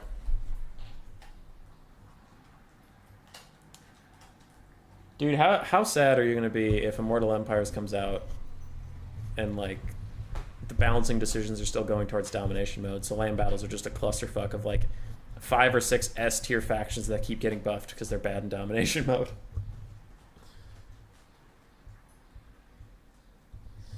All right, puppy. That's enough meat stick time. I'm just gonna get mad. One sec. That's enough. That's enough. That was a nice, yummy treat, wasn't it?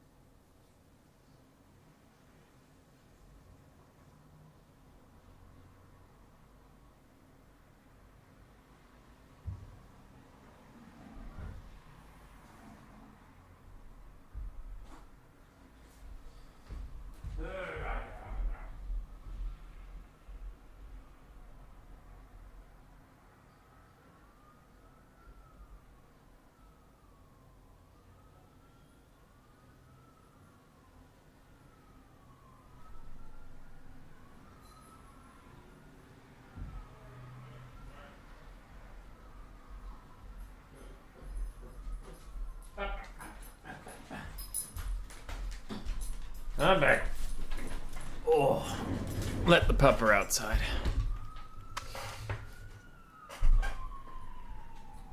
Five or six S tier factions would be more than we got in Warhammer 2 most of the time. True.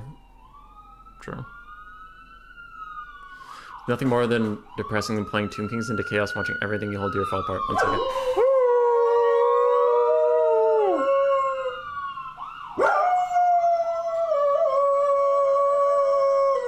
Good pup. Thank you for warning me about the scary police car. 5 or 6 S tier factions would be more than we got Warhammer 2 most of the time. True, but that doesn't mean I have to think it's good balancing to have like 1 or 2 busted ass factions. Screwed Immortal Empires comes I can't play game 3 because of your graphics card. Hopefully Norska stuck in domination. We get buffed constantly. Dude, I know for Poland also needs to upgrade his computer so he can play 3. That sucks. Imagine if the dwarves end up like a thing. Oh my god, Coops, don't put that evil on us, but you might be right. I just realized dwarves can't do domination mode very well. Oh god, if they get buffs after buffs after buffs. Oh no. Domination's kind of nice, it just takes too long the actual battle to get started. True. Probably end up like Cathay, but worse because they don't have any mobility. Dom has no soul, just numbers. I feel the same diaper. I can't even pick my best factions because my opponent will just pick BC. I mean, yeah. We talked about this multiple times throughout the stream, but if we'll put a poll on the channel and see if people want to do pick 2 or pick 3, ban 0, or do pick 2, ban 1, or do pick 1, ban 2 for the Vermin League. This game has never had good balancing, though. True. But, Jay, I feel like Game 3 has been worse. Because, like, I mentioned this at the start of the stream, but RTK is a super domination clan, so maybe you'll have a different angle on it. But, like, from the outside, it feels like no one's playing domination mode, even after patch 1.3 shot land battles in the head, all for the sake of domination mode, and then the domination player base said, hey, thanks. So anyway, I'm going to go play, like, Age of Empires or something, and just, like, didn't matter. So they killed the land battle scene, and the domination scene didn't get any better, is what it feels like from the outside. I'd love to hear your opinion. Or like, because I know a lot of the RTK guys really enjoy domination. Are you guys like super happy with patch 1.3 or what? Because they took land battles out behind the barn and shot them in the head for you guys. So I hope you fucking appreciate it. Grace trained Hazel to howl at sirens, and now she does it all the time. It's really cute. Coast was also a massive elephant in the room. Yeah. I don't remember nothing but greenskin mirrors for months. I don't remember that. I do remember when the Coast was too strong. I remember when greenskins were the meta, but I don't remember there being mirrors that often. I just remember both players would pick greenskins.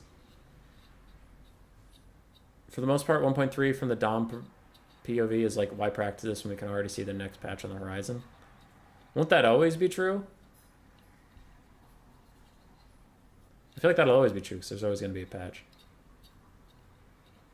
Anyway, it's good to know that Games Workshop, CA shot land battles in the heads. The domination community could still not play the game. That's really cool. I'm super glad that they're balancing on domination mode and they're being rewarded for it so heavily by a community that doesn't give a shit.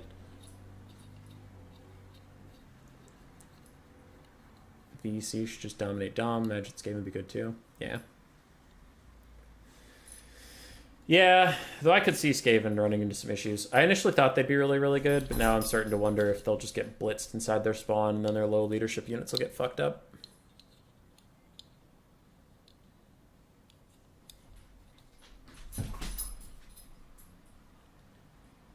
Maybe.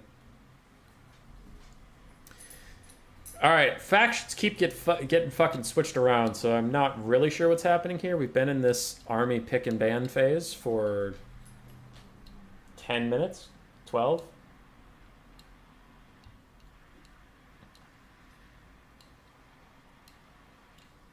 We'll maybe get to see a game. Maybe.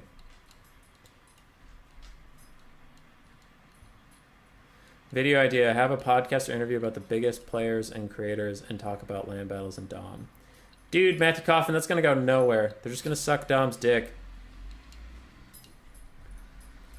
It's always true, but the general opinion is that Warhammer 3 races will get stomped. If we knew minor changes was coming, we'd practice more. But yeah, I also have a hard time seeing Warhammer 3 races holding up. I think Cathay will in land battles because they've been overbuffed like a million times. The game is good balancing. It's just the players are the ones balancing it. Skaven holding objectives. Chosen One, it's not as much about the Skaven holding the objectives as like punishing you for trying to hold the objectives and then they'll walk over your corpse.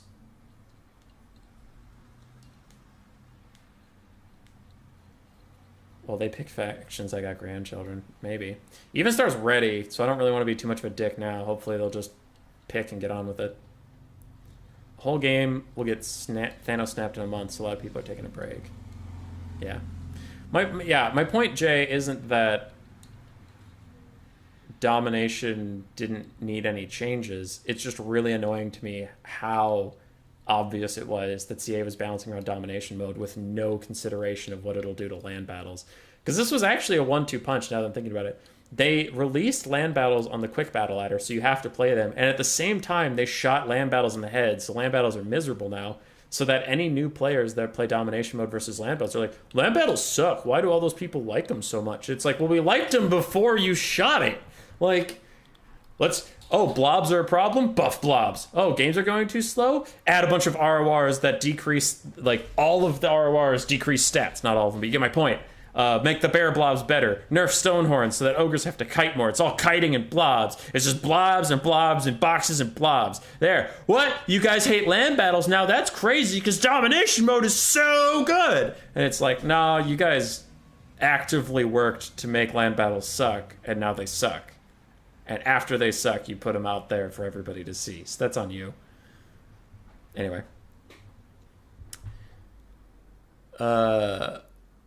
Coops. Yeah. I wonder if hubby knows the proper inflection to use when saying coops. It's just a lot of O's. Coops! A lot of RTK guys are also burnt out from grinding for the qualifiers. True. I won't touch domination anyway, so I can't lose with Scaven. So I can lose with Scaven in land battles, which is so on. Yeah, dude. Platypus, I've talked to you about this before, I think, but I just don't... I'm really curious to see when Immortal Empires comes out, what happens to domination long-term. Because I don't mind playing it. That's always been my position. My position is streaming it sucks. My viewership always tanks. And the other streamers have low-ass viewership too, and they host domination. It just takes so long. So I'm curious to see what will happen with that. But I'll probably still end up hosting mostly LAN battles because that's what my channel wants me to do. They probably have only capacity to balance one mode.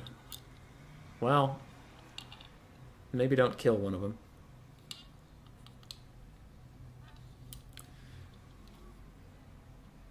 You can, Matthew Coffin, you want to host Warhammer 2 tournaments because you can't play Warhammer 3.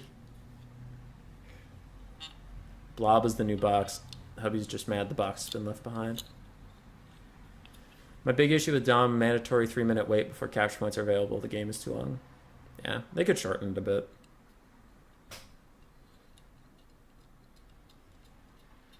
They could shorten it a bit. And Dom is boring to watch, in my opinion. I have a hard time enjoying it. I enjoy playing it. Like, I'm not, I don't know. I always throw in the I enjoy playing it because I am so sick of the comments in both Discord and YouTube that are just like, oh, you're just a domination hater. It's like, no, not really. If you knew my honest opinion on it, which I keep restating, it's I enjoy playing it, but then when I watch it or when I cast it, my viewership is down and the other streamers' viewership is down. So I know other people also don't enjoy watching it. Like, it's just bad for my channel to host it.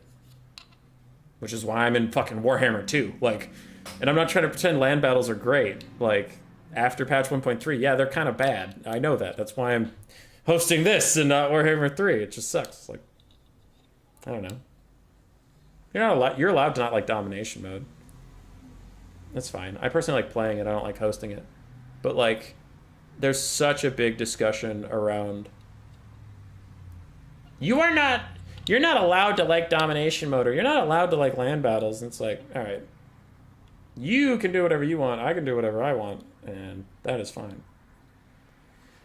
Oh my God, the game's starting. Wait, we're in a tournament right now? Well, shit. It's part of why I never fully support Dom. Most of his arguments are based on bad faith arguments about LAN battles. They don't acknowledge why LAN battles have existed in their current state. No. I enjoy playing baseball. I hate watching baseball. Yeah.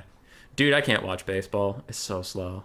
I kind of feel the same about soccer or football. I like playing football or soccer. You know, we're talking about that one, not American football. I enjoy playing it. Playing with some friends is nice. I played a little bit in college, not like part of a club or anything, but just like literally I was in college and some people were like, want to go play soccer? And I was like, sure. We went and play. It's fun. I don't like watching it. Just a little slow for my taste. I don't know.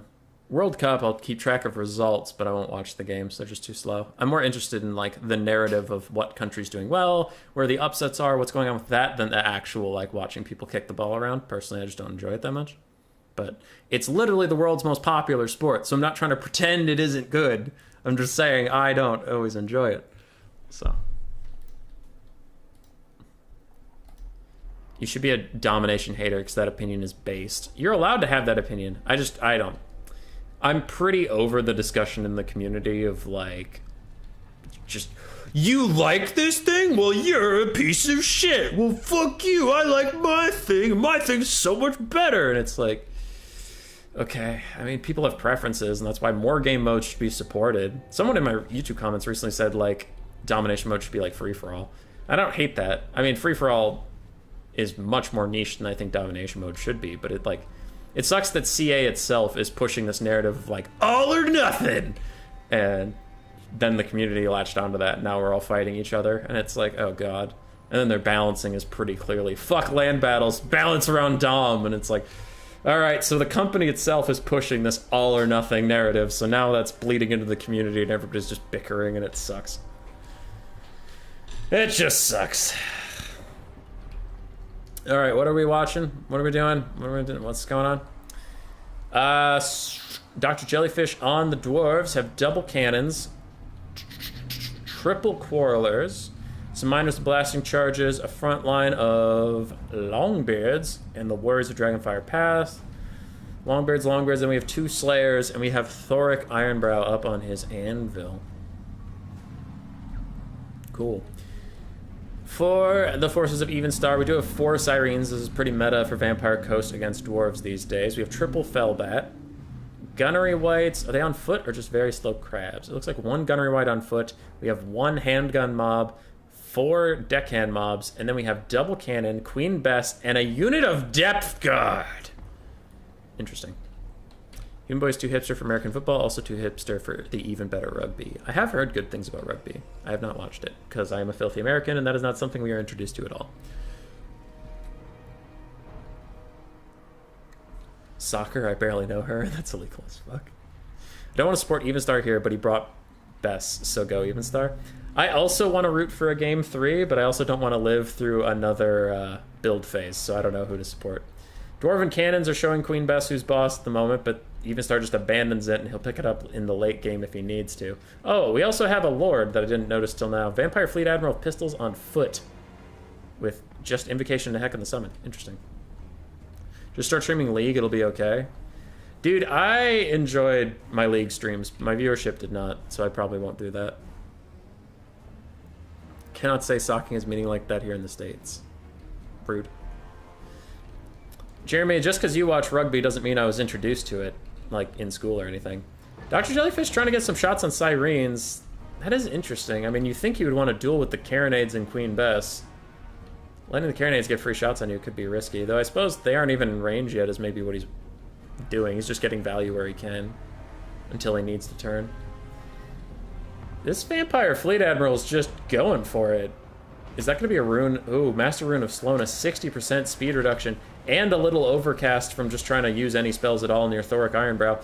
But some Paradeccan mobs is probably going to run straight for the cannons. Maybe these Slayers should have been kept in reserve to help with that or something. But Thoric is probably, maybe, going to catch this lady who has 16 speed. He's coming. He's charging in. He's going to get her. Ah, bonk. Ah, bonk. And he missed his attacks, and he stopped dead, so now he's trying to move again. That lady's already far away. Quarrelers are beating the shit out of handgun mobs, and now the Carronades are within range. Queen Bess is also perfectly capable of firing. Quarrelers are shooting at some of these Sirens while Slayers are also trading with them. But these cannons are taking a lot of damage for free. They are not engaging in the artillery duel like I thought they would be. Thoric is overextending a little bit for this Vampire Fleet Admiral. She's faster than him now, and these Depth Guard are going to surround him, so he really needs to pull back and get away from her, because she's just shooting him with 360 shooting this entire time. Sirens are taking a bit of a punishing from the Quarrelers. None of them are looking too hot, and the Fellbats are now moving in. Honestly, all the Vampire Coast forces are having a rough time, except for the artillery duel is going very, very nicely for them.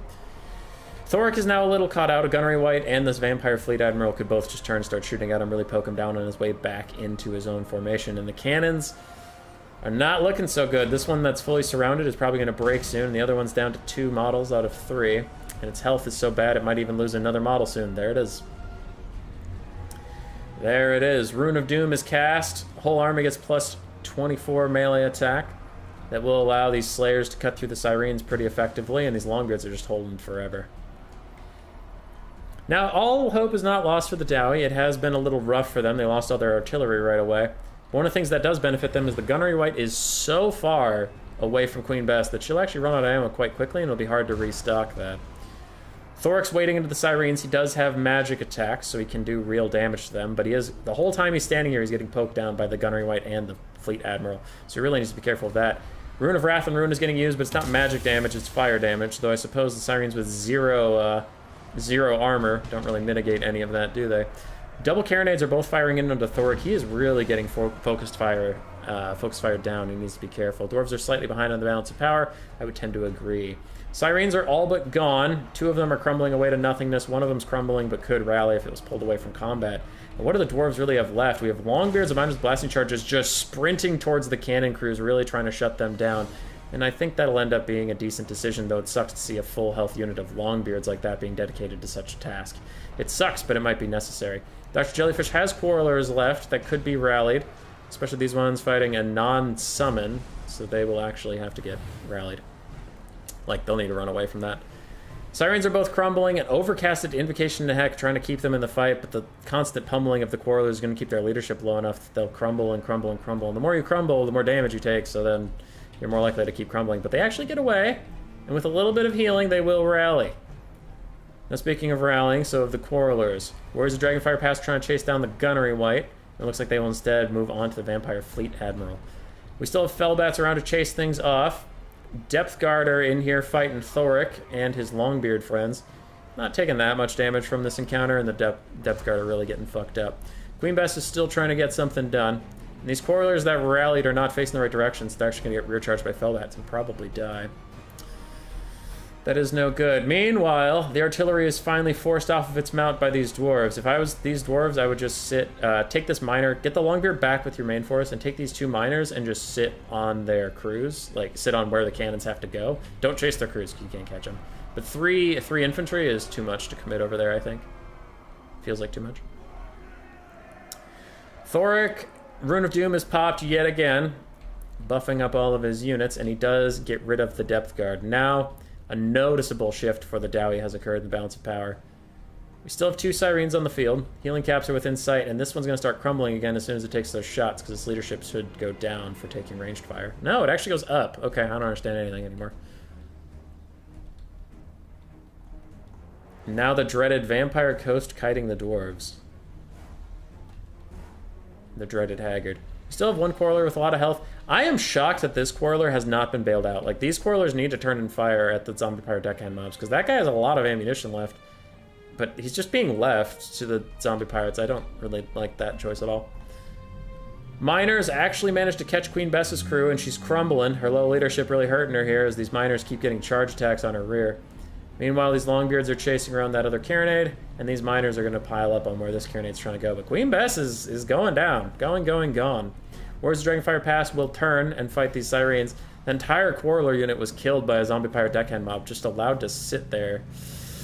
Do not like that. I'm not going to hide my opinions about that. Don't like how that played out. Really should have pulled them away sooner. Alright. Queen Bess still crumbling as these miners chase. We are going to get a rear charge from some Fellbats, but I think it's maybe too little too late for Queen Bess. They might just crumble into oblivion on their own. Miners not going to chase the cannon crews. They are, it looks like, just going to camp on the actual cannon points. And these are Slayers. Oh boy. That Vampire Fleet Admiral is not going to have a good time with those Slayers running after. The Slayers are actually fast enough to catch anything they want to. Queen Bess gets away from the miners. The miners will just turn and fight the Fellbats. The Dwarves know that if they keep these miners here, they control all 3 of these artillery pieces. So they don't really have to chase anything. Thoric and his boys are just rallying up. And what are these, Dwarf Warriors or Longbeards? They're just fighting these Zombie Pirate Deckhand mobs to the very end. We are getting a bit of a lag spike. If the game suddenly crashes now, I would call this one for the Dwarves. This feels pretty unwinnable for the Vampire Coast at this point. Their Sirens are dead. Fellbats are whatever, but their Deckhand mobs aren't looking too good. Their cannons can't get back online no matter how hard they try. I don't see any way the Coast can win. Now Turin is streaming. He's not streaming Warhammer. Turin hasn't streamed Warhammer in a very long time.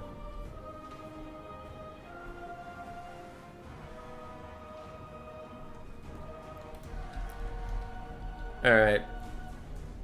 Dragonback Slayer's running up to catch this Gunnery White. Oh boy, if they get onto him, that's a good slow. Yeah, these 2 Slayer units are going to keep the single entities busy for the rest of the game, probably. Ooh. Nope, Doc Jellyfish is switching up on us. He's just going to run down the cannon crew with these Slayers. Queen Bess is still crumbling. Sirens are all just running away.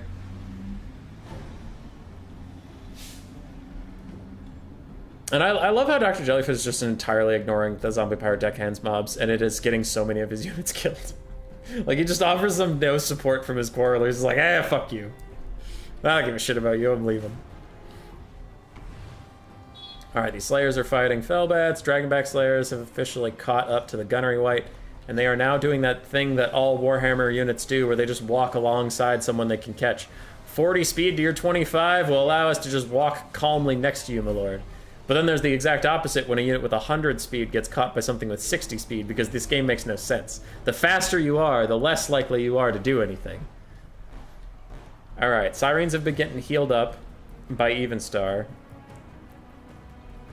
But I don't know what that's going to really do. I mean, Thoric's just going to hit them with another Rune of Wrath and Ruin, and they're all going to die. The Zombie Pirate Deckhand mob of Legend beats another Dwarf unit before finally crumbling away, and Fellbats are trying to chase them off. That Deckhand mob had to get like 700 million value. Hubby, you can charge attack my rear. Don't you tempt me, sir. Gunnery White's still getting run around. Dragonback Slayers are trying to surround him and really failing.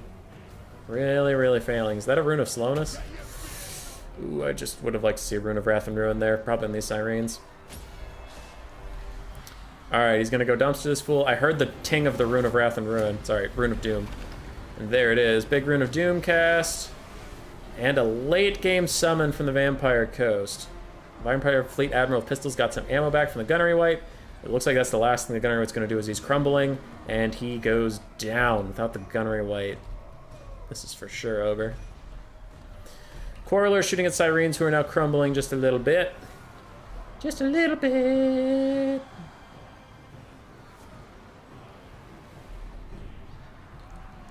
I'll start catching on the chat. I'm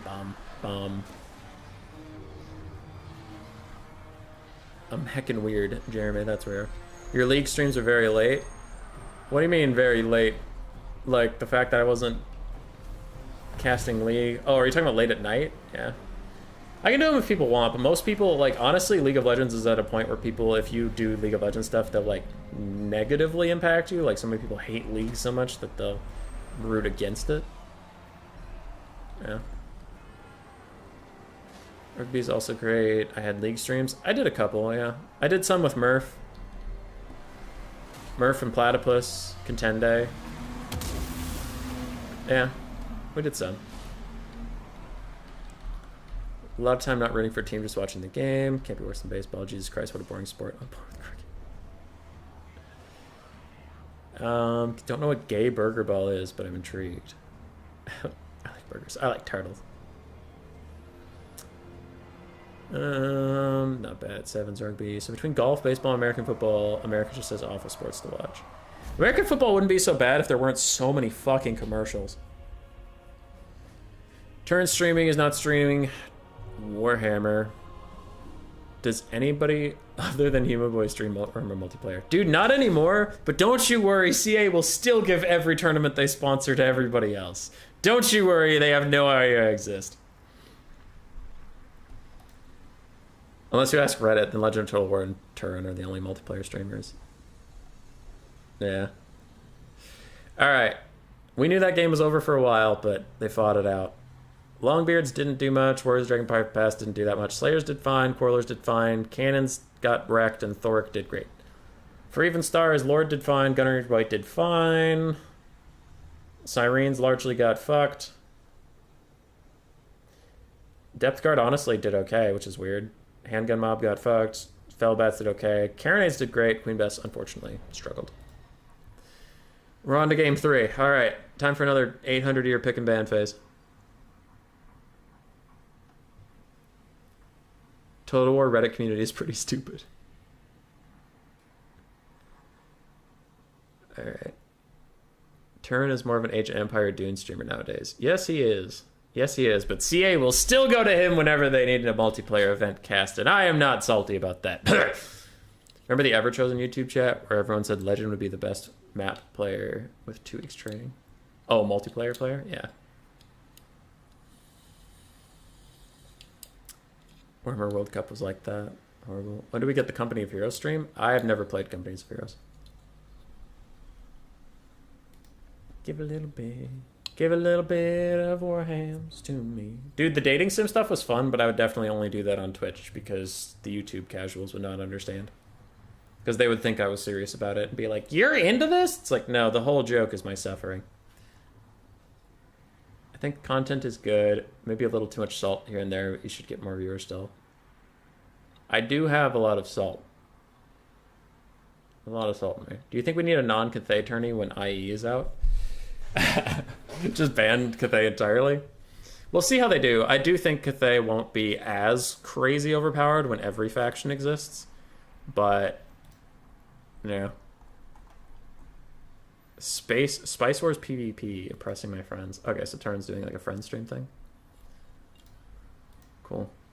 I'm curious, when was his last Warhammer stream? Because I have heard rumors that Turin is CA's main representative when it comes to multiplayer balance, And that really concerns me if he's not even streaming this game. If he's like, here's how you balance this game, and then doesn't play it. Where, like, I know he's a very good domination player, but still that might be part of the reason that they're balancing so heavily around domination domination and not land battles. Okay, 1, 2, 3, 4, 5, 6, 7. He has had 7 live streams since his last Warhammer 1, and that was 10 days ago.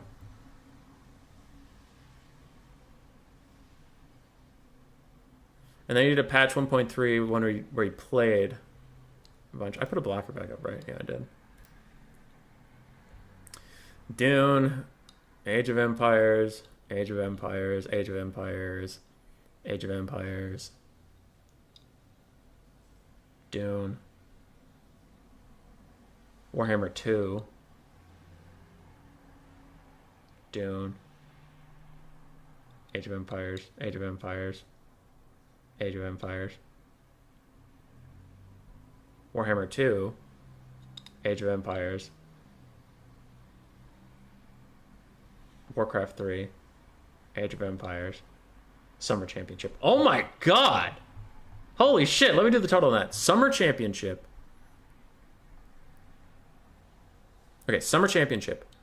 1, 2, 3, 4, 5, 6, 7, 8, 9, 10, 11, 12, 13, 14, 15, 16, and we have 2 Warhammer 3 streams. 17, 18, 18 and 3 Warhammer 3 streams. 19, 20, 21, 22, 23, 24, 25. In his last 25 streams, he's had 3 Warhammer 3 ones. 3. But he's CA's main consultant on the balance, not any of the content creators that are like maining Warhammer 3. Like, they had better be talking to Inticity. I'm not saying Turin can't do it. Like, this isn't to rip on Turin. It's just like, if what I heard is true and they're like only talking to Turin about the balance, then they really need to broaden their horizons. But that also just annoys me about their decision to balance entirely around domination mode. Well, the domination streamers aren't even streaming Warhammer that much. And it's like, okay, my entire channel is around Warhammer 3 at this point, I guess. And it's like, all right, what do you stream? Land battles. Yeah, fuck you, nerd. We're buffing blobs. Ah, God. So many streamers have left Warhammer 3, dude. It's so sad. All right, they're still sitting on Dwarves and Vampire Coast over in the actual stream we're talking about. So that'll be a hot minute. They haven't even changed factions.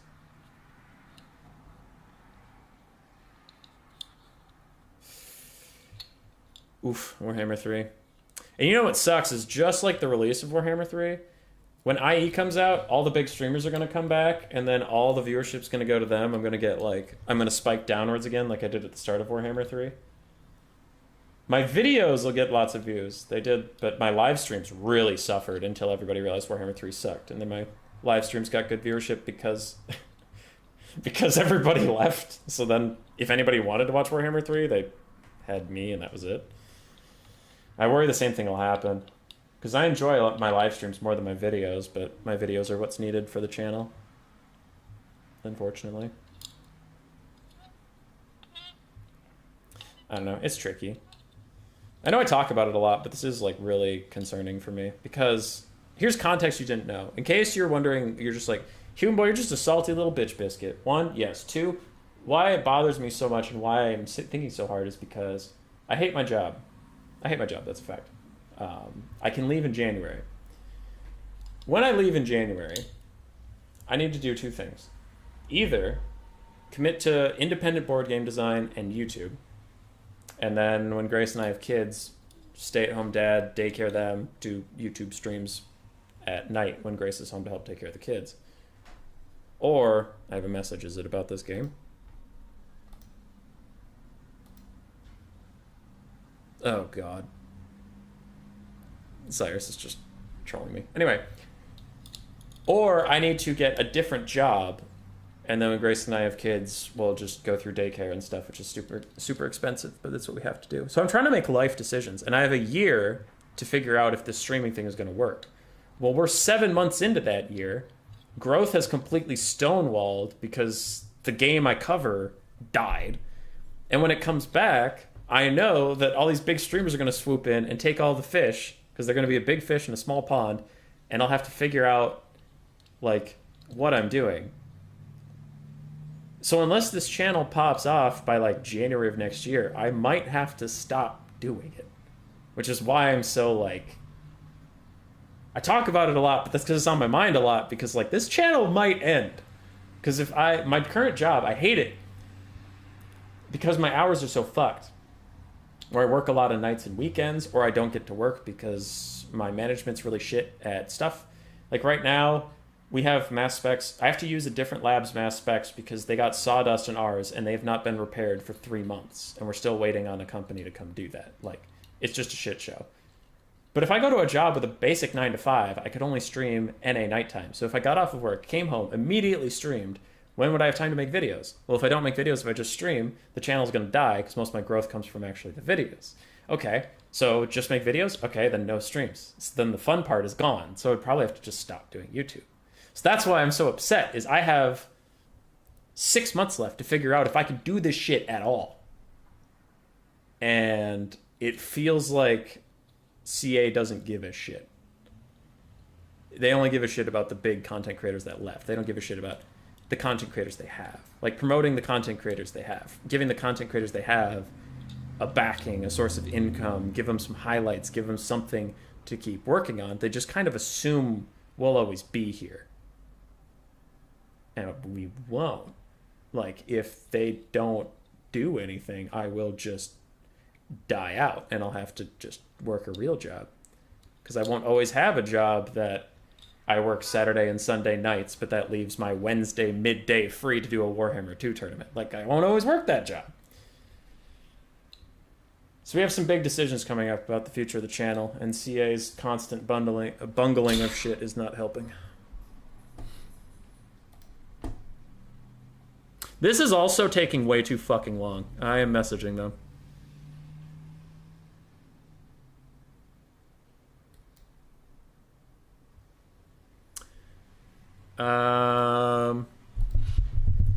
What's going on with picks here?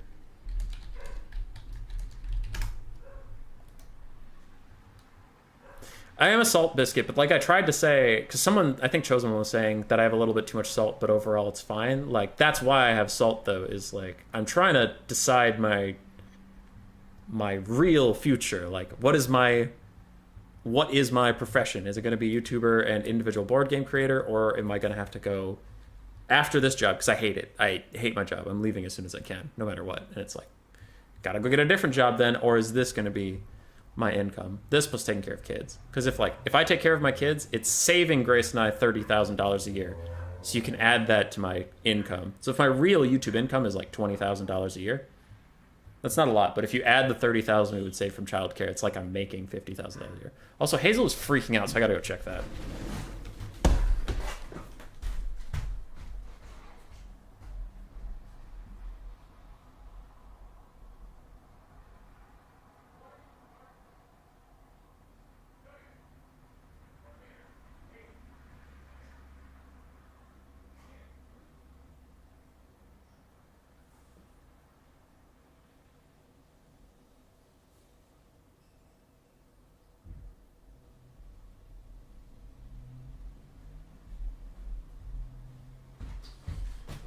Landlord stopped by to pick something up, and Hazel was not about it, so she's in her kennel for a little bit.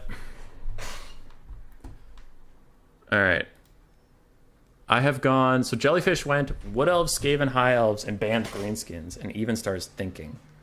And now he picked Chaos. Okay.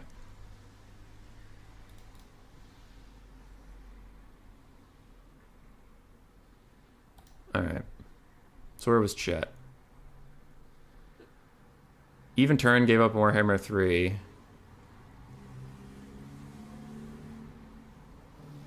He can like Dom however he wants. People don't want to watch it. It's boring as fuck. Yeah, that's true. Same with Dov. Dude, chasing rainbows, I ranted about that on Discord. And not to go too much into the rant, because again, I know there's been a lot of salt, but like, I ranted about that on Discord. It sucks to see content creators constantly push Dom is better, bounce around Dom, do all this stuff around Dom, and then their fucking content is either other games or one-off replays of land battles, not domination. Why do they keep pushing it? Domination mode has been bad for their channels, and they just keep pushing it. Oh, it's so annoying. It's so annoying that, like, it hasn't worked, and they just keep going, like... But anyway, more domination, so I cannot play Warhammer 3 at all. It's just... It pisses me off. Whatever happened to Logic or Rubber Duck? Logic is getting his master's degree, I know that. I don't know what happened to Rubber Duck. I'd hope Anticity's thoughts are in there, Grievin. Streamer stopped during Warhammer 3? That's crazy, yeah. Boys in the pond to make yourself an antidote. Yeah. I hate your job too. I don't understand why you would work at a mayonnaise clinic. Put a limit on how long they can take. Yeah, I already messaged them. They need to hurry up.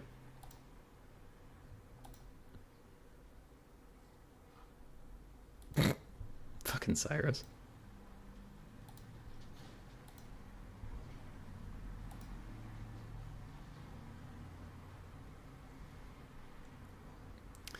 Mayo Nasons will always provide premium gourmet mayo, yeah.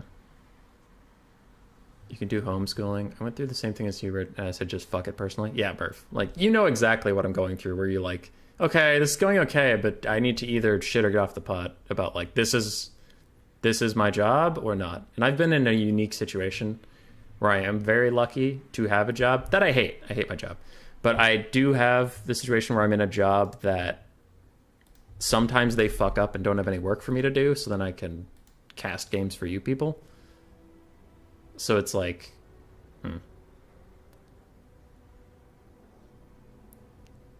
It's kind of unfair to CA. Ultimately, they see all streams as advertisement. I don't think they're really fair to expect them to help in regard to life decisions. Also, Turn barely streamed Warhammer 2 towards the end. He almost never, ever streamed that. Like, that's not my point, Jay. I wasn't trying to say that CA should care about, like, come help me make this decision in my life or anything like that. I never talked to them about my life. I'm just saying, as a Warhammer 3 content creator, it feels like they just take us for granted. They're like, you'll be there. What we need to do is focus on getting the big fish back here for another week, and then they'll abandon us for another 3 weeks. And then they'll come back for another week, and then they'll abandon us for another 3 weeks. All we have to do is keep sucking their dick, and they'll be fine. And I'm like, or you could build up your loyal streamers that are always here and only stream your content into being that big advertising thing you want them to be. And that'll get your eyes on the game or whatever, but they put all of their time and investment into someone who doesn't want to be a single content creator. Like, Turin doesn't want to just stream Warhammer 3, and that's fine, but it just annoys me how much CA caters to, like, the big names and does nothing for the loyal fan base. Like, the point is like, that big domination tournament thing was handled like shit, because they gave a lot of the spots to people who don't know what they're doing. And there was like that whole thing with the Turkish guy that only invited Turkish people, like outsiders couldn't play. That's not cool. Can't do that shit. But like, he has lots of subscribers, so give it to him. He's the best. He's big best. So it's just, that's what annoys me. It's not that, like, not that CA should care that I have life decisions to make, but it does feel like CA just assumes people like me will always be around. And I think the mass exodus of streamers from Warhammer 3 has proved that's not the case, but it just sucks. It sucks being one of the last hangers-on who's still here, still covering Warhammer 3, and still, like, whenever I talk to CA about anything, they're just like, we'll tell you what's coming up. And I've been in that early access content creator program for 5 months. I have found out one thing before everybody else did. The other bigger streamers also got access to that content before I did, and that's also an annoying thing to me. But no, they just have no communication with the smaller streamers at all. They're like, go big or go home, and it sucks. They have an entire guy whose job is to communicate with us, and we just never hear from him. I think praising Dom would attract them to you and also promote your channel. If I wanted to sell out, I would just go do something that actually makes me money. branch out to an RTS channel. I could, Chasing Rainbows. I could. I think they're hoping IE will save domination. Maybe. That's most video game companies. They'll in general prioritize a big streamer because it's easy views when they need it. The idea is more just see who gets good views and reward that. I don't think the narrative that Warhammer 2 starts thriving at the end 2 and the 3 dropped and killed it is true. Warhammer's dying fairly too hard at the end. Dude! Yeah, Jay, that's not the narrative I was trying to push. Hold on. I let a lot of respect to lost content creators. They weren't completely honest about the state of Game 3. Depends on what you mean by doing some architecture. Yeah. Jay, we covered it earlier in the stream, but... And Rusty said that's just how it is. Dr. Jellyfish's build is almost complete behind the thing. So audience lifetime.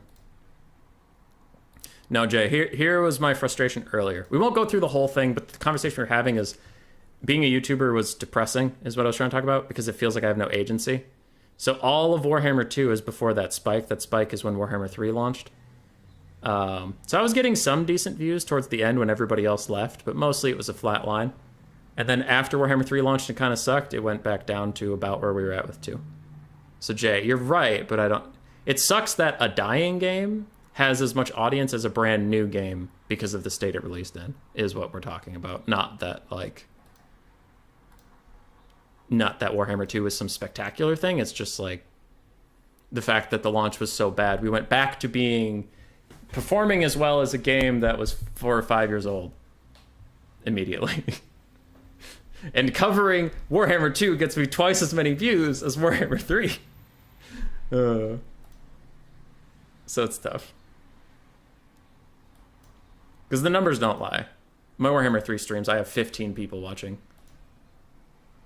Like, that is a fact. That is my average on my last 4 Warhammer 3 streams is 15 people. My average on my last 4 Warhammer 2 streams is about 30. So it's hard. I talk to my pack masters, and I'm just like, except for this game, except for the Vermin League playoffs, I can't cover Warhammer 3 anymore. It's just too bad for the channel. I'll do videos on it, but not streams. Warhammer 3 revived Warhammer 2, if anything. That's fair. I do see a few people acting like Warhammer 2 was thriving. Yeah, Jay, though, that is disingenuous. I will agree. Because the end of Warhammer 2 is brutal to stream. Like, the literal last few tournaments were good, but people are forgetting, like, October through June of that year was so slow. Like, then Anticity's Grand Finals brought a lot of viewership to the channel, and that was nice. And then after that, it was pretty quiet. Why did it take 19 minutes for them to build their armies? I don't know. I already told them that they need to hurry the fuck up. And whoever wins this in finals, we're going to get through this a lot faster. Someone already readied up, and I'm thinking it's Evenstar, because he does that.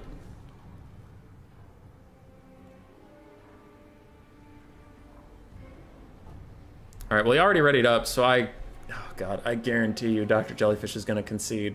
Because, I mean, why wouldn't he? His army isn't set up, and he has a minute to do it now. That means we're gonna leave to the lobby. Oh my god.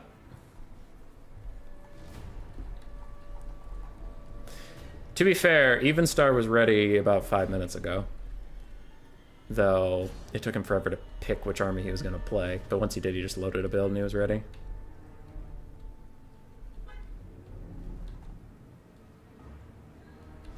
Looks like Jellyfish is trying to set up in the minute left to him, but I don't know if that's gonna work. We'll see. For now, the builds, Scaven versus Chaos, looks like we have Ikit Zap Zap, 3 Scaven Slave Slingers, 1 Poison Wind Mortar, double Chieftain on Bonebreaker, and a Gracier on a Bell. That is extremely expensive.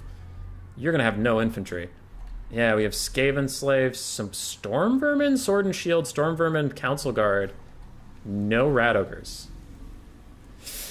That is a build. That is 3 Storm Vermin in this build. That is a thing. That is a thing that is happening. All right, for Evenstar, we have Marauder Horsemen. Horsemen. I don't love that. I think Skirmish Cav in this matchup are worthless, but Evenstar is a special sort of creature. We have a Chaos Sorcerer Fire with Fireball and Burning Head. He has Forsaken, Chaos Marauders, Sigvald, Chaos Marauders, Forsaken. So that's pretty good. His Infantry Corps is good. He has 2 chariots, which is good. He has 3 chaos spawn, which is also good. He has a manticore caster, which is fine. I do not love the skirmish cav. They don't have a lot to do. Peace, boys. I'm out. Hey, Matt Coffin, you have a good night. Warhammer 2 is 2x online to Warhammer 3, but somehow it takes me 15 minutes to find a quick battle. Yeah, a lot of people are playing campaign, Echoes. A lot of people playing campaign. Zap's already down a model. It looked like Dr. Jellyfish tried to abandon it at the last second. That's a fun bug. This still thinks there's 3 Warp Lightning cannons left. Anyway, he tried to abandon it, but the fireball had already locked onto the Warp Lightning cannon. That's a funny bug. I have to remember to save this replay after it's over, because that is definitely funny. Must cover bugs. Another fireball's coming. Abandon it. Make the bug even funnier. No! Damn it. 2. Aha! It still thinks there's 2! Alright. Cool. Skirmish Cav are gonna hurt. It could zap unpunished. Poison and mortars need to turn around and fire.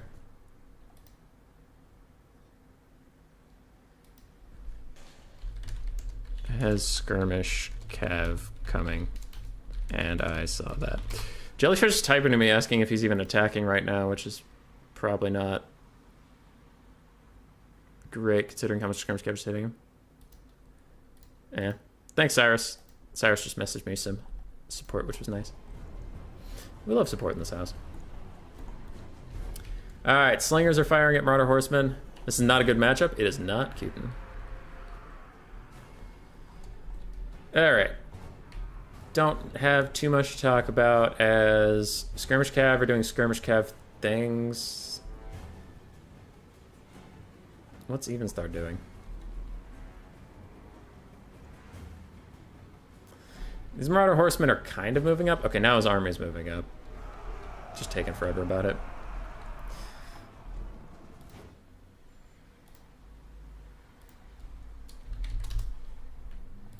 Alright. Dr. Jellyfish is not loving what is going on here. Because it's hard for him to see if stuff's attacking, because a lot of these things are chilling in trees and whatnot, but technically Evenstar's been moving up, so it's not a rules break, it's just like slow. Marauder Horsemen getting some free charges in, but they might have overextended here as they're about to take a bunch of Poison Wind Globes and Scaven Slave Slings to the face. None of the globes actually technically hit the Marauder Horsemen, so it only hit the Scaven Slaves. Where's chat multiplayer lobby now? It got taken out a couple months ago and never added back into either Game 2 or Game 3. Will Crabbling even be awake at this time? I have no idea. I have no idea.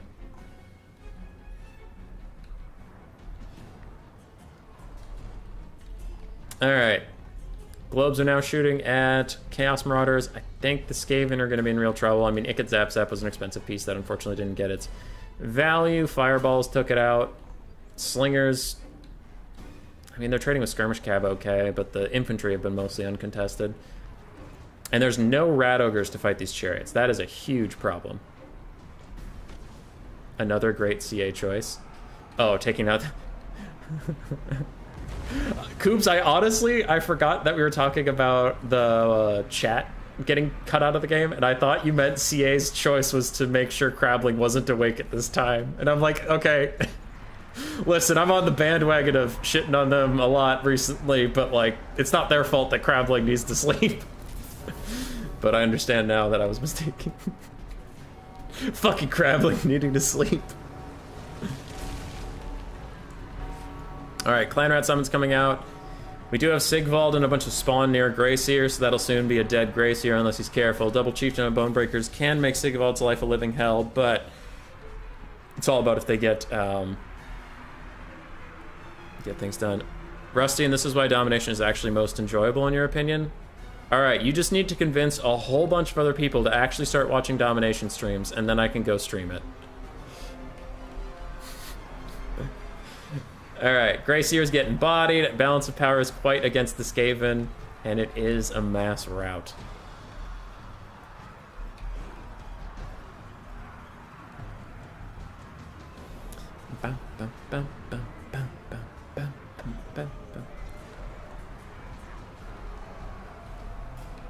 I don't see anything the Scaven can do at this point. They have the dreaded 13th available. Yeah, and they're going to cast it right here. It'll kill these Forsaken, but the spawn won't take any damage from the explosion. Didn't even kill that many Forsaken, honestly. Sigvald's still gunning for the Greyseer with everything he's got, still full health. And Chieftain's trying to... The Greyseer is entirely pinned in by Chaos Spawn. The Chieftain's pinned in by his Greyseer, and no one can get to Sigvald, as the Chaos Spawn will take out the Greyseer, and that'll be the end of it. It's not just Ancier. Many corpos are dreadfully afraid of toxic players. Yeah. But still, I think it was... I know there's their own reasons for it, but I think people just feel bad when you take a function away from them, right? Like, if the game started out with no chat function, I think people would take it easier than, like, Warhammer 2 had chat for years and years and years, and it got taken away because because Game 3 didn't have chat, so it felt like it was being imposed upon them. And no one likes that stuff, you know? So it's all about, like, context. I honestly enjoy Domination more even to watch, but I'm sick of Total Warhammer 3 factions. Well, good. I'm glad people enjoy it. Alright, Storm Vermin, Sword and Shield did not get too much done, unfortunately. Count's Guard did okay. Poison Mortars did okay. It could Zap Zap, got destroyed. For Even Stars, Firecaster got a lot of value, so did Sigvald. Everything else just kind of chased off routing stuff. Some Spawn did okay. GG, though I do need to save that replay. 2 Warp Lightning Kappa. Alright, let's go get Crabbling.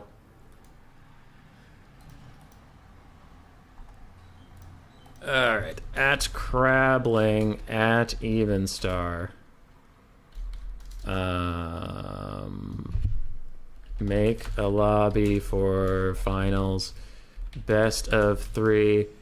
Build times limited to 7 minutes because that last best of 3 was ridiculous. All right, there we go.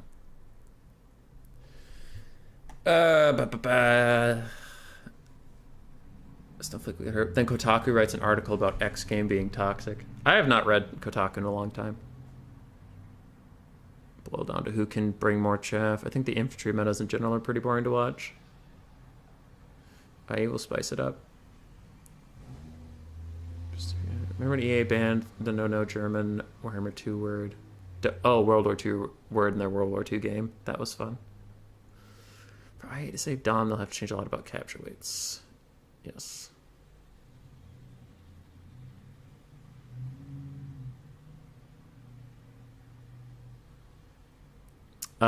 Zombie summons don't capture, I don't think. Where are we in the brackets, Maiden? We are in the finals. Crabbling versus Evenstar, as soon as Evenstar gets over here. But we had a lot of downtime for some very, very, very, very long build phases. So it has just kind of turned into a griping stream from all sources. Yes, griping. Whining and complaining, my favorite. I actually do enjoy it, but not then. The fact that flanking and kiting are pretty dead in Domination will always make it more boring, in your opinion. If they want to implement a safer chat system, then fine. Just don't remove the existing chat and say there's no alternative. And we'll implement a new one in a year or so. Yeah.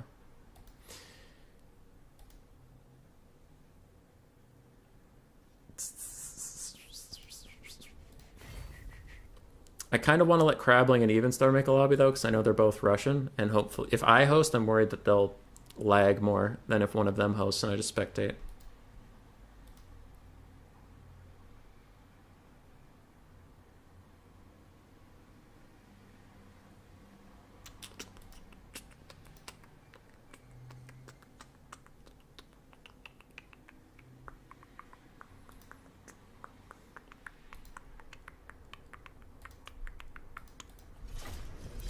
Alright, Evenstar changed his map to Oakenhammer, so I'm just going to hope that maybe Crabbling's already in here. Yeah, Crabbling's here. Great.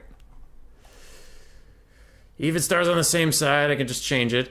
Well played by Dr. Jellyfish. I think, are you the first person to take a game off of Evenstar today? I think. I would have to check the bracket, but...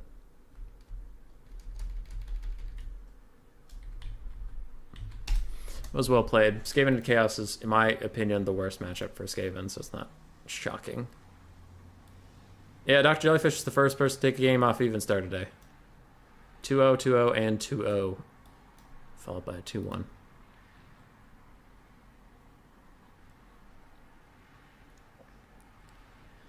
I think Void once told me that Evenstar was Ukrainian. I mean, Ukraine is still closer to Russia than Minnesota.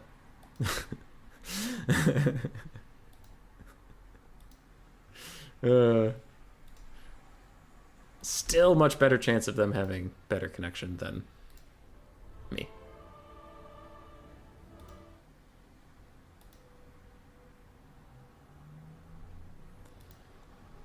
Alright, we'll see. We'll see if they get this done in orderly fashion.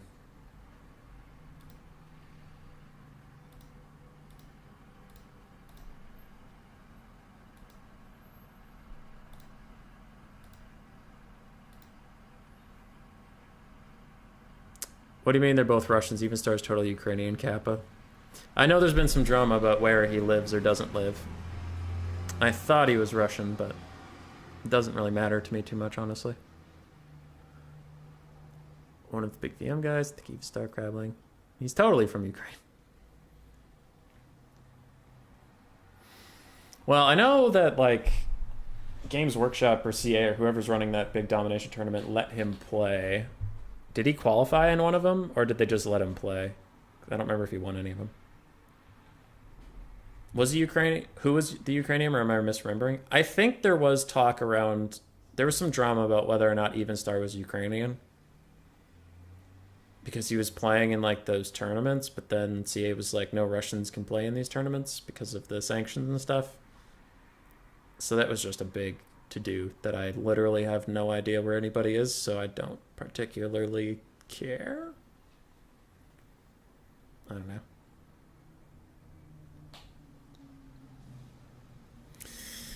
I don't know. He did win? Alright, so that means they're letting him play.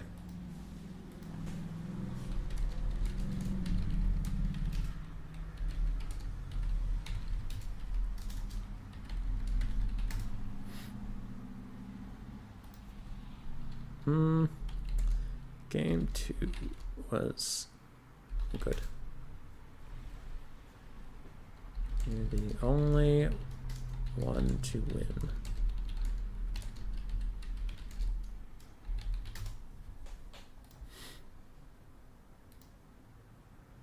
We just know that you're a Canadian. Oh yeah, sure. Definitely Canadian. Evenstar has a Moscow IP. Well, CA is letting him play. They're letting him play. And he has a Russian flag in his Steam profile. Yeah. There's, like, literally no benefit for me to really, like, care about this stuff, I guess. Or it's like... weighing in just pisses off one side or the other when I honestly don't know anything. I am in Minnesota. I thought Evenstar was Russian. I don't really care where he's from at all.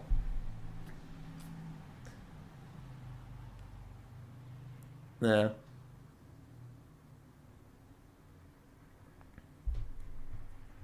Minnesota's fake wannabe Canada.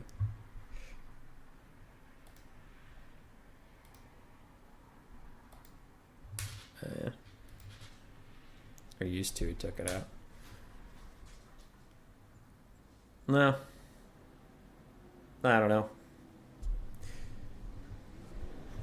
I was messaging Void at one point, asking if he was okay because of the fighting and stuff, so.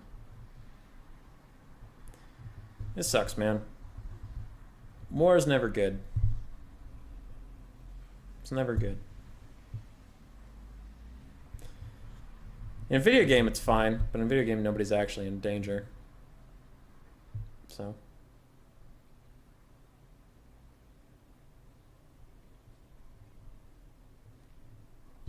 Sucks.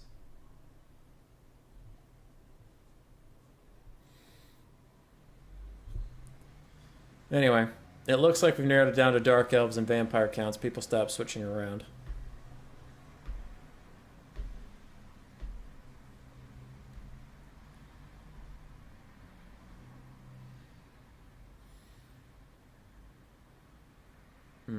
Blocker's up. Good. I just had a moment. I had a momentary heart attack, and I was like, wait, do I have a blocker up? No. With the ambitious geopolitical analysis. I hope the VM guys aren't suffering in the war. Yeah. Cyrus, that's what I messaged him too. Well, I actually don't live in Russia, so I don't know if there's a draft or not. But if there is a draft, then I hope none of them got picked. Because that's just no good. The ambitious geopolitical analysis. Well, that whole situation is so charged right now, where there's some people like that just like it's not a good time to talk about it in like a level-headed way. Kind of like the Roe v. Wade stuff getting canceled in America right now. So, like, there's a time and place to talk about it as an outsider to the situation, and currently in America with Roe v. Wade getting, like, taken away or whatever. Like, however you feel about that, that's honestly fine. Like, I've had some political discussions with some people from our Discord, and it's honestly gone great, and that's awesome. Even when we disagree, which is good, and that's the kind of political discussion I like. We just live in an age where if like you talk about politics, things get really tribal and really like gross really fast, where just everybody hates each other and it sucks. So, but anyway, the Roe v. Wade stuff, it's like Grace is a huge supporter of pro-choice and stuff like that, so it's not a good time really to talk about abortion rights as a man, so it's just kind of like give her some time, let her grieve this, and then we'll deal with it later.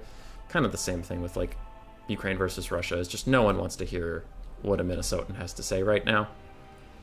So it's kind of like none of my business, because anything I say has like a huge aspect to it that's tricky. Like, and I'm trying not to say anything one-off that people will just like clip and get all mad about, but like, I've talked to Cyrus. So here's a specific. Not about Ukraine, but about Europe in general. I talked to Cyrus once about some political stuff. We went back and forth for a little bit. But like he was quoting examples from Europe that I literally didn't know like existed. Because I don't live there. I don't get a great European diet in my media schedule, right? Like, so I don't know what I'm talking about. So that's why I try not to weigh in too much on stuff that I have no fucking idea what I'm talking about. I'll talk your ear off about shit I know about, but I'll back off pretty quickly if I don't know what I'm talking about, because I don't know what I'm talking about. So if you ask me about Ukraine, I'm like, it's on the other side of the planet.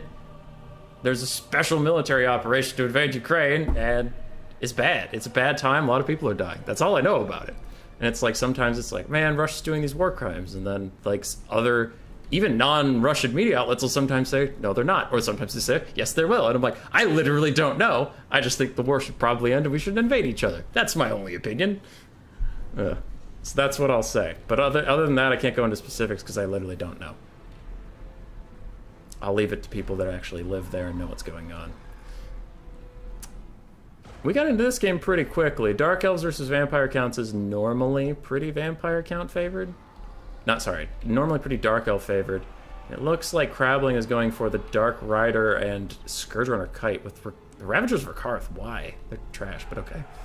We have some Cold One Knights to do a little bit of Psycho Charging, some Dark Riders, Cold One Knights, Canate Assassin, Marathi, of course. No Manticores to help her out, more Dark Riders. But at least not a Blackguard, Nagaron, Box, and Blob, so we'll take that. For Even Star, this is the classic Vargeist build. I don't know who brought it into creation, but I've seen Even Star use it a lot, so I'm going to say it's his, but I have no idea. Vargeists piling in, 2 Cold One Knights. Aside from that, we have some Direwolves. We have a Blood Dragon Vampire Lord on his dragon. First dragon we've seen all day. Some Graveguard with Great Weapons and Necromancers and Vargeists and stuff. But yeah. Before any of that political stuff gets taken out of context, last thing I'll say on it is literally my position on it is I have some opinions that I acknowledge are opinions because I have no idea if the information I am receiving is valid or how much of it is valid or how much of it is biased. So without proper information on such a touchy subject, the only opinion I can have is war bad. Outside of that, I don't know. Okay, that is my thought. And if anybody has a problem with that, honestly, that was such a bland milquetoast take that I'm surprised you are mad at anything. Anyway. More Cav Kite. Dark Riders are caught up by some Vargeist, but the Vargeist have taken a lot of damage already this early in the game. That one's at about half HP, that one's at about half, 2/3, and 1/3-ish. It's not a crazy complicated issue where everyone's to blame. Yeah. Like I said, there's a lot I could go into it, but I have nothing meaningful to contribute to the conversation. So it's just not. I got nothing. I have no secret intelligence. I have basic mainstream media, which is when Ukraine does well, they're going to cover the shit out of it, and when Russia does well, they go suddenly quiet. So the only information I have is pro-Ukraine. Like, as far as events in the war. Morality, it's pretty obvious. It's just like, well, one country's invading another, and usually that doesn't bode well for the country invading the other one. Like, there's not usually a great positive reason to invade somebody. I don't know. I don't know of a single time in history that there's been a justified reason to invade a place. Like, there's annexations or something that, like, happen peacefully because the people of that place decided they belong somewhere. And that's a little stickier of a situation, but this was an invasion. Like, that's not controversial. But I'm talking about, like, the events of the day, I don't know. Anyway. I digress. Lots of kiting. After a very explosive start, it seems like Even starts chilling out a little bit. He's pulling back his Vargeist so he can heal them up and they don't want to take a bunch of skirmish fire. And like we saw versus Dr. Jellyfish's Lizardmen skirmish, he's now moving to the Skeleton Spearmen and the zombies up front to take some of the punishment rather than his Vargeist while he heals them. Maybe a misplay is these Graveguard getting out too far. Now, these Chariots could turn around and charge, which is a good choice, but also these Dark Riders could just shoot them. More annoyed there's a group of people running around the community, probably lying and acting like thugs. Yeah. I just don't know enough about it, because I'm not plugged in at all on, like, the whole domination tournament thing. I wasn't plugged in at all, so I only hear third-hand drama. And while it's exciting, if you actually ask me what I know about the drama, I'm like, I don't know. 3 different people told me 2 different things, so I don't know.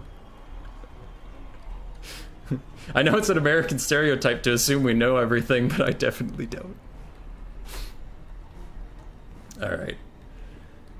I'm imagining we need an AoE heal here, otherwise why would they blob up? Yup, there it is. Nice, no overcast for once on Even Star. No, wait, it was Crabbling. Crabbling was the one who was having overcasts all day, just completely fuck his casters. Bounce power is about even. Vampire counts are crumbling away the longer this takes over here, so these Dark Riders just need to hold on till the direwolves go away. But I do think these Vargeist will dive in and kill it. Strat Game with the $5 donation. Thank you so much. Good, sir. Positive invasion. The perspective of invaders is always positive. Yeah, but I meant, like, when you're talking about morality, it's very hard to have a morally just invasion of a place. You can have, like, a financially just one. Like, I'm going to get a lot of money out of invading a place. But, like, I don't know. The Spanish conquistadors thought they were doing a good thing when they came to South America, and then history decided that was not a good thing. A lot of people died. Bad Spain, don't invade South America and convert everyone to Catholicism and burn all their books. Don't do that. That is bad. So, nah. Classic Spain, taking over all of South America, like a frightening amount of South America. I listened to a podcast on the Mayan Empire recently, and I realized that they had no natural resources of iron or steel. So they made an entire society as best they could with, like, wood, bone, and stone. And then the Spanish just came, and they were like, this is steel, and just pierced through all of their armor and everything. It was brutal. Canadian Assassin is caught out. Helm of Discord lowering his stats. Assassin's Trophy is counter-lowering the other stats, plus his Soul Stealer Light Web of Shadows is trying to kill off all these surrounding units, but the Canadian Assassin is dumpstered. He is no Marcus Wolfhart. He takes real damage. Blood Dragon Vampire Lord did not get out scot-free, though, taking about half his HP in damage as Dark Riders and all this stuff poked in on him, and Marathi's Doombolt misses because the target was moving, and that is a very bad spell. I hate that spell. She gets it for free, so it makes sense for her, but, like, if a natural Dark Elf caster takes that thing that takes Winds of Magic, they're trolling. AoE heal coming in as soon as they group up, you know that. And we're still kiting. Balance power is still about even. Crabling's ammo is really good on one Dark Rider, but everybody else is struggling for ammo. And outside of his ranged units, he doesn't have anything. He has one Golden Knight that's almost dead. Marathi's lingering around. It looks like we're getting a free charge on some zombies by the Scourge Runner Chariots. Kind of surprised Marathi didn't take that charge on the Necromancer. It looked very tempting, but I think that would have been a mistake due to all the Vargeist being there, so Crabling made the right choice. But just like, my gut instinct was like, charge the Necromancer, do it! Here's disease, so half your population will die to a disease. Yeah. Since they would have been. A lot of the converting to Catholicism was actually saved to save the local population, since they would have been killed otherwise. It's not a great reason. Yeah.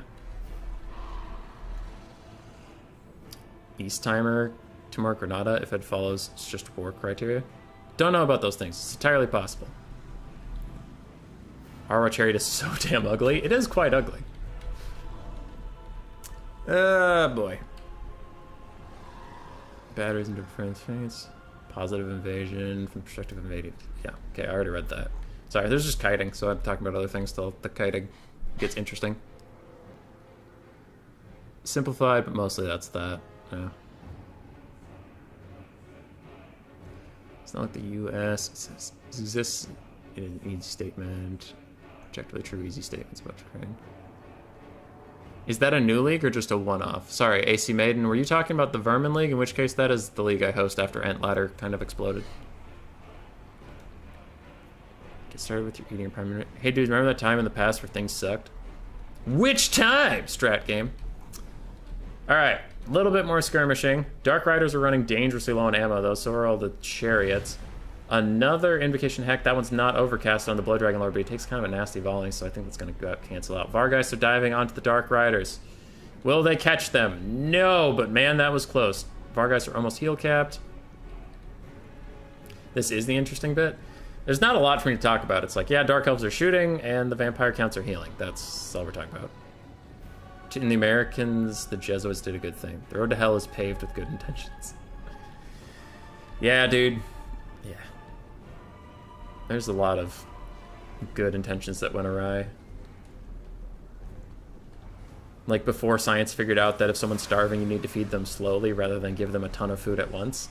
That is so tragic that you like save someone from starving, you give them food and they die from the food you gave them, and you're just like, what the fuck was I supposed to do? And then we figured out that your stomach's too small, so you need to give them a small amount of food. Like, it makes sense after you know it, but before you know it, that's just such like a terrible way to die. Blood Dragon Lord dives down, and he catches the Dark Riders repeater crossbows in melee combat, but they just commit to the melee to allow these other Dark Riders to get off a brutal volley. Healing cap is within sight. The Doombolt actually hits, doing great damage to the Blood Dragon Vampire Lord, and this is really, really, really bad for Evenstar. Evenstar might just pop his debuffs, and it looks like he has. He's just going to try to fight his way out by killing Marathi. Marathi is a decent melee combatant, but she's very squishy, so she can't really take a lot of hits from the Blood Dragon Lord, but it doesn't look like he's getting out of here as he's completely boxed in. The cavalry have even retreated at this point, but the Scourge Runner Chariots, Ravagers of Rakarth, are just holding him in with their anti-large. No, wait, they have anti-infantry because I guess reasons. But the Blood Dragon Lord is down in a very, very sudden, decisive turn in this game, as I'm pretty sure that is going to be the end of it. Evenstar's Necromancer has no spells this time. This isn't a Helm and Gorst game. That's just a mana battery over there. The last Vargeist dies. We have some Graveguard, but we also have Scourge Runner Chariots that can infinitely cycle charge. Oh, yeah, man. This tournament was a one-off. It was just for fun. Chosen One was itching for a traditional Warhammer 2 tournament because I did a lot of gimmicky tournaments. So then I did one for him, just because he wanted it. Is there a CT421 Grunt? A what? Very nice, yeah. All right, Crabbling, getting it done. I haven't gotten to see a lot of Crabbling play, and I can say it is a pleasure.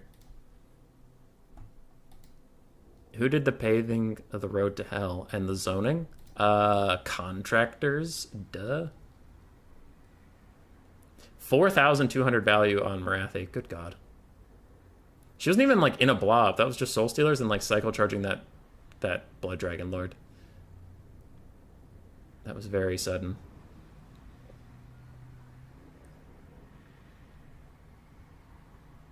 Bring back the box. Yeah.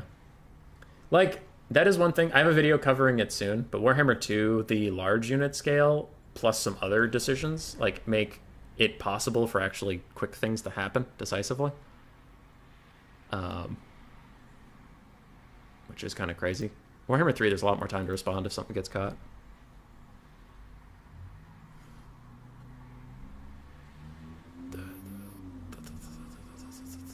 Don't want this to become the meta. I don't really think that was the meta.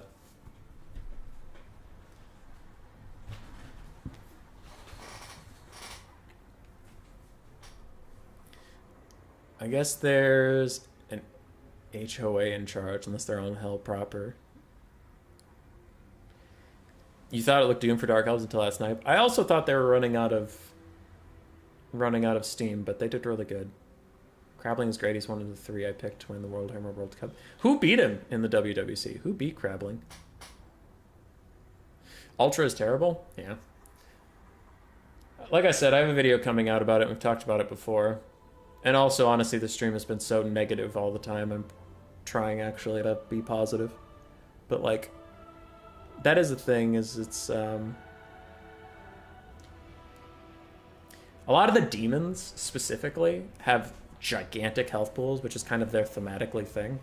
But I wonder how that's going to go, because, like, I did the math, and Kolak Suneater would have to swing, like, 25 times to kill a Nurgle Great Unclean One. He would have to hit 25 times in a row to kill a Greater Unclean One.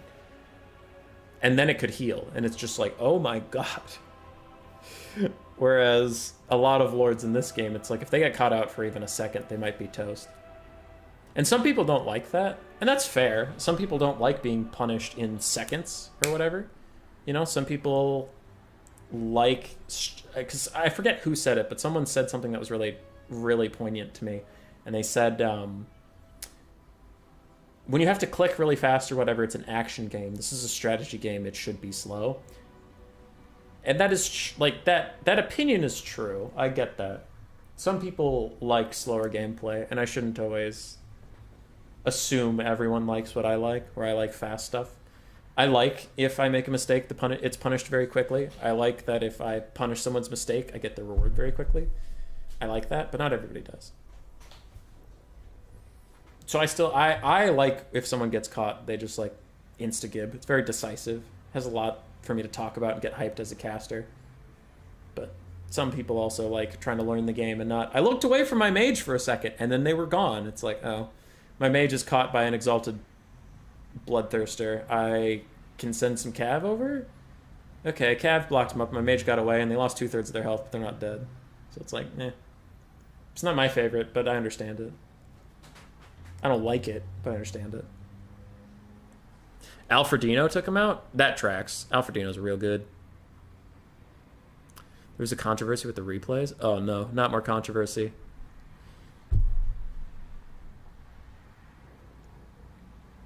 Lords being unsnipeable is one of the most stupid things about Warhammer 3. Kugath has 14,000 HP? Yes. Strategy equals slow? Is what they're saying. We're like... In Loopy, I get it. Like, I personally think that strategy games could be fast and slow. I think that both could be strategy. But I can understand people that come from, like... You know, like, Civilizations is a strategy game. And Total War is a strategy game. But Total War 2, if you were playing online, it was, like, so wildly different, where, like, reaction time and mechanics was such a huge part. And some people really like the part of the game of army building, theory crafting, decision-making, and domination mode.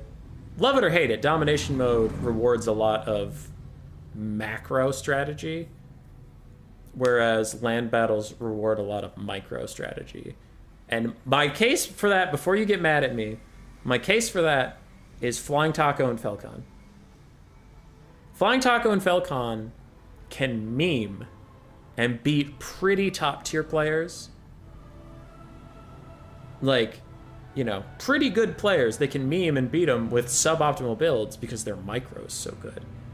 Domination mode isn't as intense. Now, of course, macro and micro matter for both. Don't get me wrong. Micro and macro matter for both a lot. I'm not trying to say, you have shit micro, go play domination mode. Easy game, easy life. I'm just saying that macro mistakes punish you a lot more in domination mode, and micro mistakes punish you a lot more in land battles, is all I'm trying to say. You need both to be crazy good at either of them, but that is my point, is someone who came from a strategy background of decision making might get intimidated by Warhammer 2's meta of being really on top of your shit all the time, go go go, being in it, yeah, and understanding the meta. If you get flanked in a real life battle, I'd probably lose. Yeah, I agree with you. I'm playing devil's advocate for the people who aren't here, but I have talked to some newer players, and they're like, I like domination mode because the game doesn't end if I fuck up in the first 10 seconds. That's nice. But like, I've been in and out of loop, but I've heard SEMs were OP in Warhammer 3 despite wounds. They still get dropped by a bunch of peasants with arrows. Lord of Lugia, they do get dropped by a bunch of peasants with arrows. The problem is no factions have arrows besides Cathay.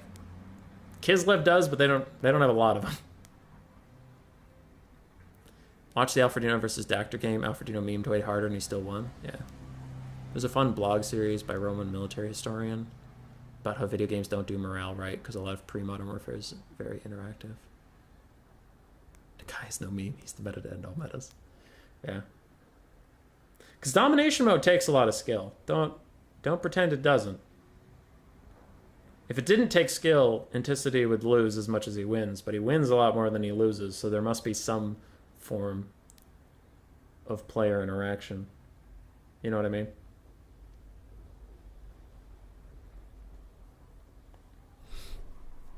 It's just slow.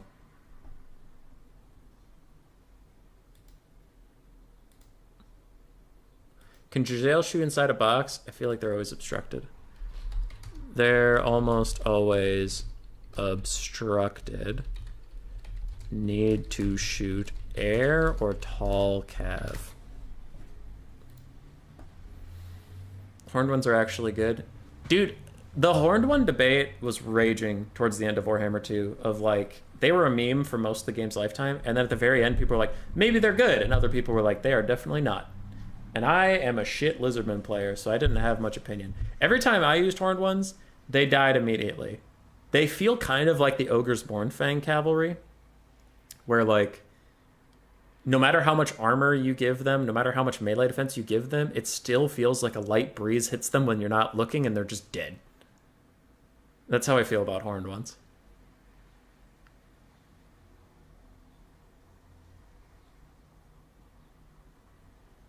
Total Warhammer 3 factions are too bare bones to play alternative styles. True. Yeah. Warhammer 3 just needs DLC. I have maintained and I will always maintain that Immortal Empires will make the game good. I don't think the game's fundamentals are so broken it's not fun. I think Immortal Empires will make it good. My only concern is whether or not they're going to completely kill land battles and just go domination mode, or if they'll let both exist. But if we have more patches like 1.3 that are like so domination focused that they actively hurt land battles, I think the scene's going to be tough, and it's really going to rely on domination mode becoming more exciting for more people to watch. Because some people like it, and I'm not trying to pretend you guys don't exist, but I also have seen everybody's streaming numbers, and I know they're super low. So if they go all in on domination mode has to succeed. Whereas I think the smarter thing to do would be not throw the baby out with the bathwater and like not actively shit on land battles, but also make this shiny new thing, you know? So I hope they don't. I hope they work on both. But as Jay was saying earlier, they've never been huge fans of balancing multiplayer too much, so maybe that's a wishful thinking. I'm super confident that Immortal Empire's campaign will be fun. I think that's impossible for them to screw up. Though I also would have thought it was impossible for them to screw up the Warhammer 3 single player, and then the Realm of Souls happened and no one was happy. Trust the pages. We can play campaign and enjoy it. Yeah, campaign's gonna be great. Really hope they don't abandon land battles. Me too. Oh god, dude. I didn't hate Realm of Souls the first campaign I played. I played a Kislev campaign. Realm of Souls was fine. First time I played it, it was fine. It was fine. It gets old so fast. I'm playing a second campaign. I'm playing on Miao Ying, a Miao Ying campaign, and every time the portals open, I'm just like, fuck, please go away. My parents are we're getting a divorce, but Tom saved the marriage. Oh, that's good. I love that.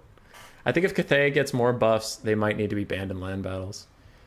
Yeah, Coops. And honestly, I'm not against that. If we have the IE factions, it's fine to ban Cathay if they're just not going to be balanced. Like, it's okay. But we obviously need to see how the Immortal Empire's factions do. Total Warhammer doesn't need that much balancing for multiplayer because the variety of factions and units does most of it. True, Papa Palpatine, unless you're Cathay, because then Dom mode does not like you and you need more buffs all the time. Alright, who's on what? Crabling is on Beastmen versus Greenskins. Hey, we got Greenskins. So we got Greenskins from that list we made earlier of factions not played. We've seen every faction today except for Bretonnia. Okay, cool. Greenskins versus Beastmen. Traditionally thought to be very Beastmen favored. I would agree, but I do have some pretty cheesy Greenskin builds I like that can do okay against Beastmen. But they're definitely cheese, so let's see what Evenstar brings. He's not a big cheese lord. He has builds that he's usually pretty confident in. Orc boys, Orc boys, Orc biggins, Orc boys, so a mix of boys and biggins. Triple stone troll. Savage Orc boar boys. 2 savage Orc boar boys. 2 forest goblin spider riders. We have Grom the Punch. An Orc shaman with Brainburster and Edbot. And a goblin big boss. They need stabbing. Savage Orc boar boys is what you're betting it all on, Evenstar. Okay, all right. Evenstar's ballsy. For Crabling, we have 4 Centaurs with throwing axes. That's been very popular today, including the Grog Hooves. We have 2 Harpies, interestingly enough. Ungor Herds, no spears. A Bray Shaman of Wilds, Torox, double Manticore, and a Jabberscythe. Okay, technically this build's illegal, but we'll see. I don't think Crabling knows that Torox got changed to an SCM. Or did he? Hold on. I always get paranoid about this stuff. Just give me a second. In the background, people are just kiting, harpies are flying over, and I need to really quickly get down and make sure that I know that Torox is an SEM. He is. Okay, so there's one too many SEMs. We'll see if Evenstar cares, or if the Greenskins win this game, then it's not an issue, and I'll just tell Crabling and make sure he knows. But cool. Nice green and dirty, Matt. I played Greenskins all cav twice to Human Boy. Well, I didn't know that because I didn't see those games, good sir. All right, Stone Trolls get into melee with some throwing axes. That is a little bit of a mistake from Crabling. He was trying to help Torox trap in this Goblin Big Boss, but then They Need Stabbing comes down, and suddenly 2 Stone Trolls and Orc Biggins are all surrounding Torox. If he was a Balance Lord, this would actually be a fucking problem. Now, for Crabling, we also have a Jabberscythe coming in. It's Mortis Engine draining down and terror-routing off some of the Stone Trolls. And Torox, completely surrounded by Stone Trolls and anti-large infantry, is beating all of them because balance! Balance, I say! Oh my god! Alright. Jabberscythe, though, is not having such a great time as Grom the Paunch and the Savage Orc Boar Boys have already just chunked it down. The big Jabber Boy is already gone. I didn't know Torox was an SEM either. Yes, it was a change in the last patch before Warhammer 2 ended, and a lot of people had taken a vacation around that time. I'm not surprised it happened. And we'll see what happens. But anyway, it's a problem for after this game. Now Torox is absolutely destroying Grom the Paunch, and with his fire damage, he does extra damage to poor Grom. Jabberscythe for Crabling is routing, but a Manticore and Torox. I'm surprised, honestly, Grom the Paunch is dead already. And he really needs to leave. Evenstar is way too committed to this fight, and another Manticore lands. Grom is not pathing the right way. Ooh, but he does slip away. All right, good for you, Grom. Good for you, Evenstar.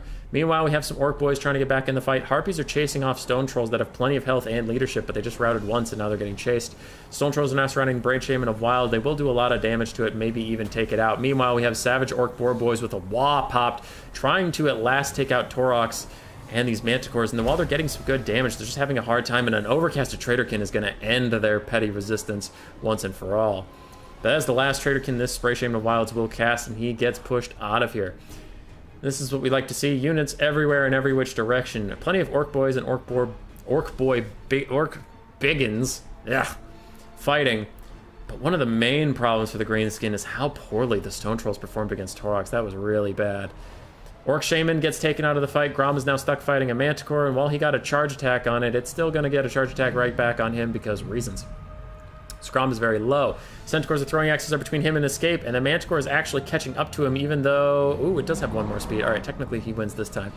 It overshoots the landing, though, misses the charge, and now Taurox is surrounded by another group of Stone Trolls. They need stab, is probably off cooldown soon, but Grom takes a nasty volley from the Grog Hooves, and the Manticore is still after him. Can Grom survive? Taurox can't. Grom can't. Both of the unkillable lords are getting killed right now. 500 HP on Taurox. Grom has not routed. With 370 HP, he finally routs, and he's running away, regenning up the whole time. The Stone Trolls are also routing away from Taurox, but the Goblin Big Boss is desperately trying to chase him. He only has 100 HP left. Meanwhile, Stone Trolls are still getting chased off by Harpies. Harpies on the other side have been forgotten, but it looks like they used to be chasing off some form of troll type thing. Greenskins in a mass exodus. They can't do anything. Grom's back. He's trying to dodge the throwing axes, but there's throwing axes on each side of him. He has nowhere to go. He has nowhere to dodge to. Grom, no! His leadership spikes down. It comes up. It goes down. It comes up. He's barely staying in this game and barely staying alive. Taurox is near the edge of the map. He can rally. He has 7 leadership. He has plenty of leadership. Why are you not rallying? There's no one near you. Why are you not rallying? There's no one near you. What is happening over there? Grom routs. Now that the Manticore's coming back, and Taurox rallies because Grom routed, definitely, for sure. Definitely not because he should have rallied a long time ago. Grom is mega fucked, and without him, the Greenskins are doomed, and Crabbling will win, though he did technically have one too many SCMs, so I need to offer that to the players, because it's technically true.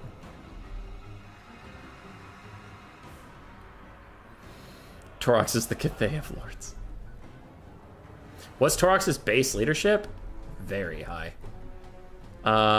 Base is 80, and then from Blood Greed he gets more. You think Taurox would be balanced considered Warhammer 3 Statterns? I think his cost would make him unbalanced, Loopy. I think his performance in game would be on par, but I think his cost at like 1800 is just way too low.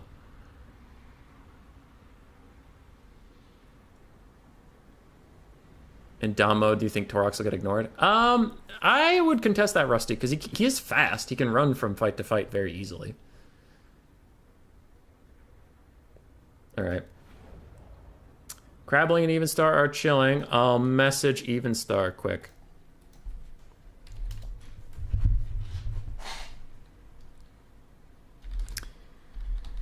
Your opponent technically had 4 SEM. Does that matter to you, or can Crabbling have the win? We'll see what Evenstar says. I have to offer it, though. There's technically a rule break.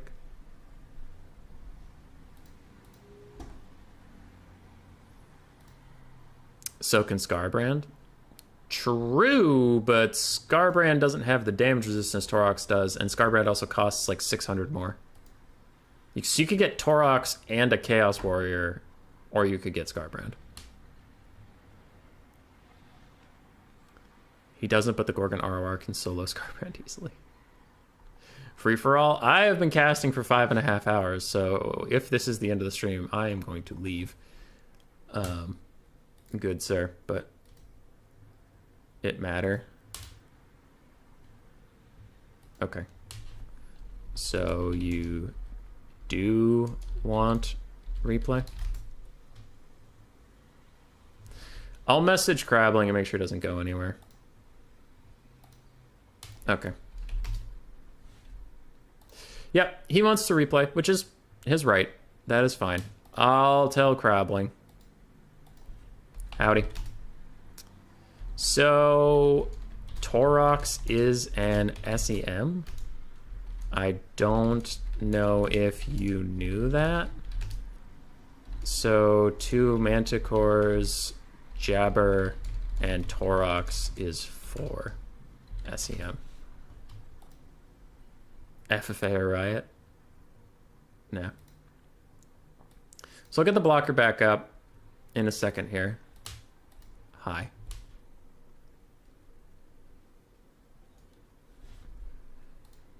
Okay, how replay goes? Same armies, opponent cuts 1 SEM and uses money on chevrons. No new units.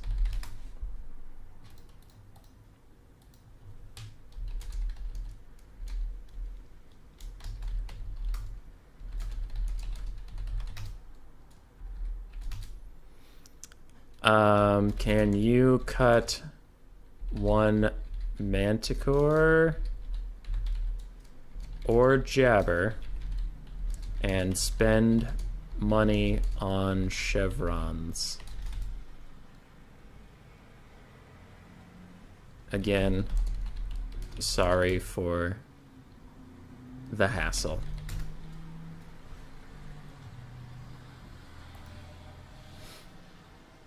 All right. No new units. That's what I said. That's what I said before the tournament started. That's how we handle it. Because the thing with that is, why I say no new units is because you have to, like, you know, if your opponent's stuck with the same build and you're the one who broke the rules, but then you get to cut a unit, and then knowing what your opponent's going to bring, you redo, like, the units you could spend the money on could be things that help you counter your opponent's build. So in a way, you're giving, if you allow him to get new units, you're giving him an advantage for breaking the rules. And it's just like, it's tricky. It sucks. So it's like, well, okay. The other thing is a full naked replay of just like, both of you can build new armies, but I don't know. Because then what about people who, like, you start off the game, you have too many units, and you put one in the corner. Well, then why would they do that? Why wouldn't they just remake things? So it's like, it's one of those things where there's arguments for everything, and you have to make a call, and I just ended up making a call, and it's like, yeah, it's not perfect. I'm not pretending it's perfect, but it's the one I got. So.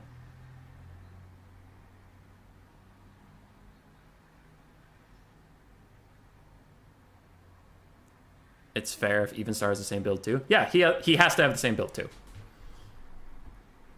Yeah. No, Evenstar has the same build. For sure.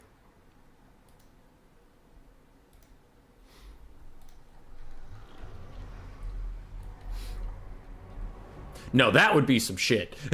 Evenstar, remake your build. Use same build and you lose a unit. No, that's not okay. Oh, God. Dude, I would be happy with a game 3, but that would suck. That would fucking suck if, like, just real talk for a second. If Evenstar wins this game and then wins the next game and Craveling loses the whole final because he didn't know that in the last patch months ago, like 9 months ago, there was a patch change that Taurox was an SEM.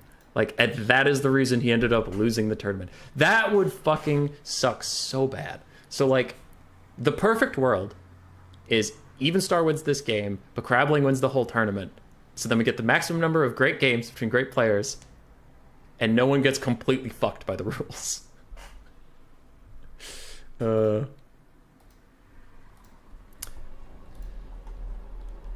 Their 800 isn't the cap on SEM 1000. I think the special rule was made for Manticores because they perform so far above their price point. Like, I don't think anybody thinks Manticores being an SEM is a bad decision. I think everybody could agree to that.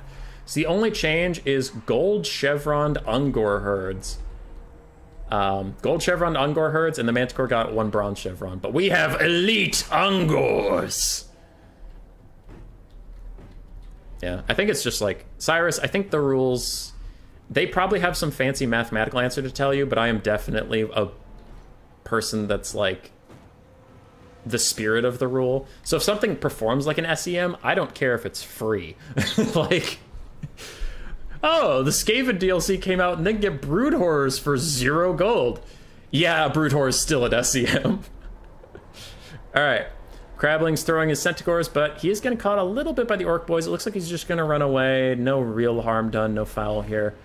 And we're back at it. The throwing axes are really punishing these Orc boys and Stone Trolls, not having a good time, and Torx and his Wildcast are coming out. So he did cut a Manticore, he kept his Jabberslythe. We should host our own FFA AC Maiden. Price doesn't do much, most ACMs are limited to by default, yeah. Yes, yes. Alright, Jabberslythe is about to get rear charged by Ground the Punch and Stone Trolls. This is probably where he dies, unless he's just gonna walk out of there like a badass. So Greenskins are still pushing up. I think Beastmen have been trading pretty effectively so far, but a Brainburster is gonna nuke down the gold chevron to Ungor Herd. Other Ungor Herd is fighting Orc Boys and whooping their ass with their extra chevrons. Hell yeah, I'd love to see it. And what happened over here? What are you doing so far from home, little buddy? A Goblin Big Boss gets pushed by the Centaurs all the way out here, and he is gone. God damn. Okay, all right. Well, that's a big loss for the Greenskins.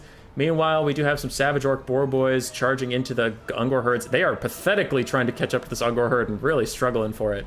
But we will see. Goblin Big Boss, now he is running away, but it doesn't look like the Beastmen have the wherewithal to chase him down. There's just too much shit going on they need to deal with. That's not chasing one little goblin off the map. Now the Savage Orc Boar Boys finally caught that Ungor Herd, but they're really wishing they hadn't as they take a nasty end of that trade. Beastmen are continuing to kite away from the Greenskins on the far side, and on the left side they are taking the fight a little bit and winning it looks like.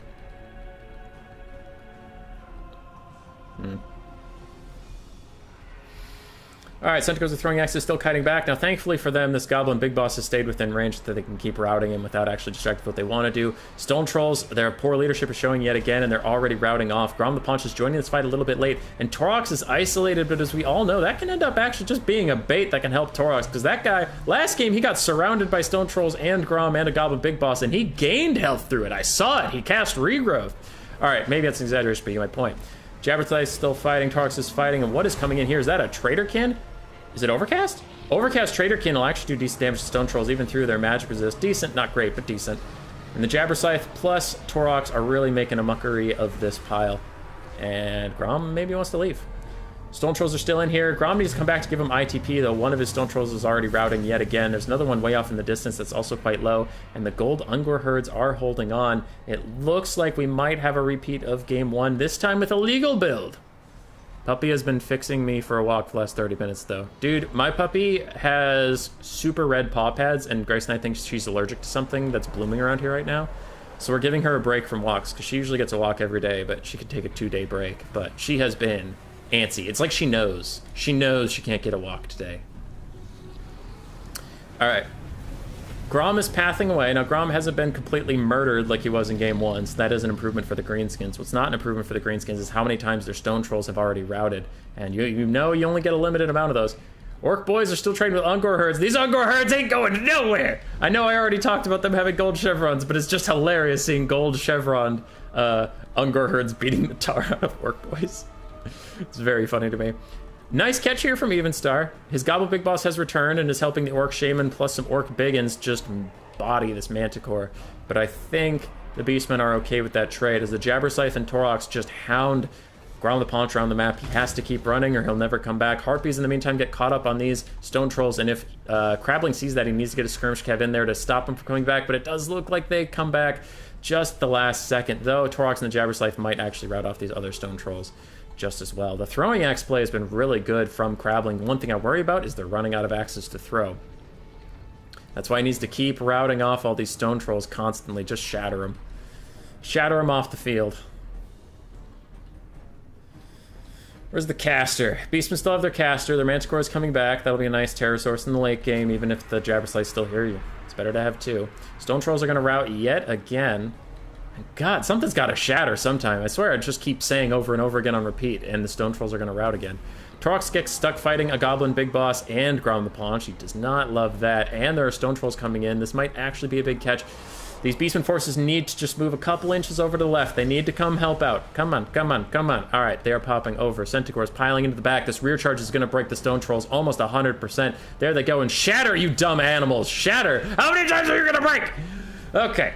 They're coming back. It's totally fine. A nice Bray Scream takes out some Orc Biggins. Good stuff there. Lots of Centaurs left for the Beastmen mobility game, but a nice headbutt. Really good cast there from Evenstar. Catches 2 units clumped up together. Grom the Paunch is once again in the middle of everything. Goblin Big Boss is shattered. Orc Shaman is also piling in. Jabberslythe is almost dead. Manticore is almost dead. Torox is doing just fine. I mean, he's half HP, but he's doing just fine, and Grom needs to get out of here. But is he going to get out of here? He's just going to fight his way out. As the Jabberslythe takes more damage, it is also going to rout. Harpies are coming back on the distance, but do the Greenskins have the stopping power to really stay in it? They have some wounded Stone Trolls, and we all know how fucking cowardly those guys are. We talked about it all game.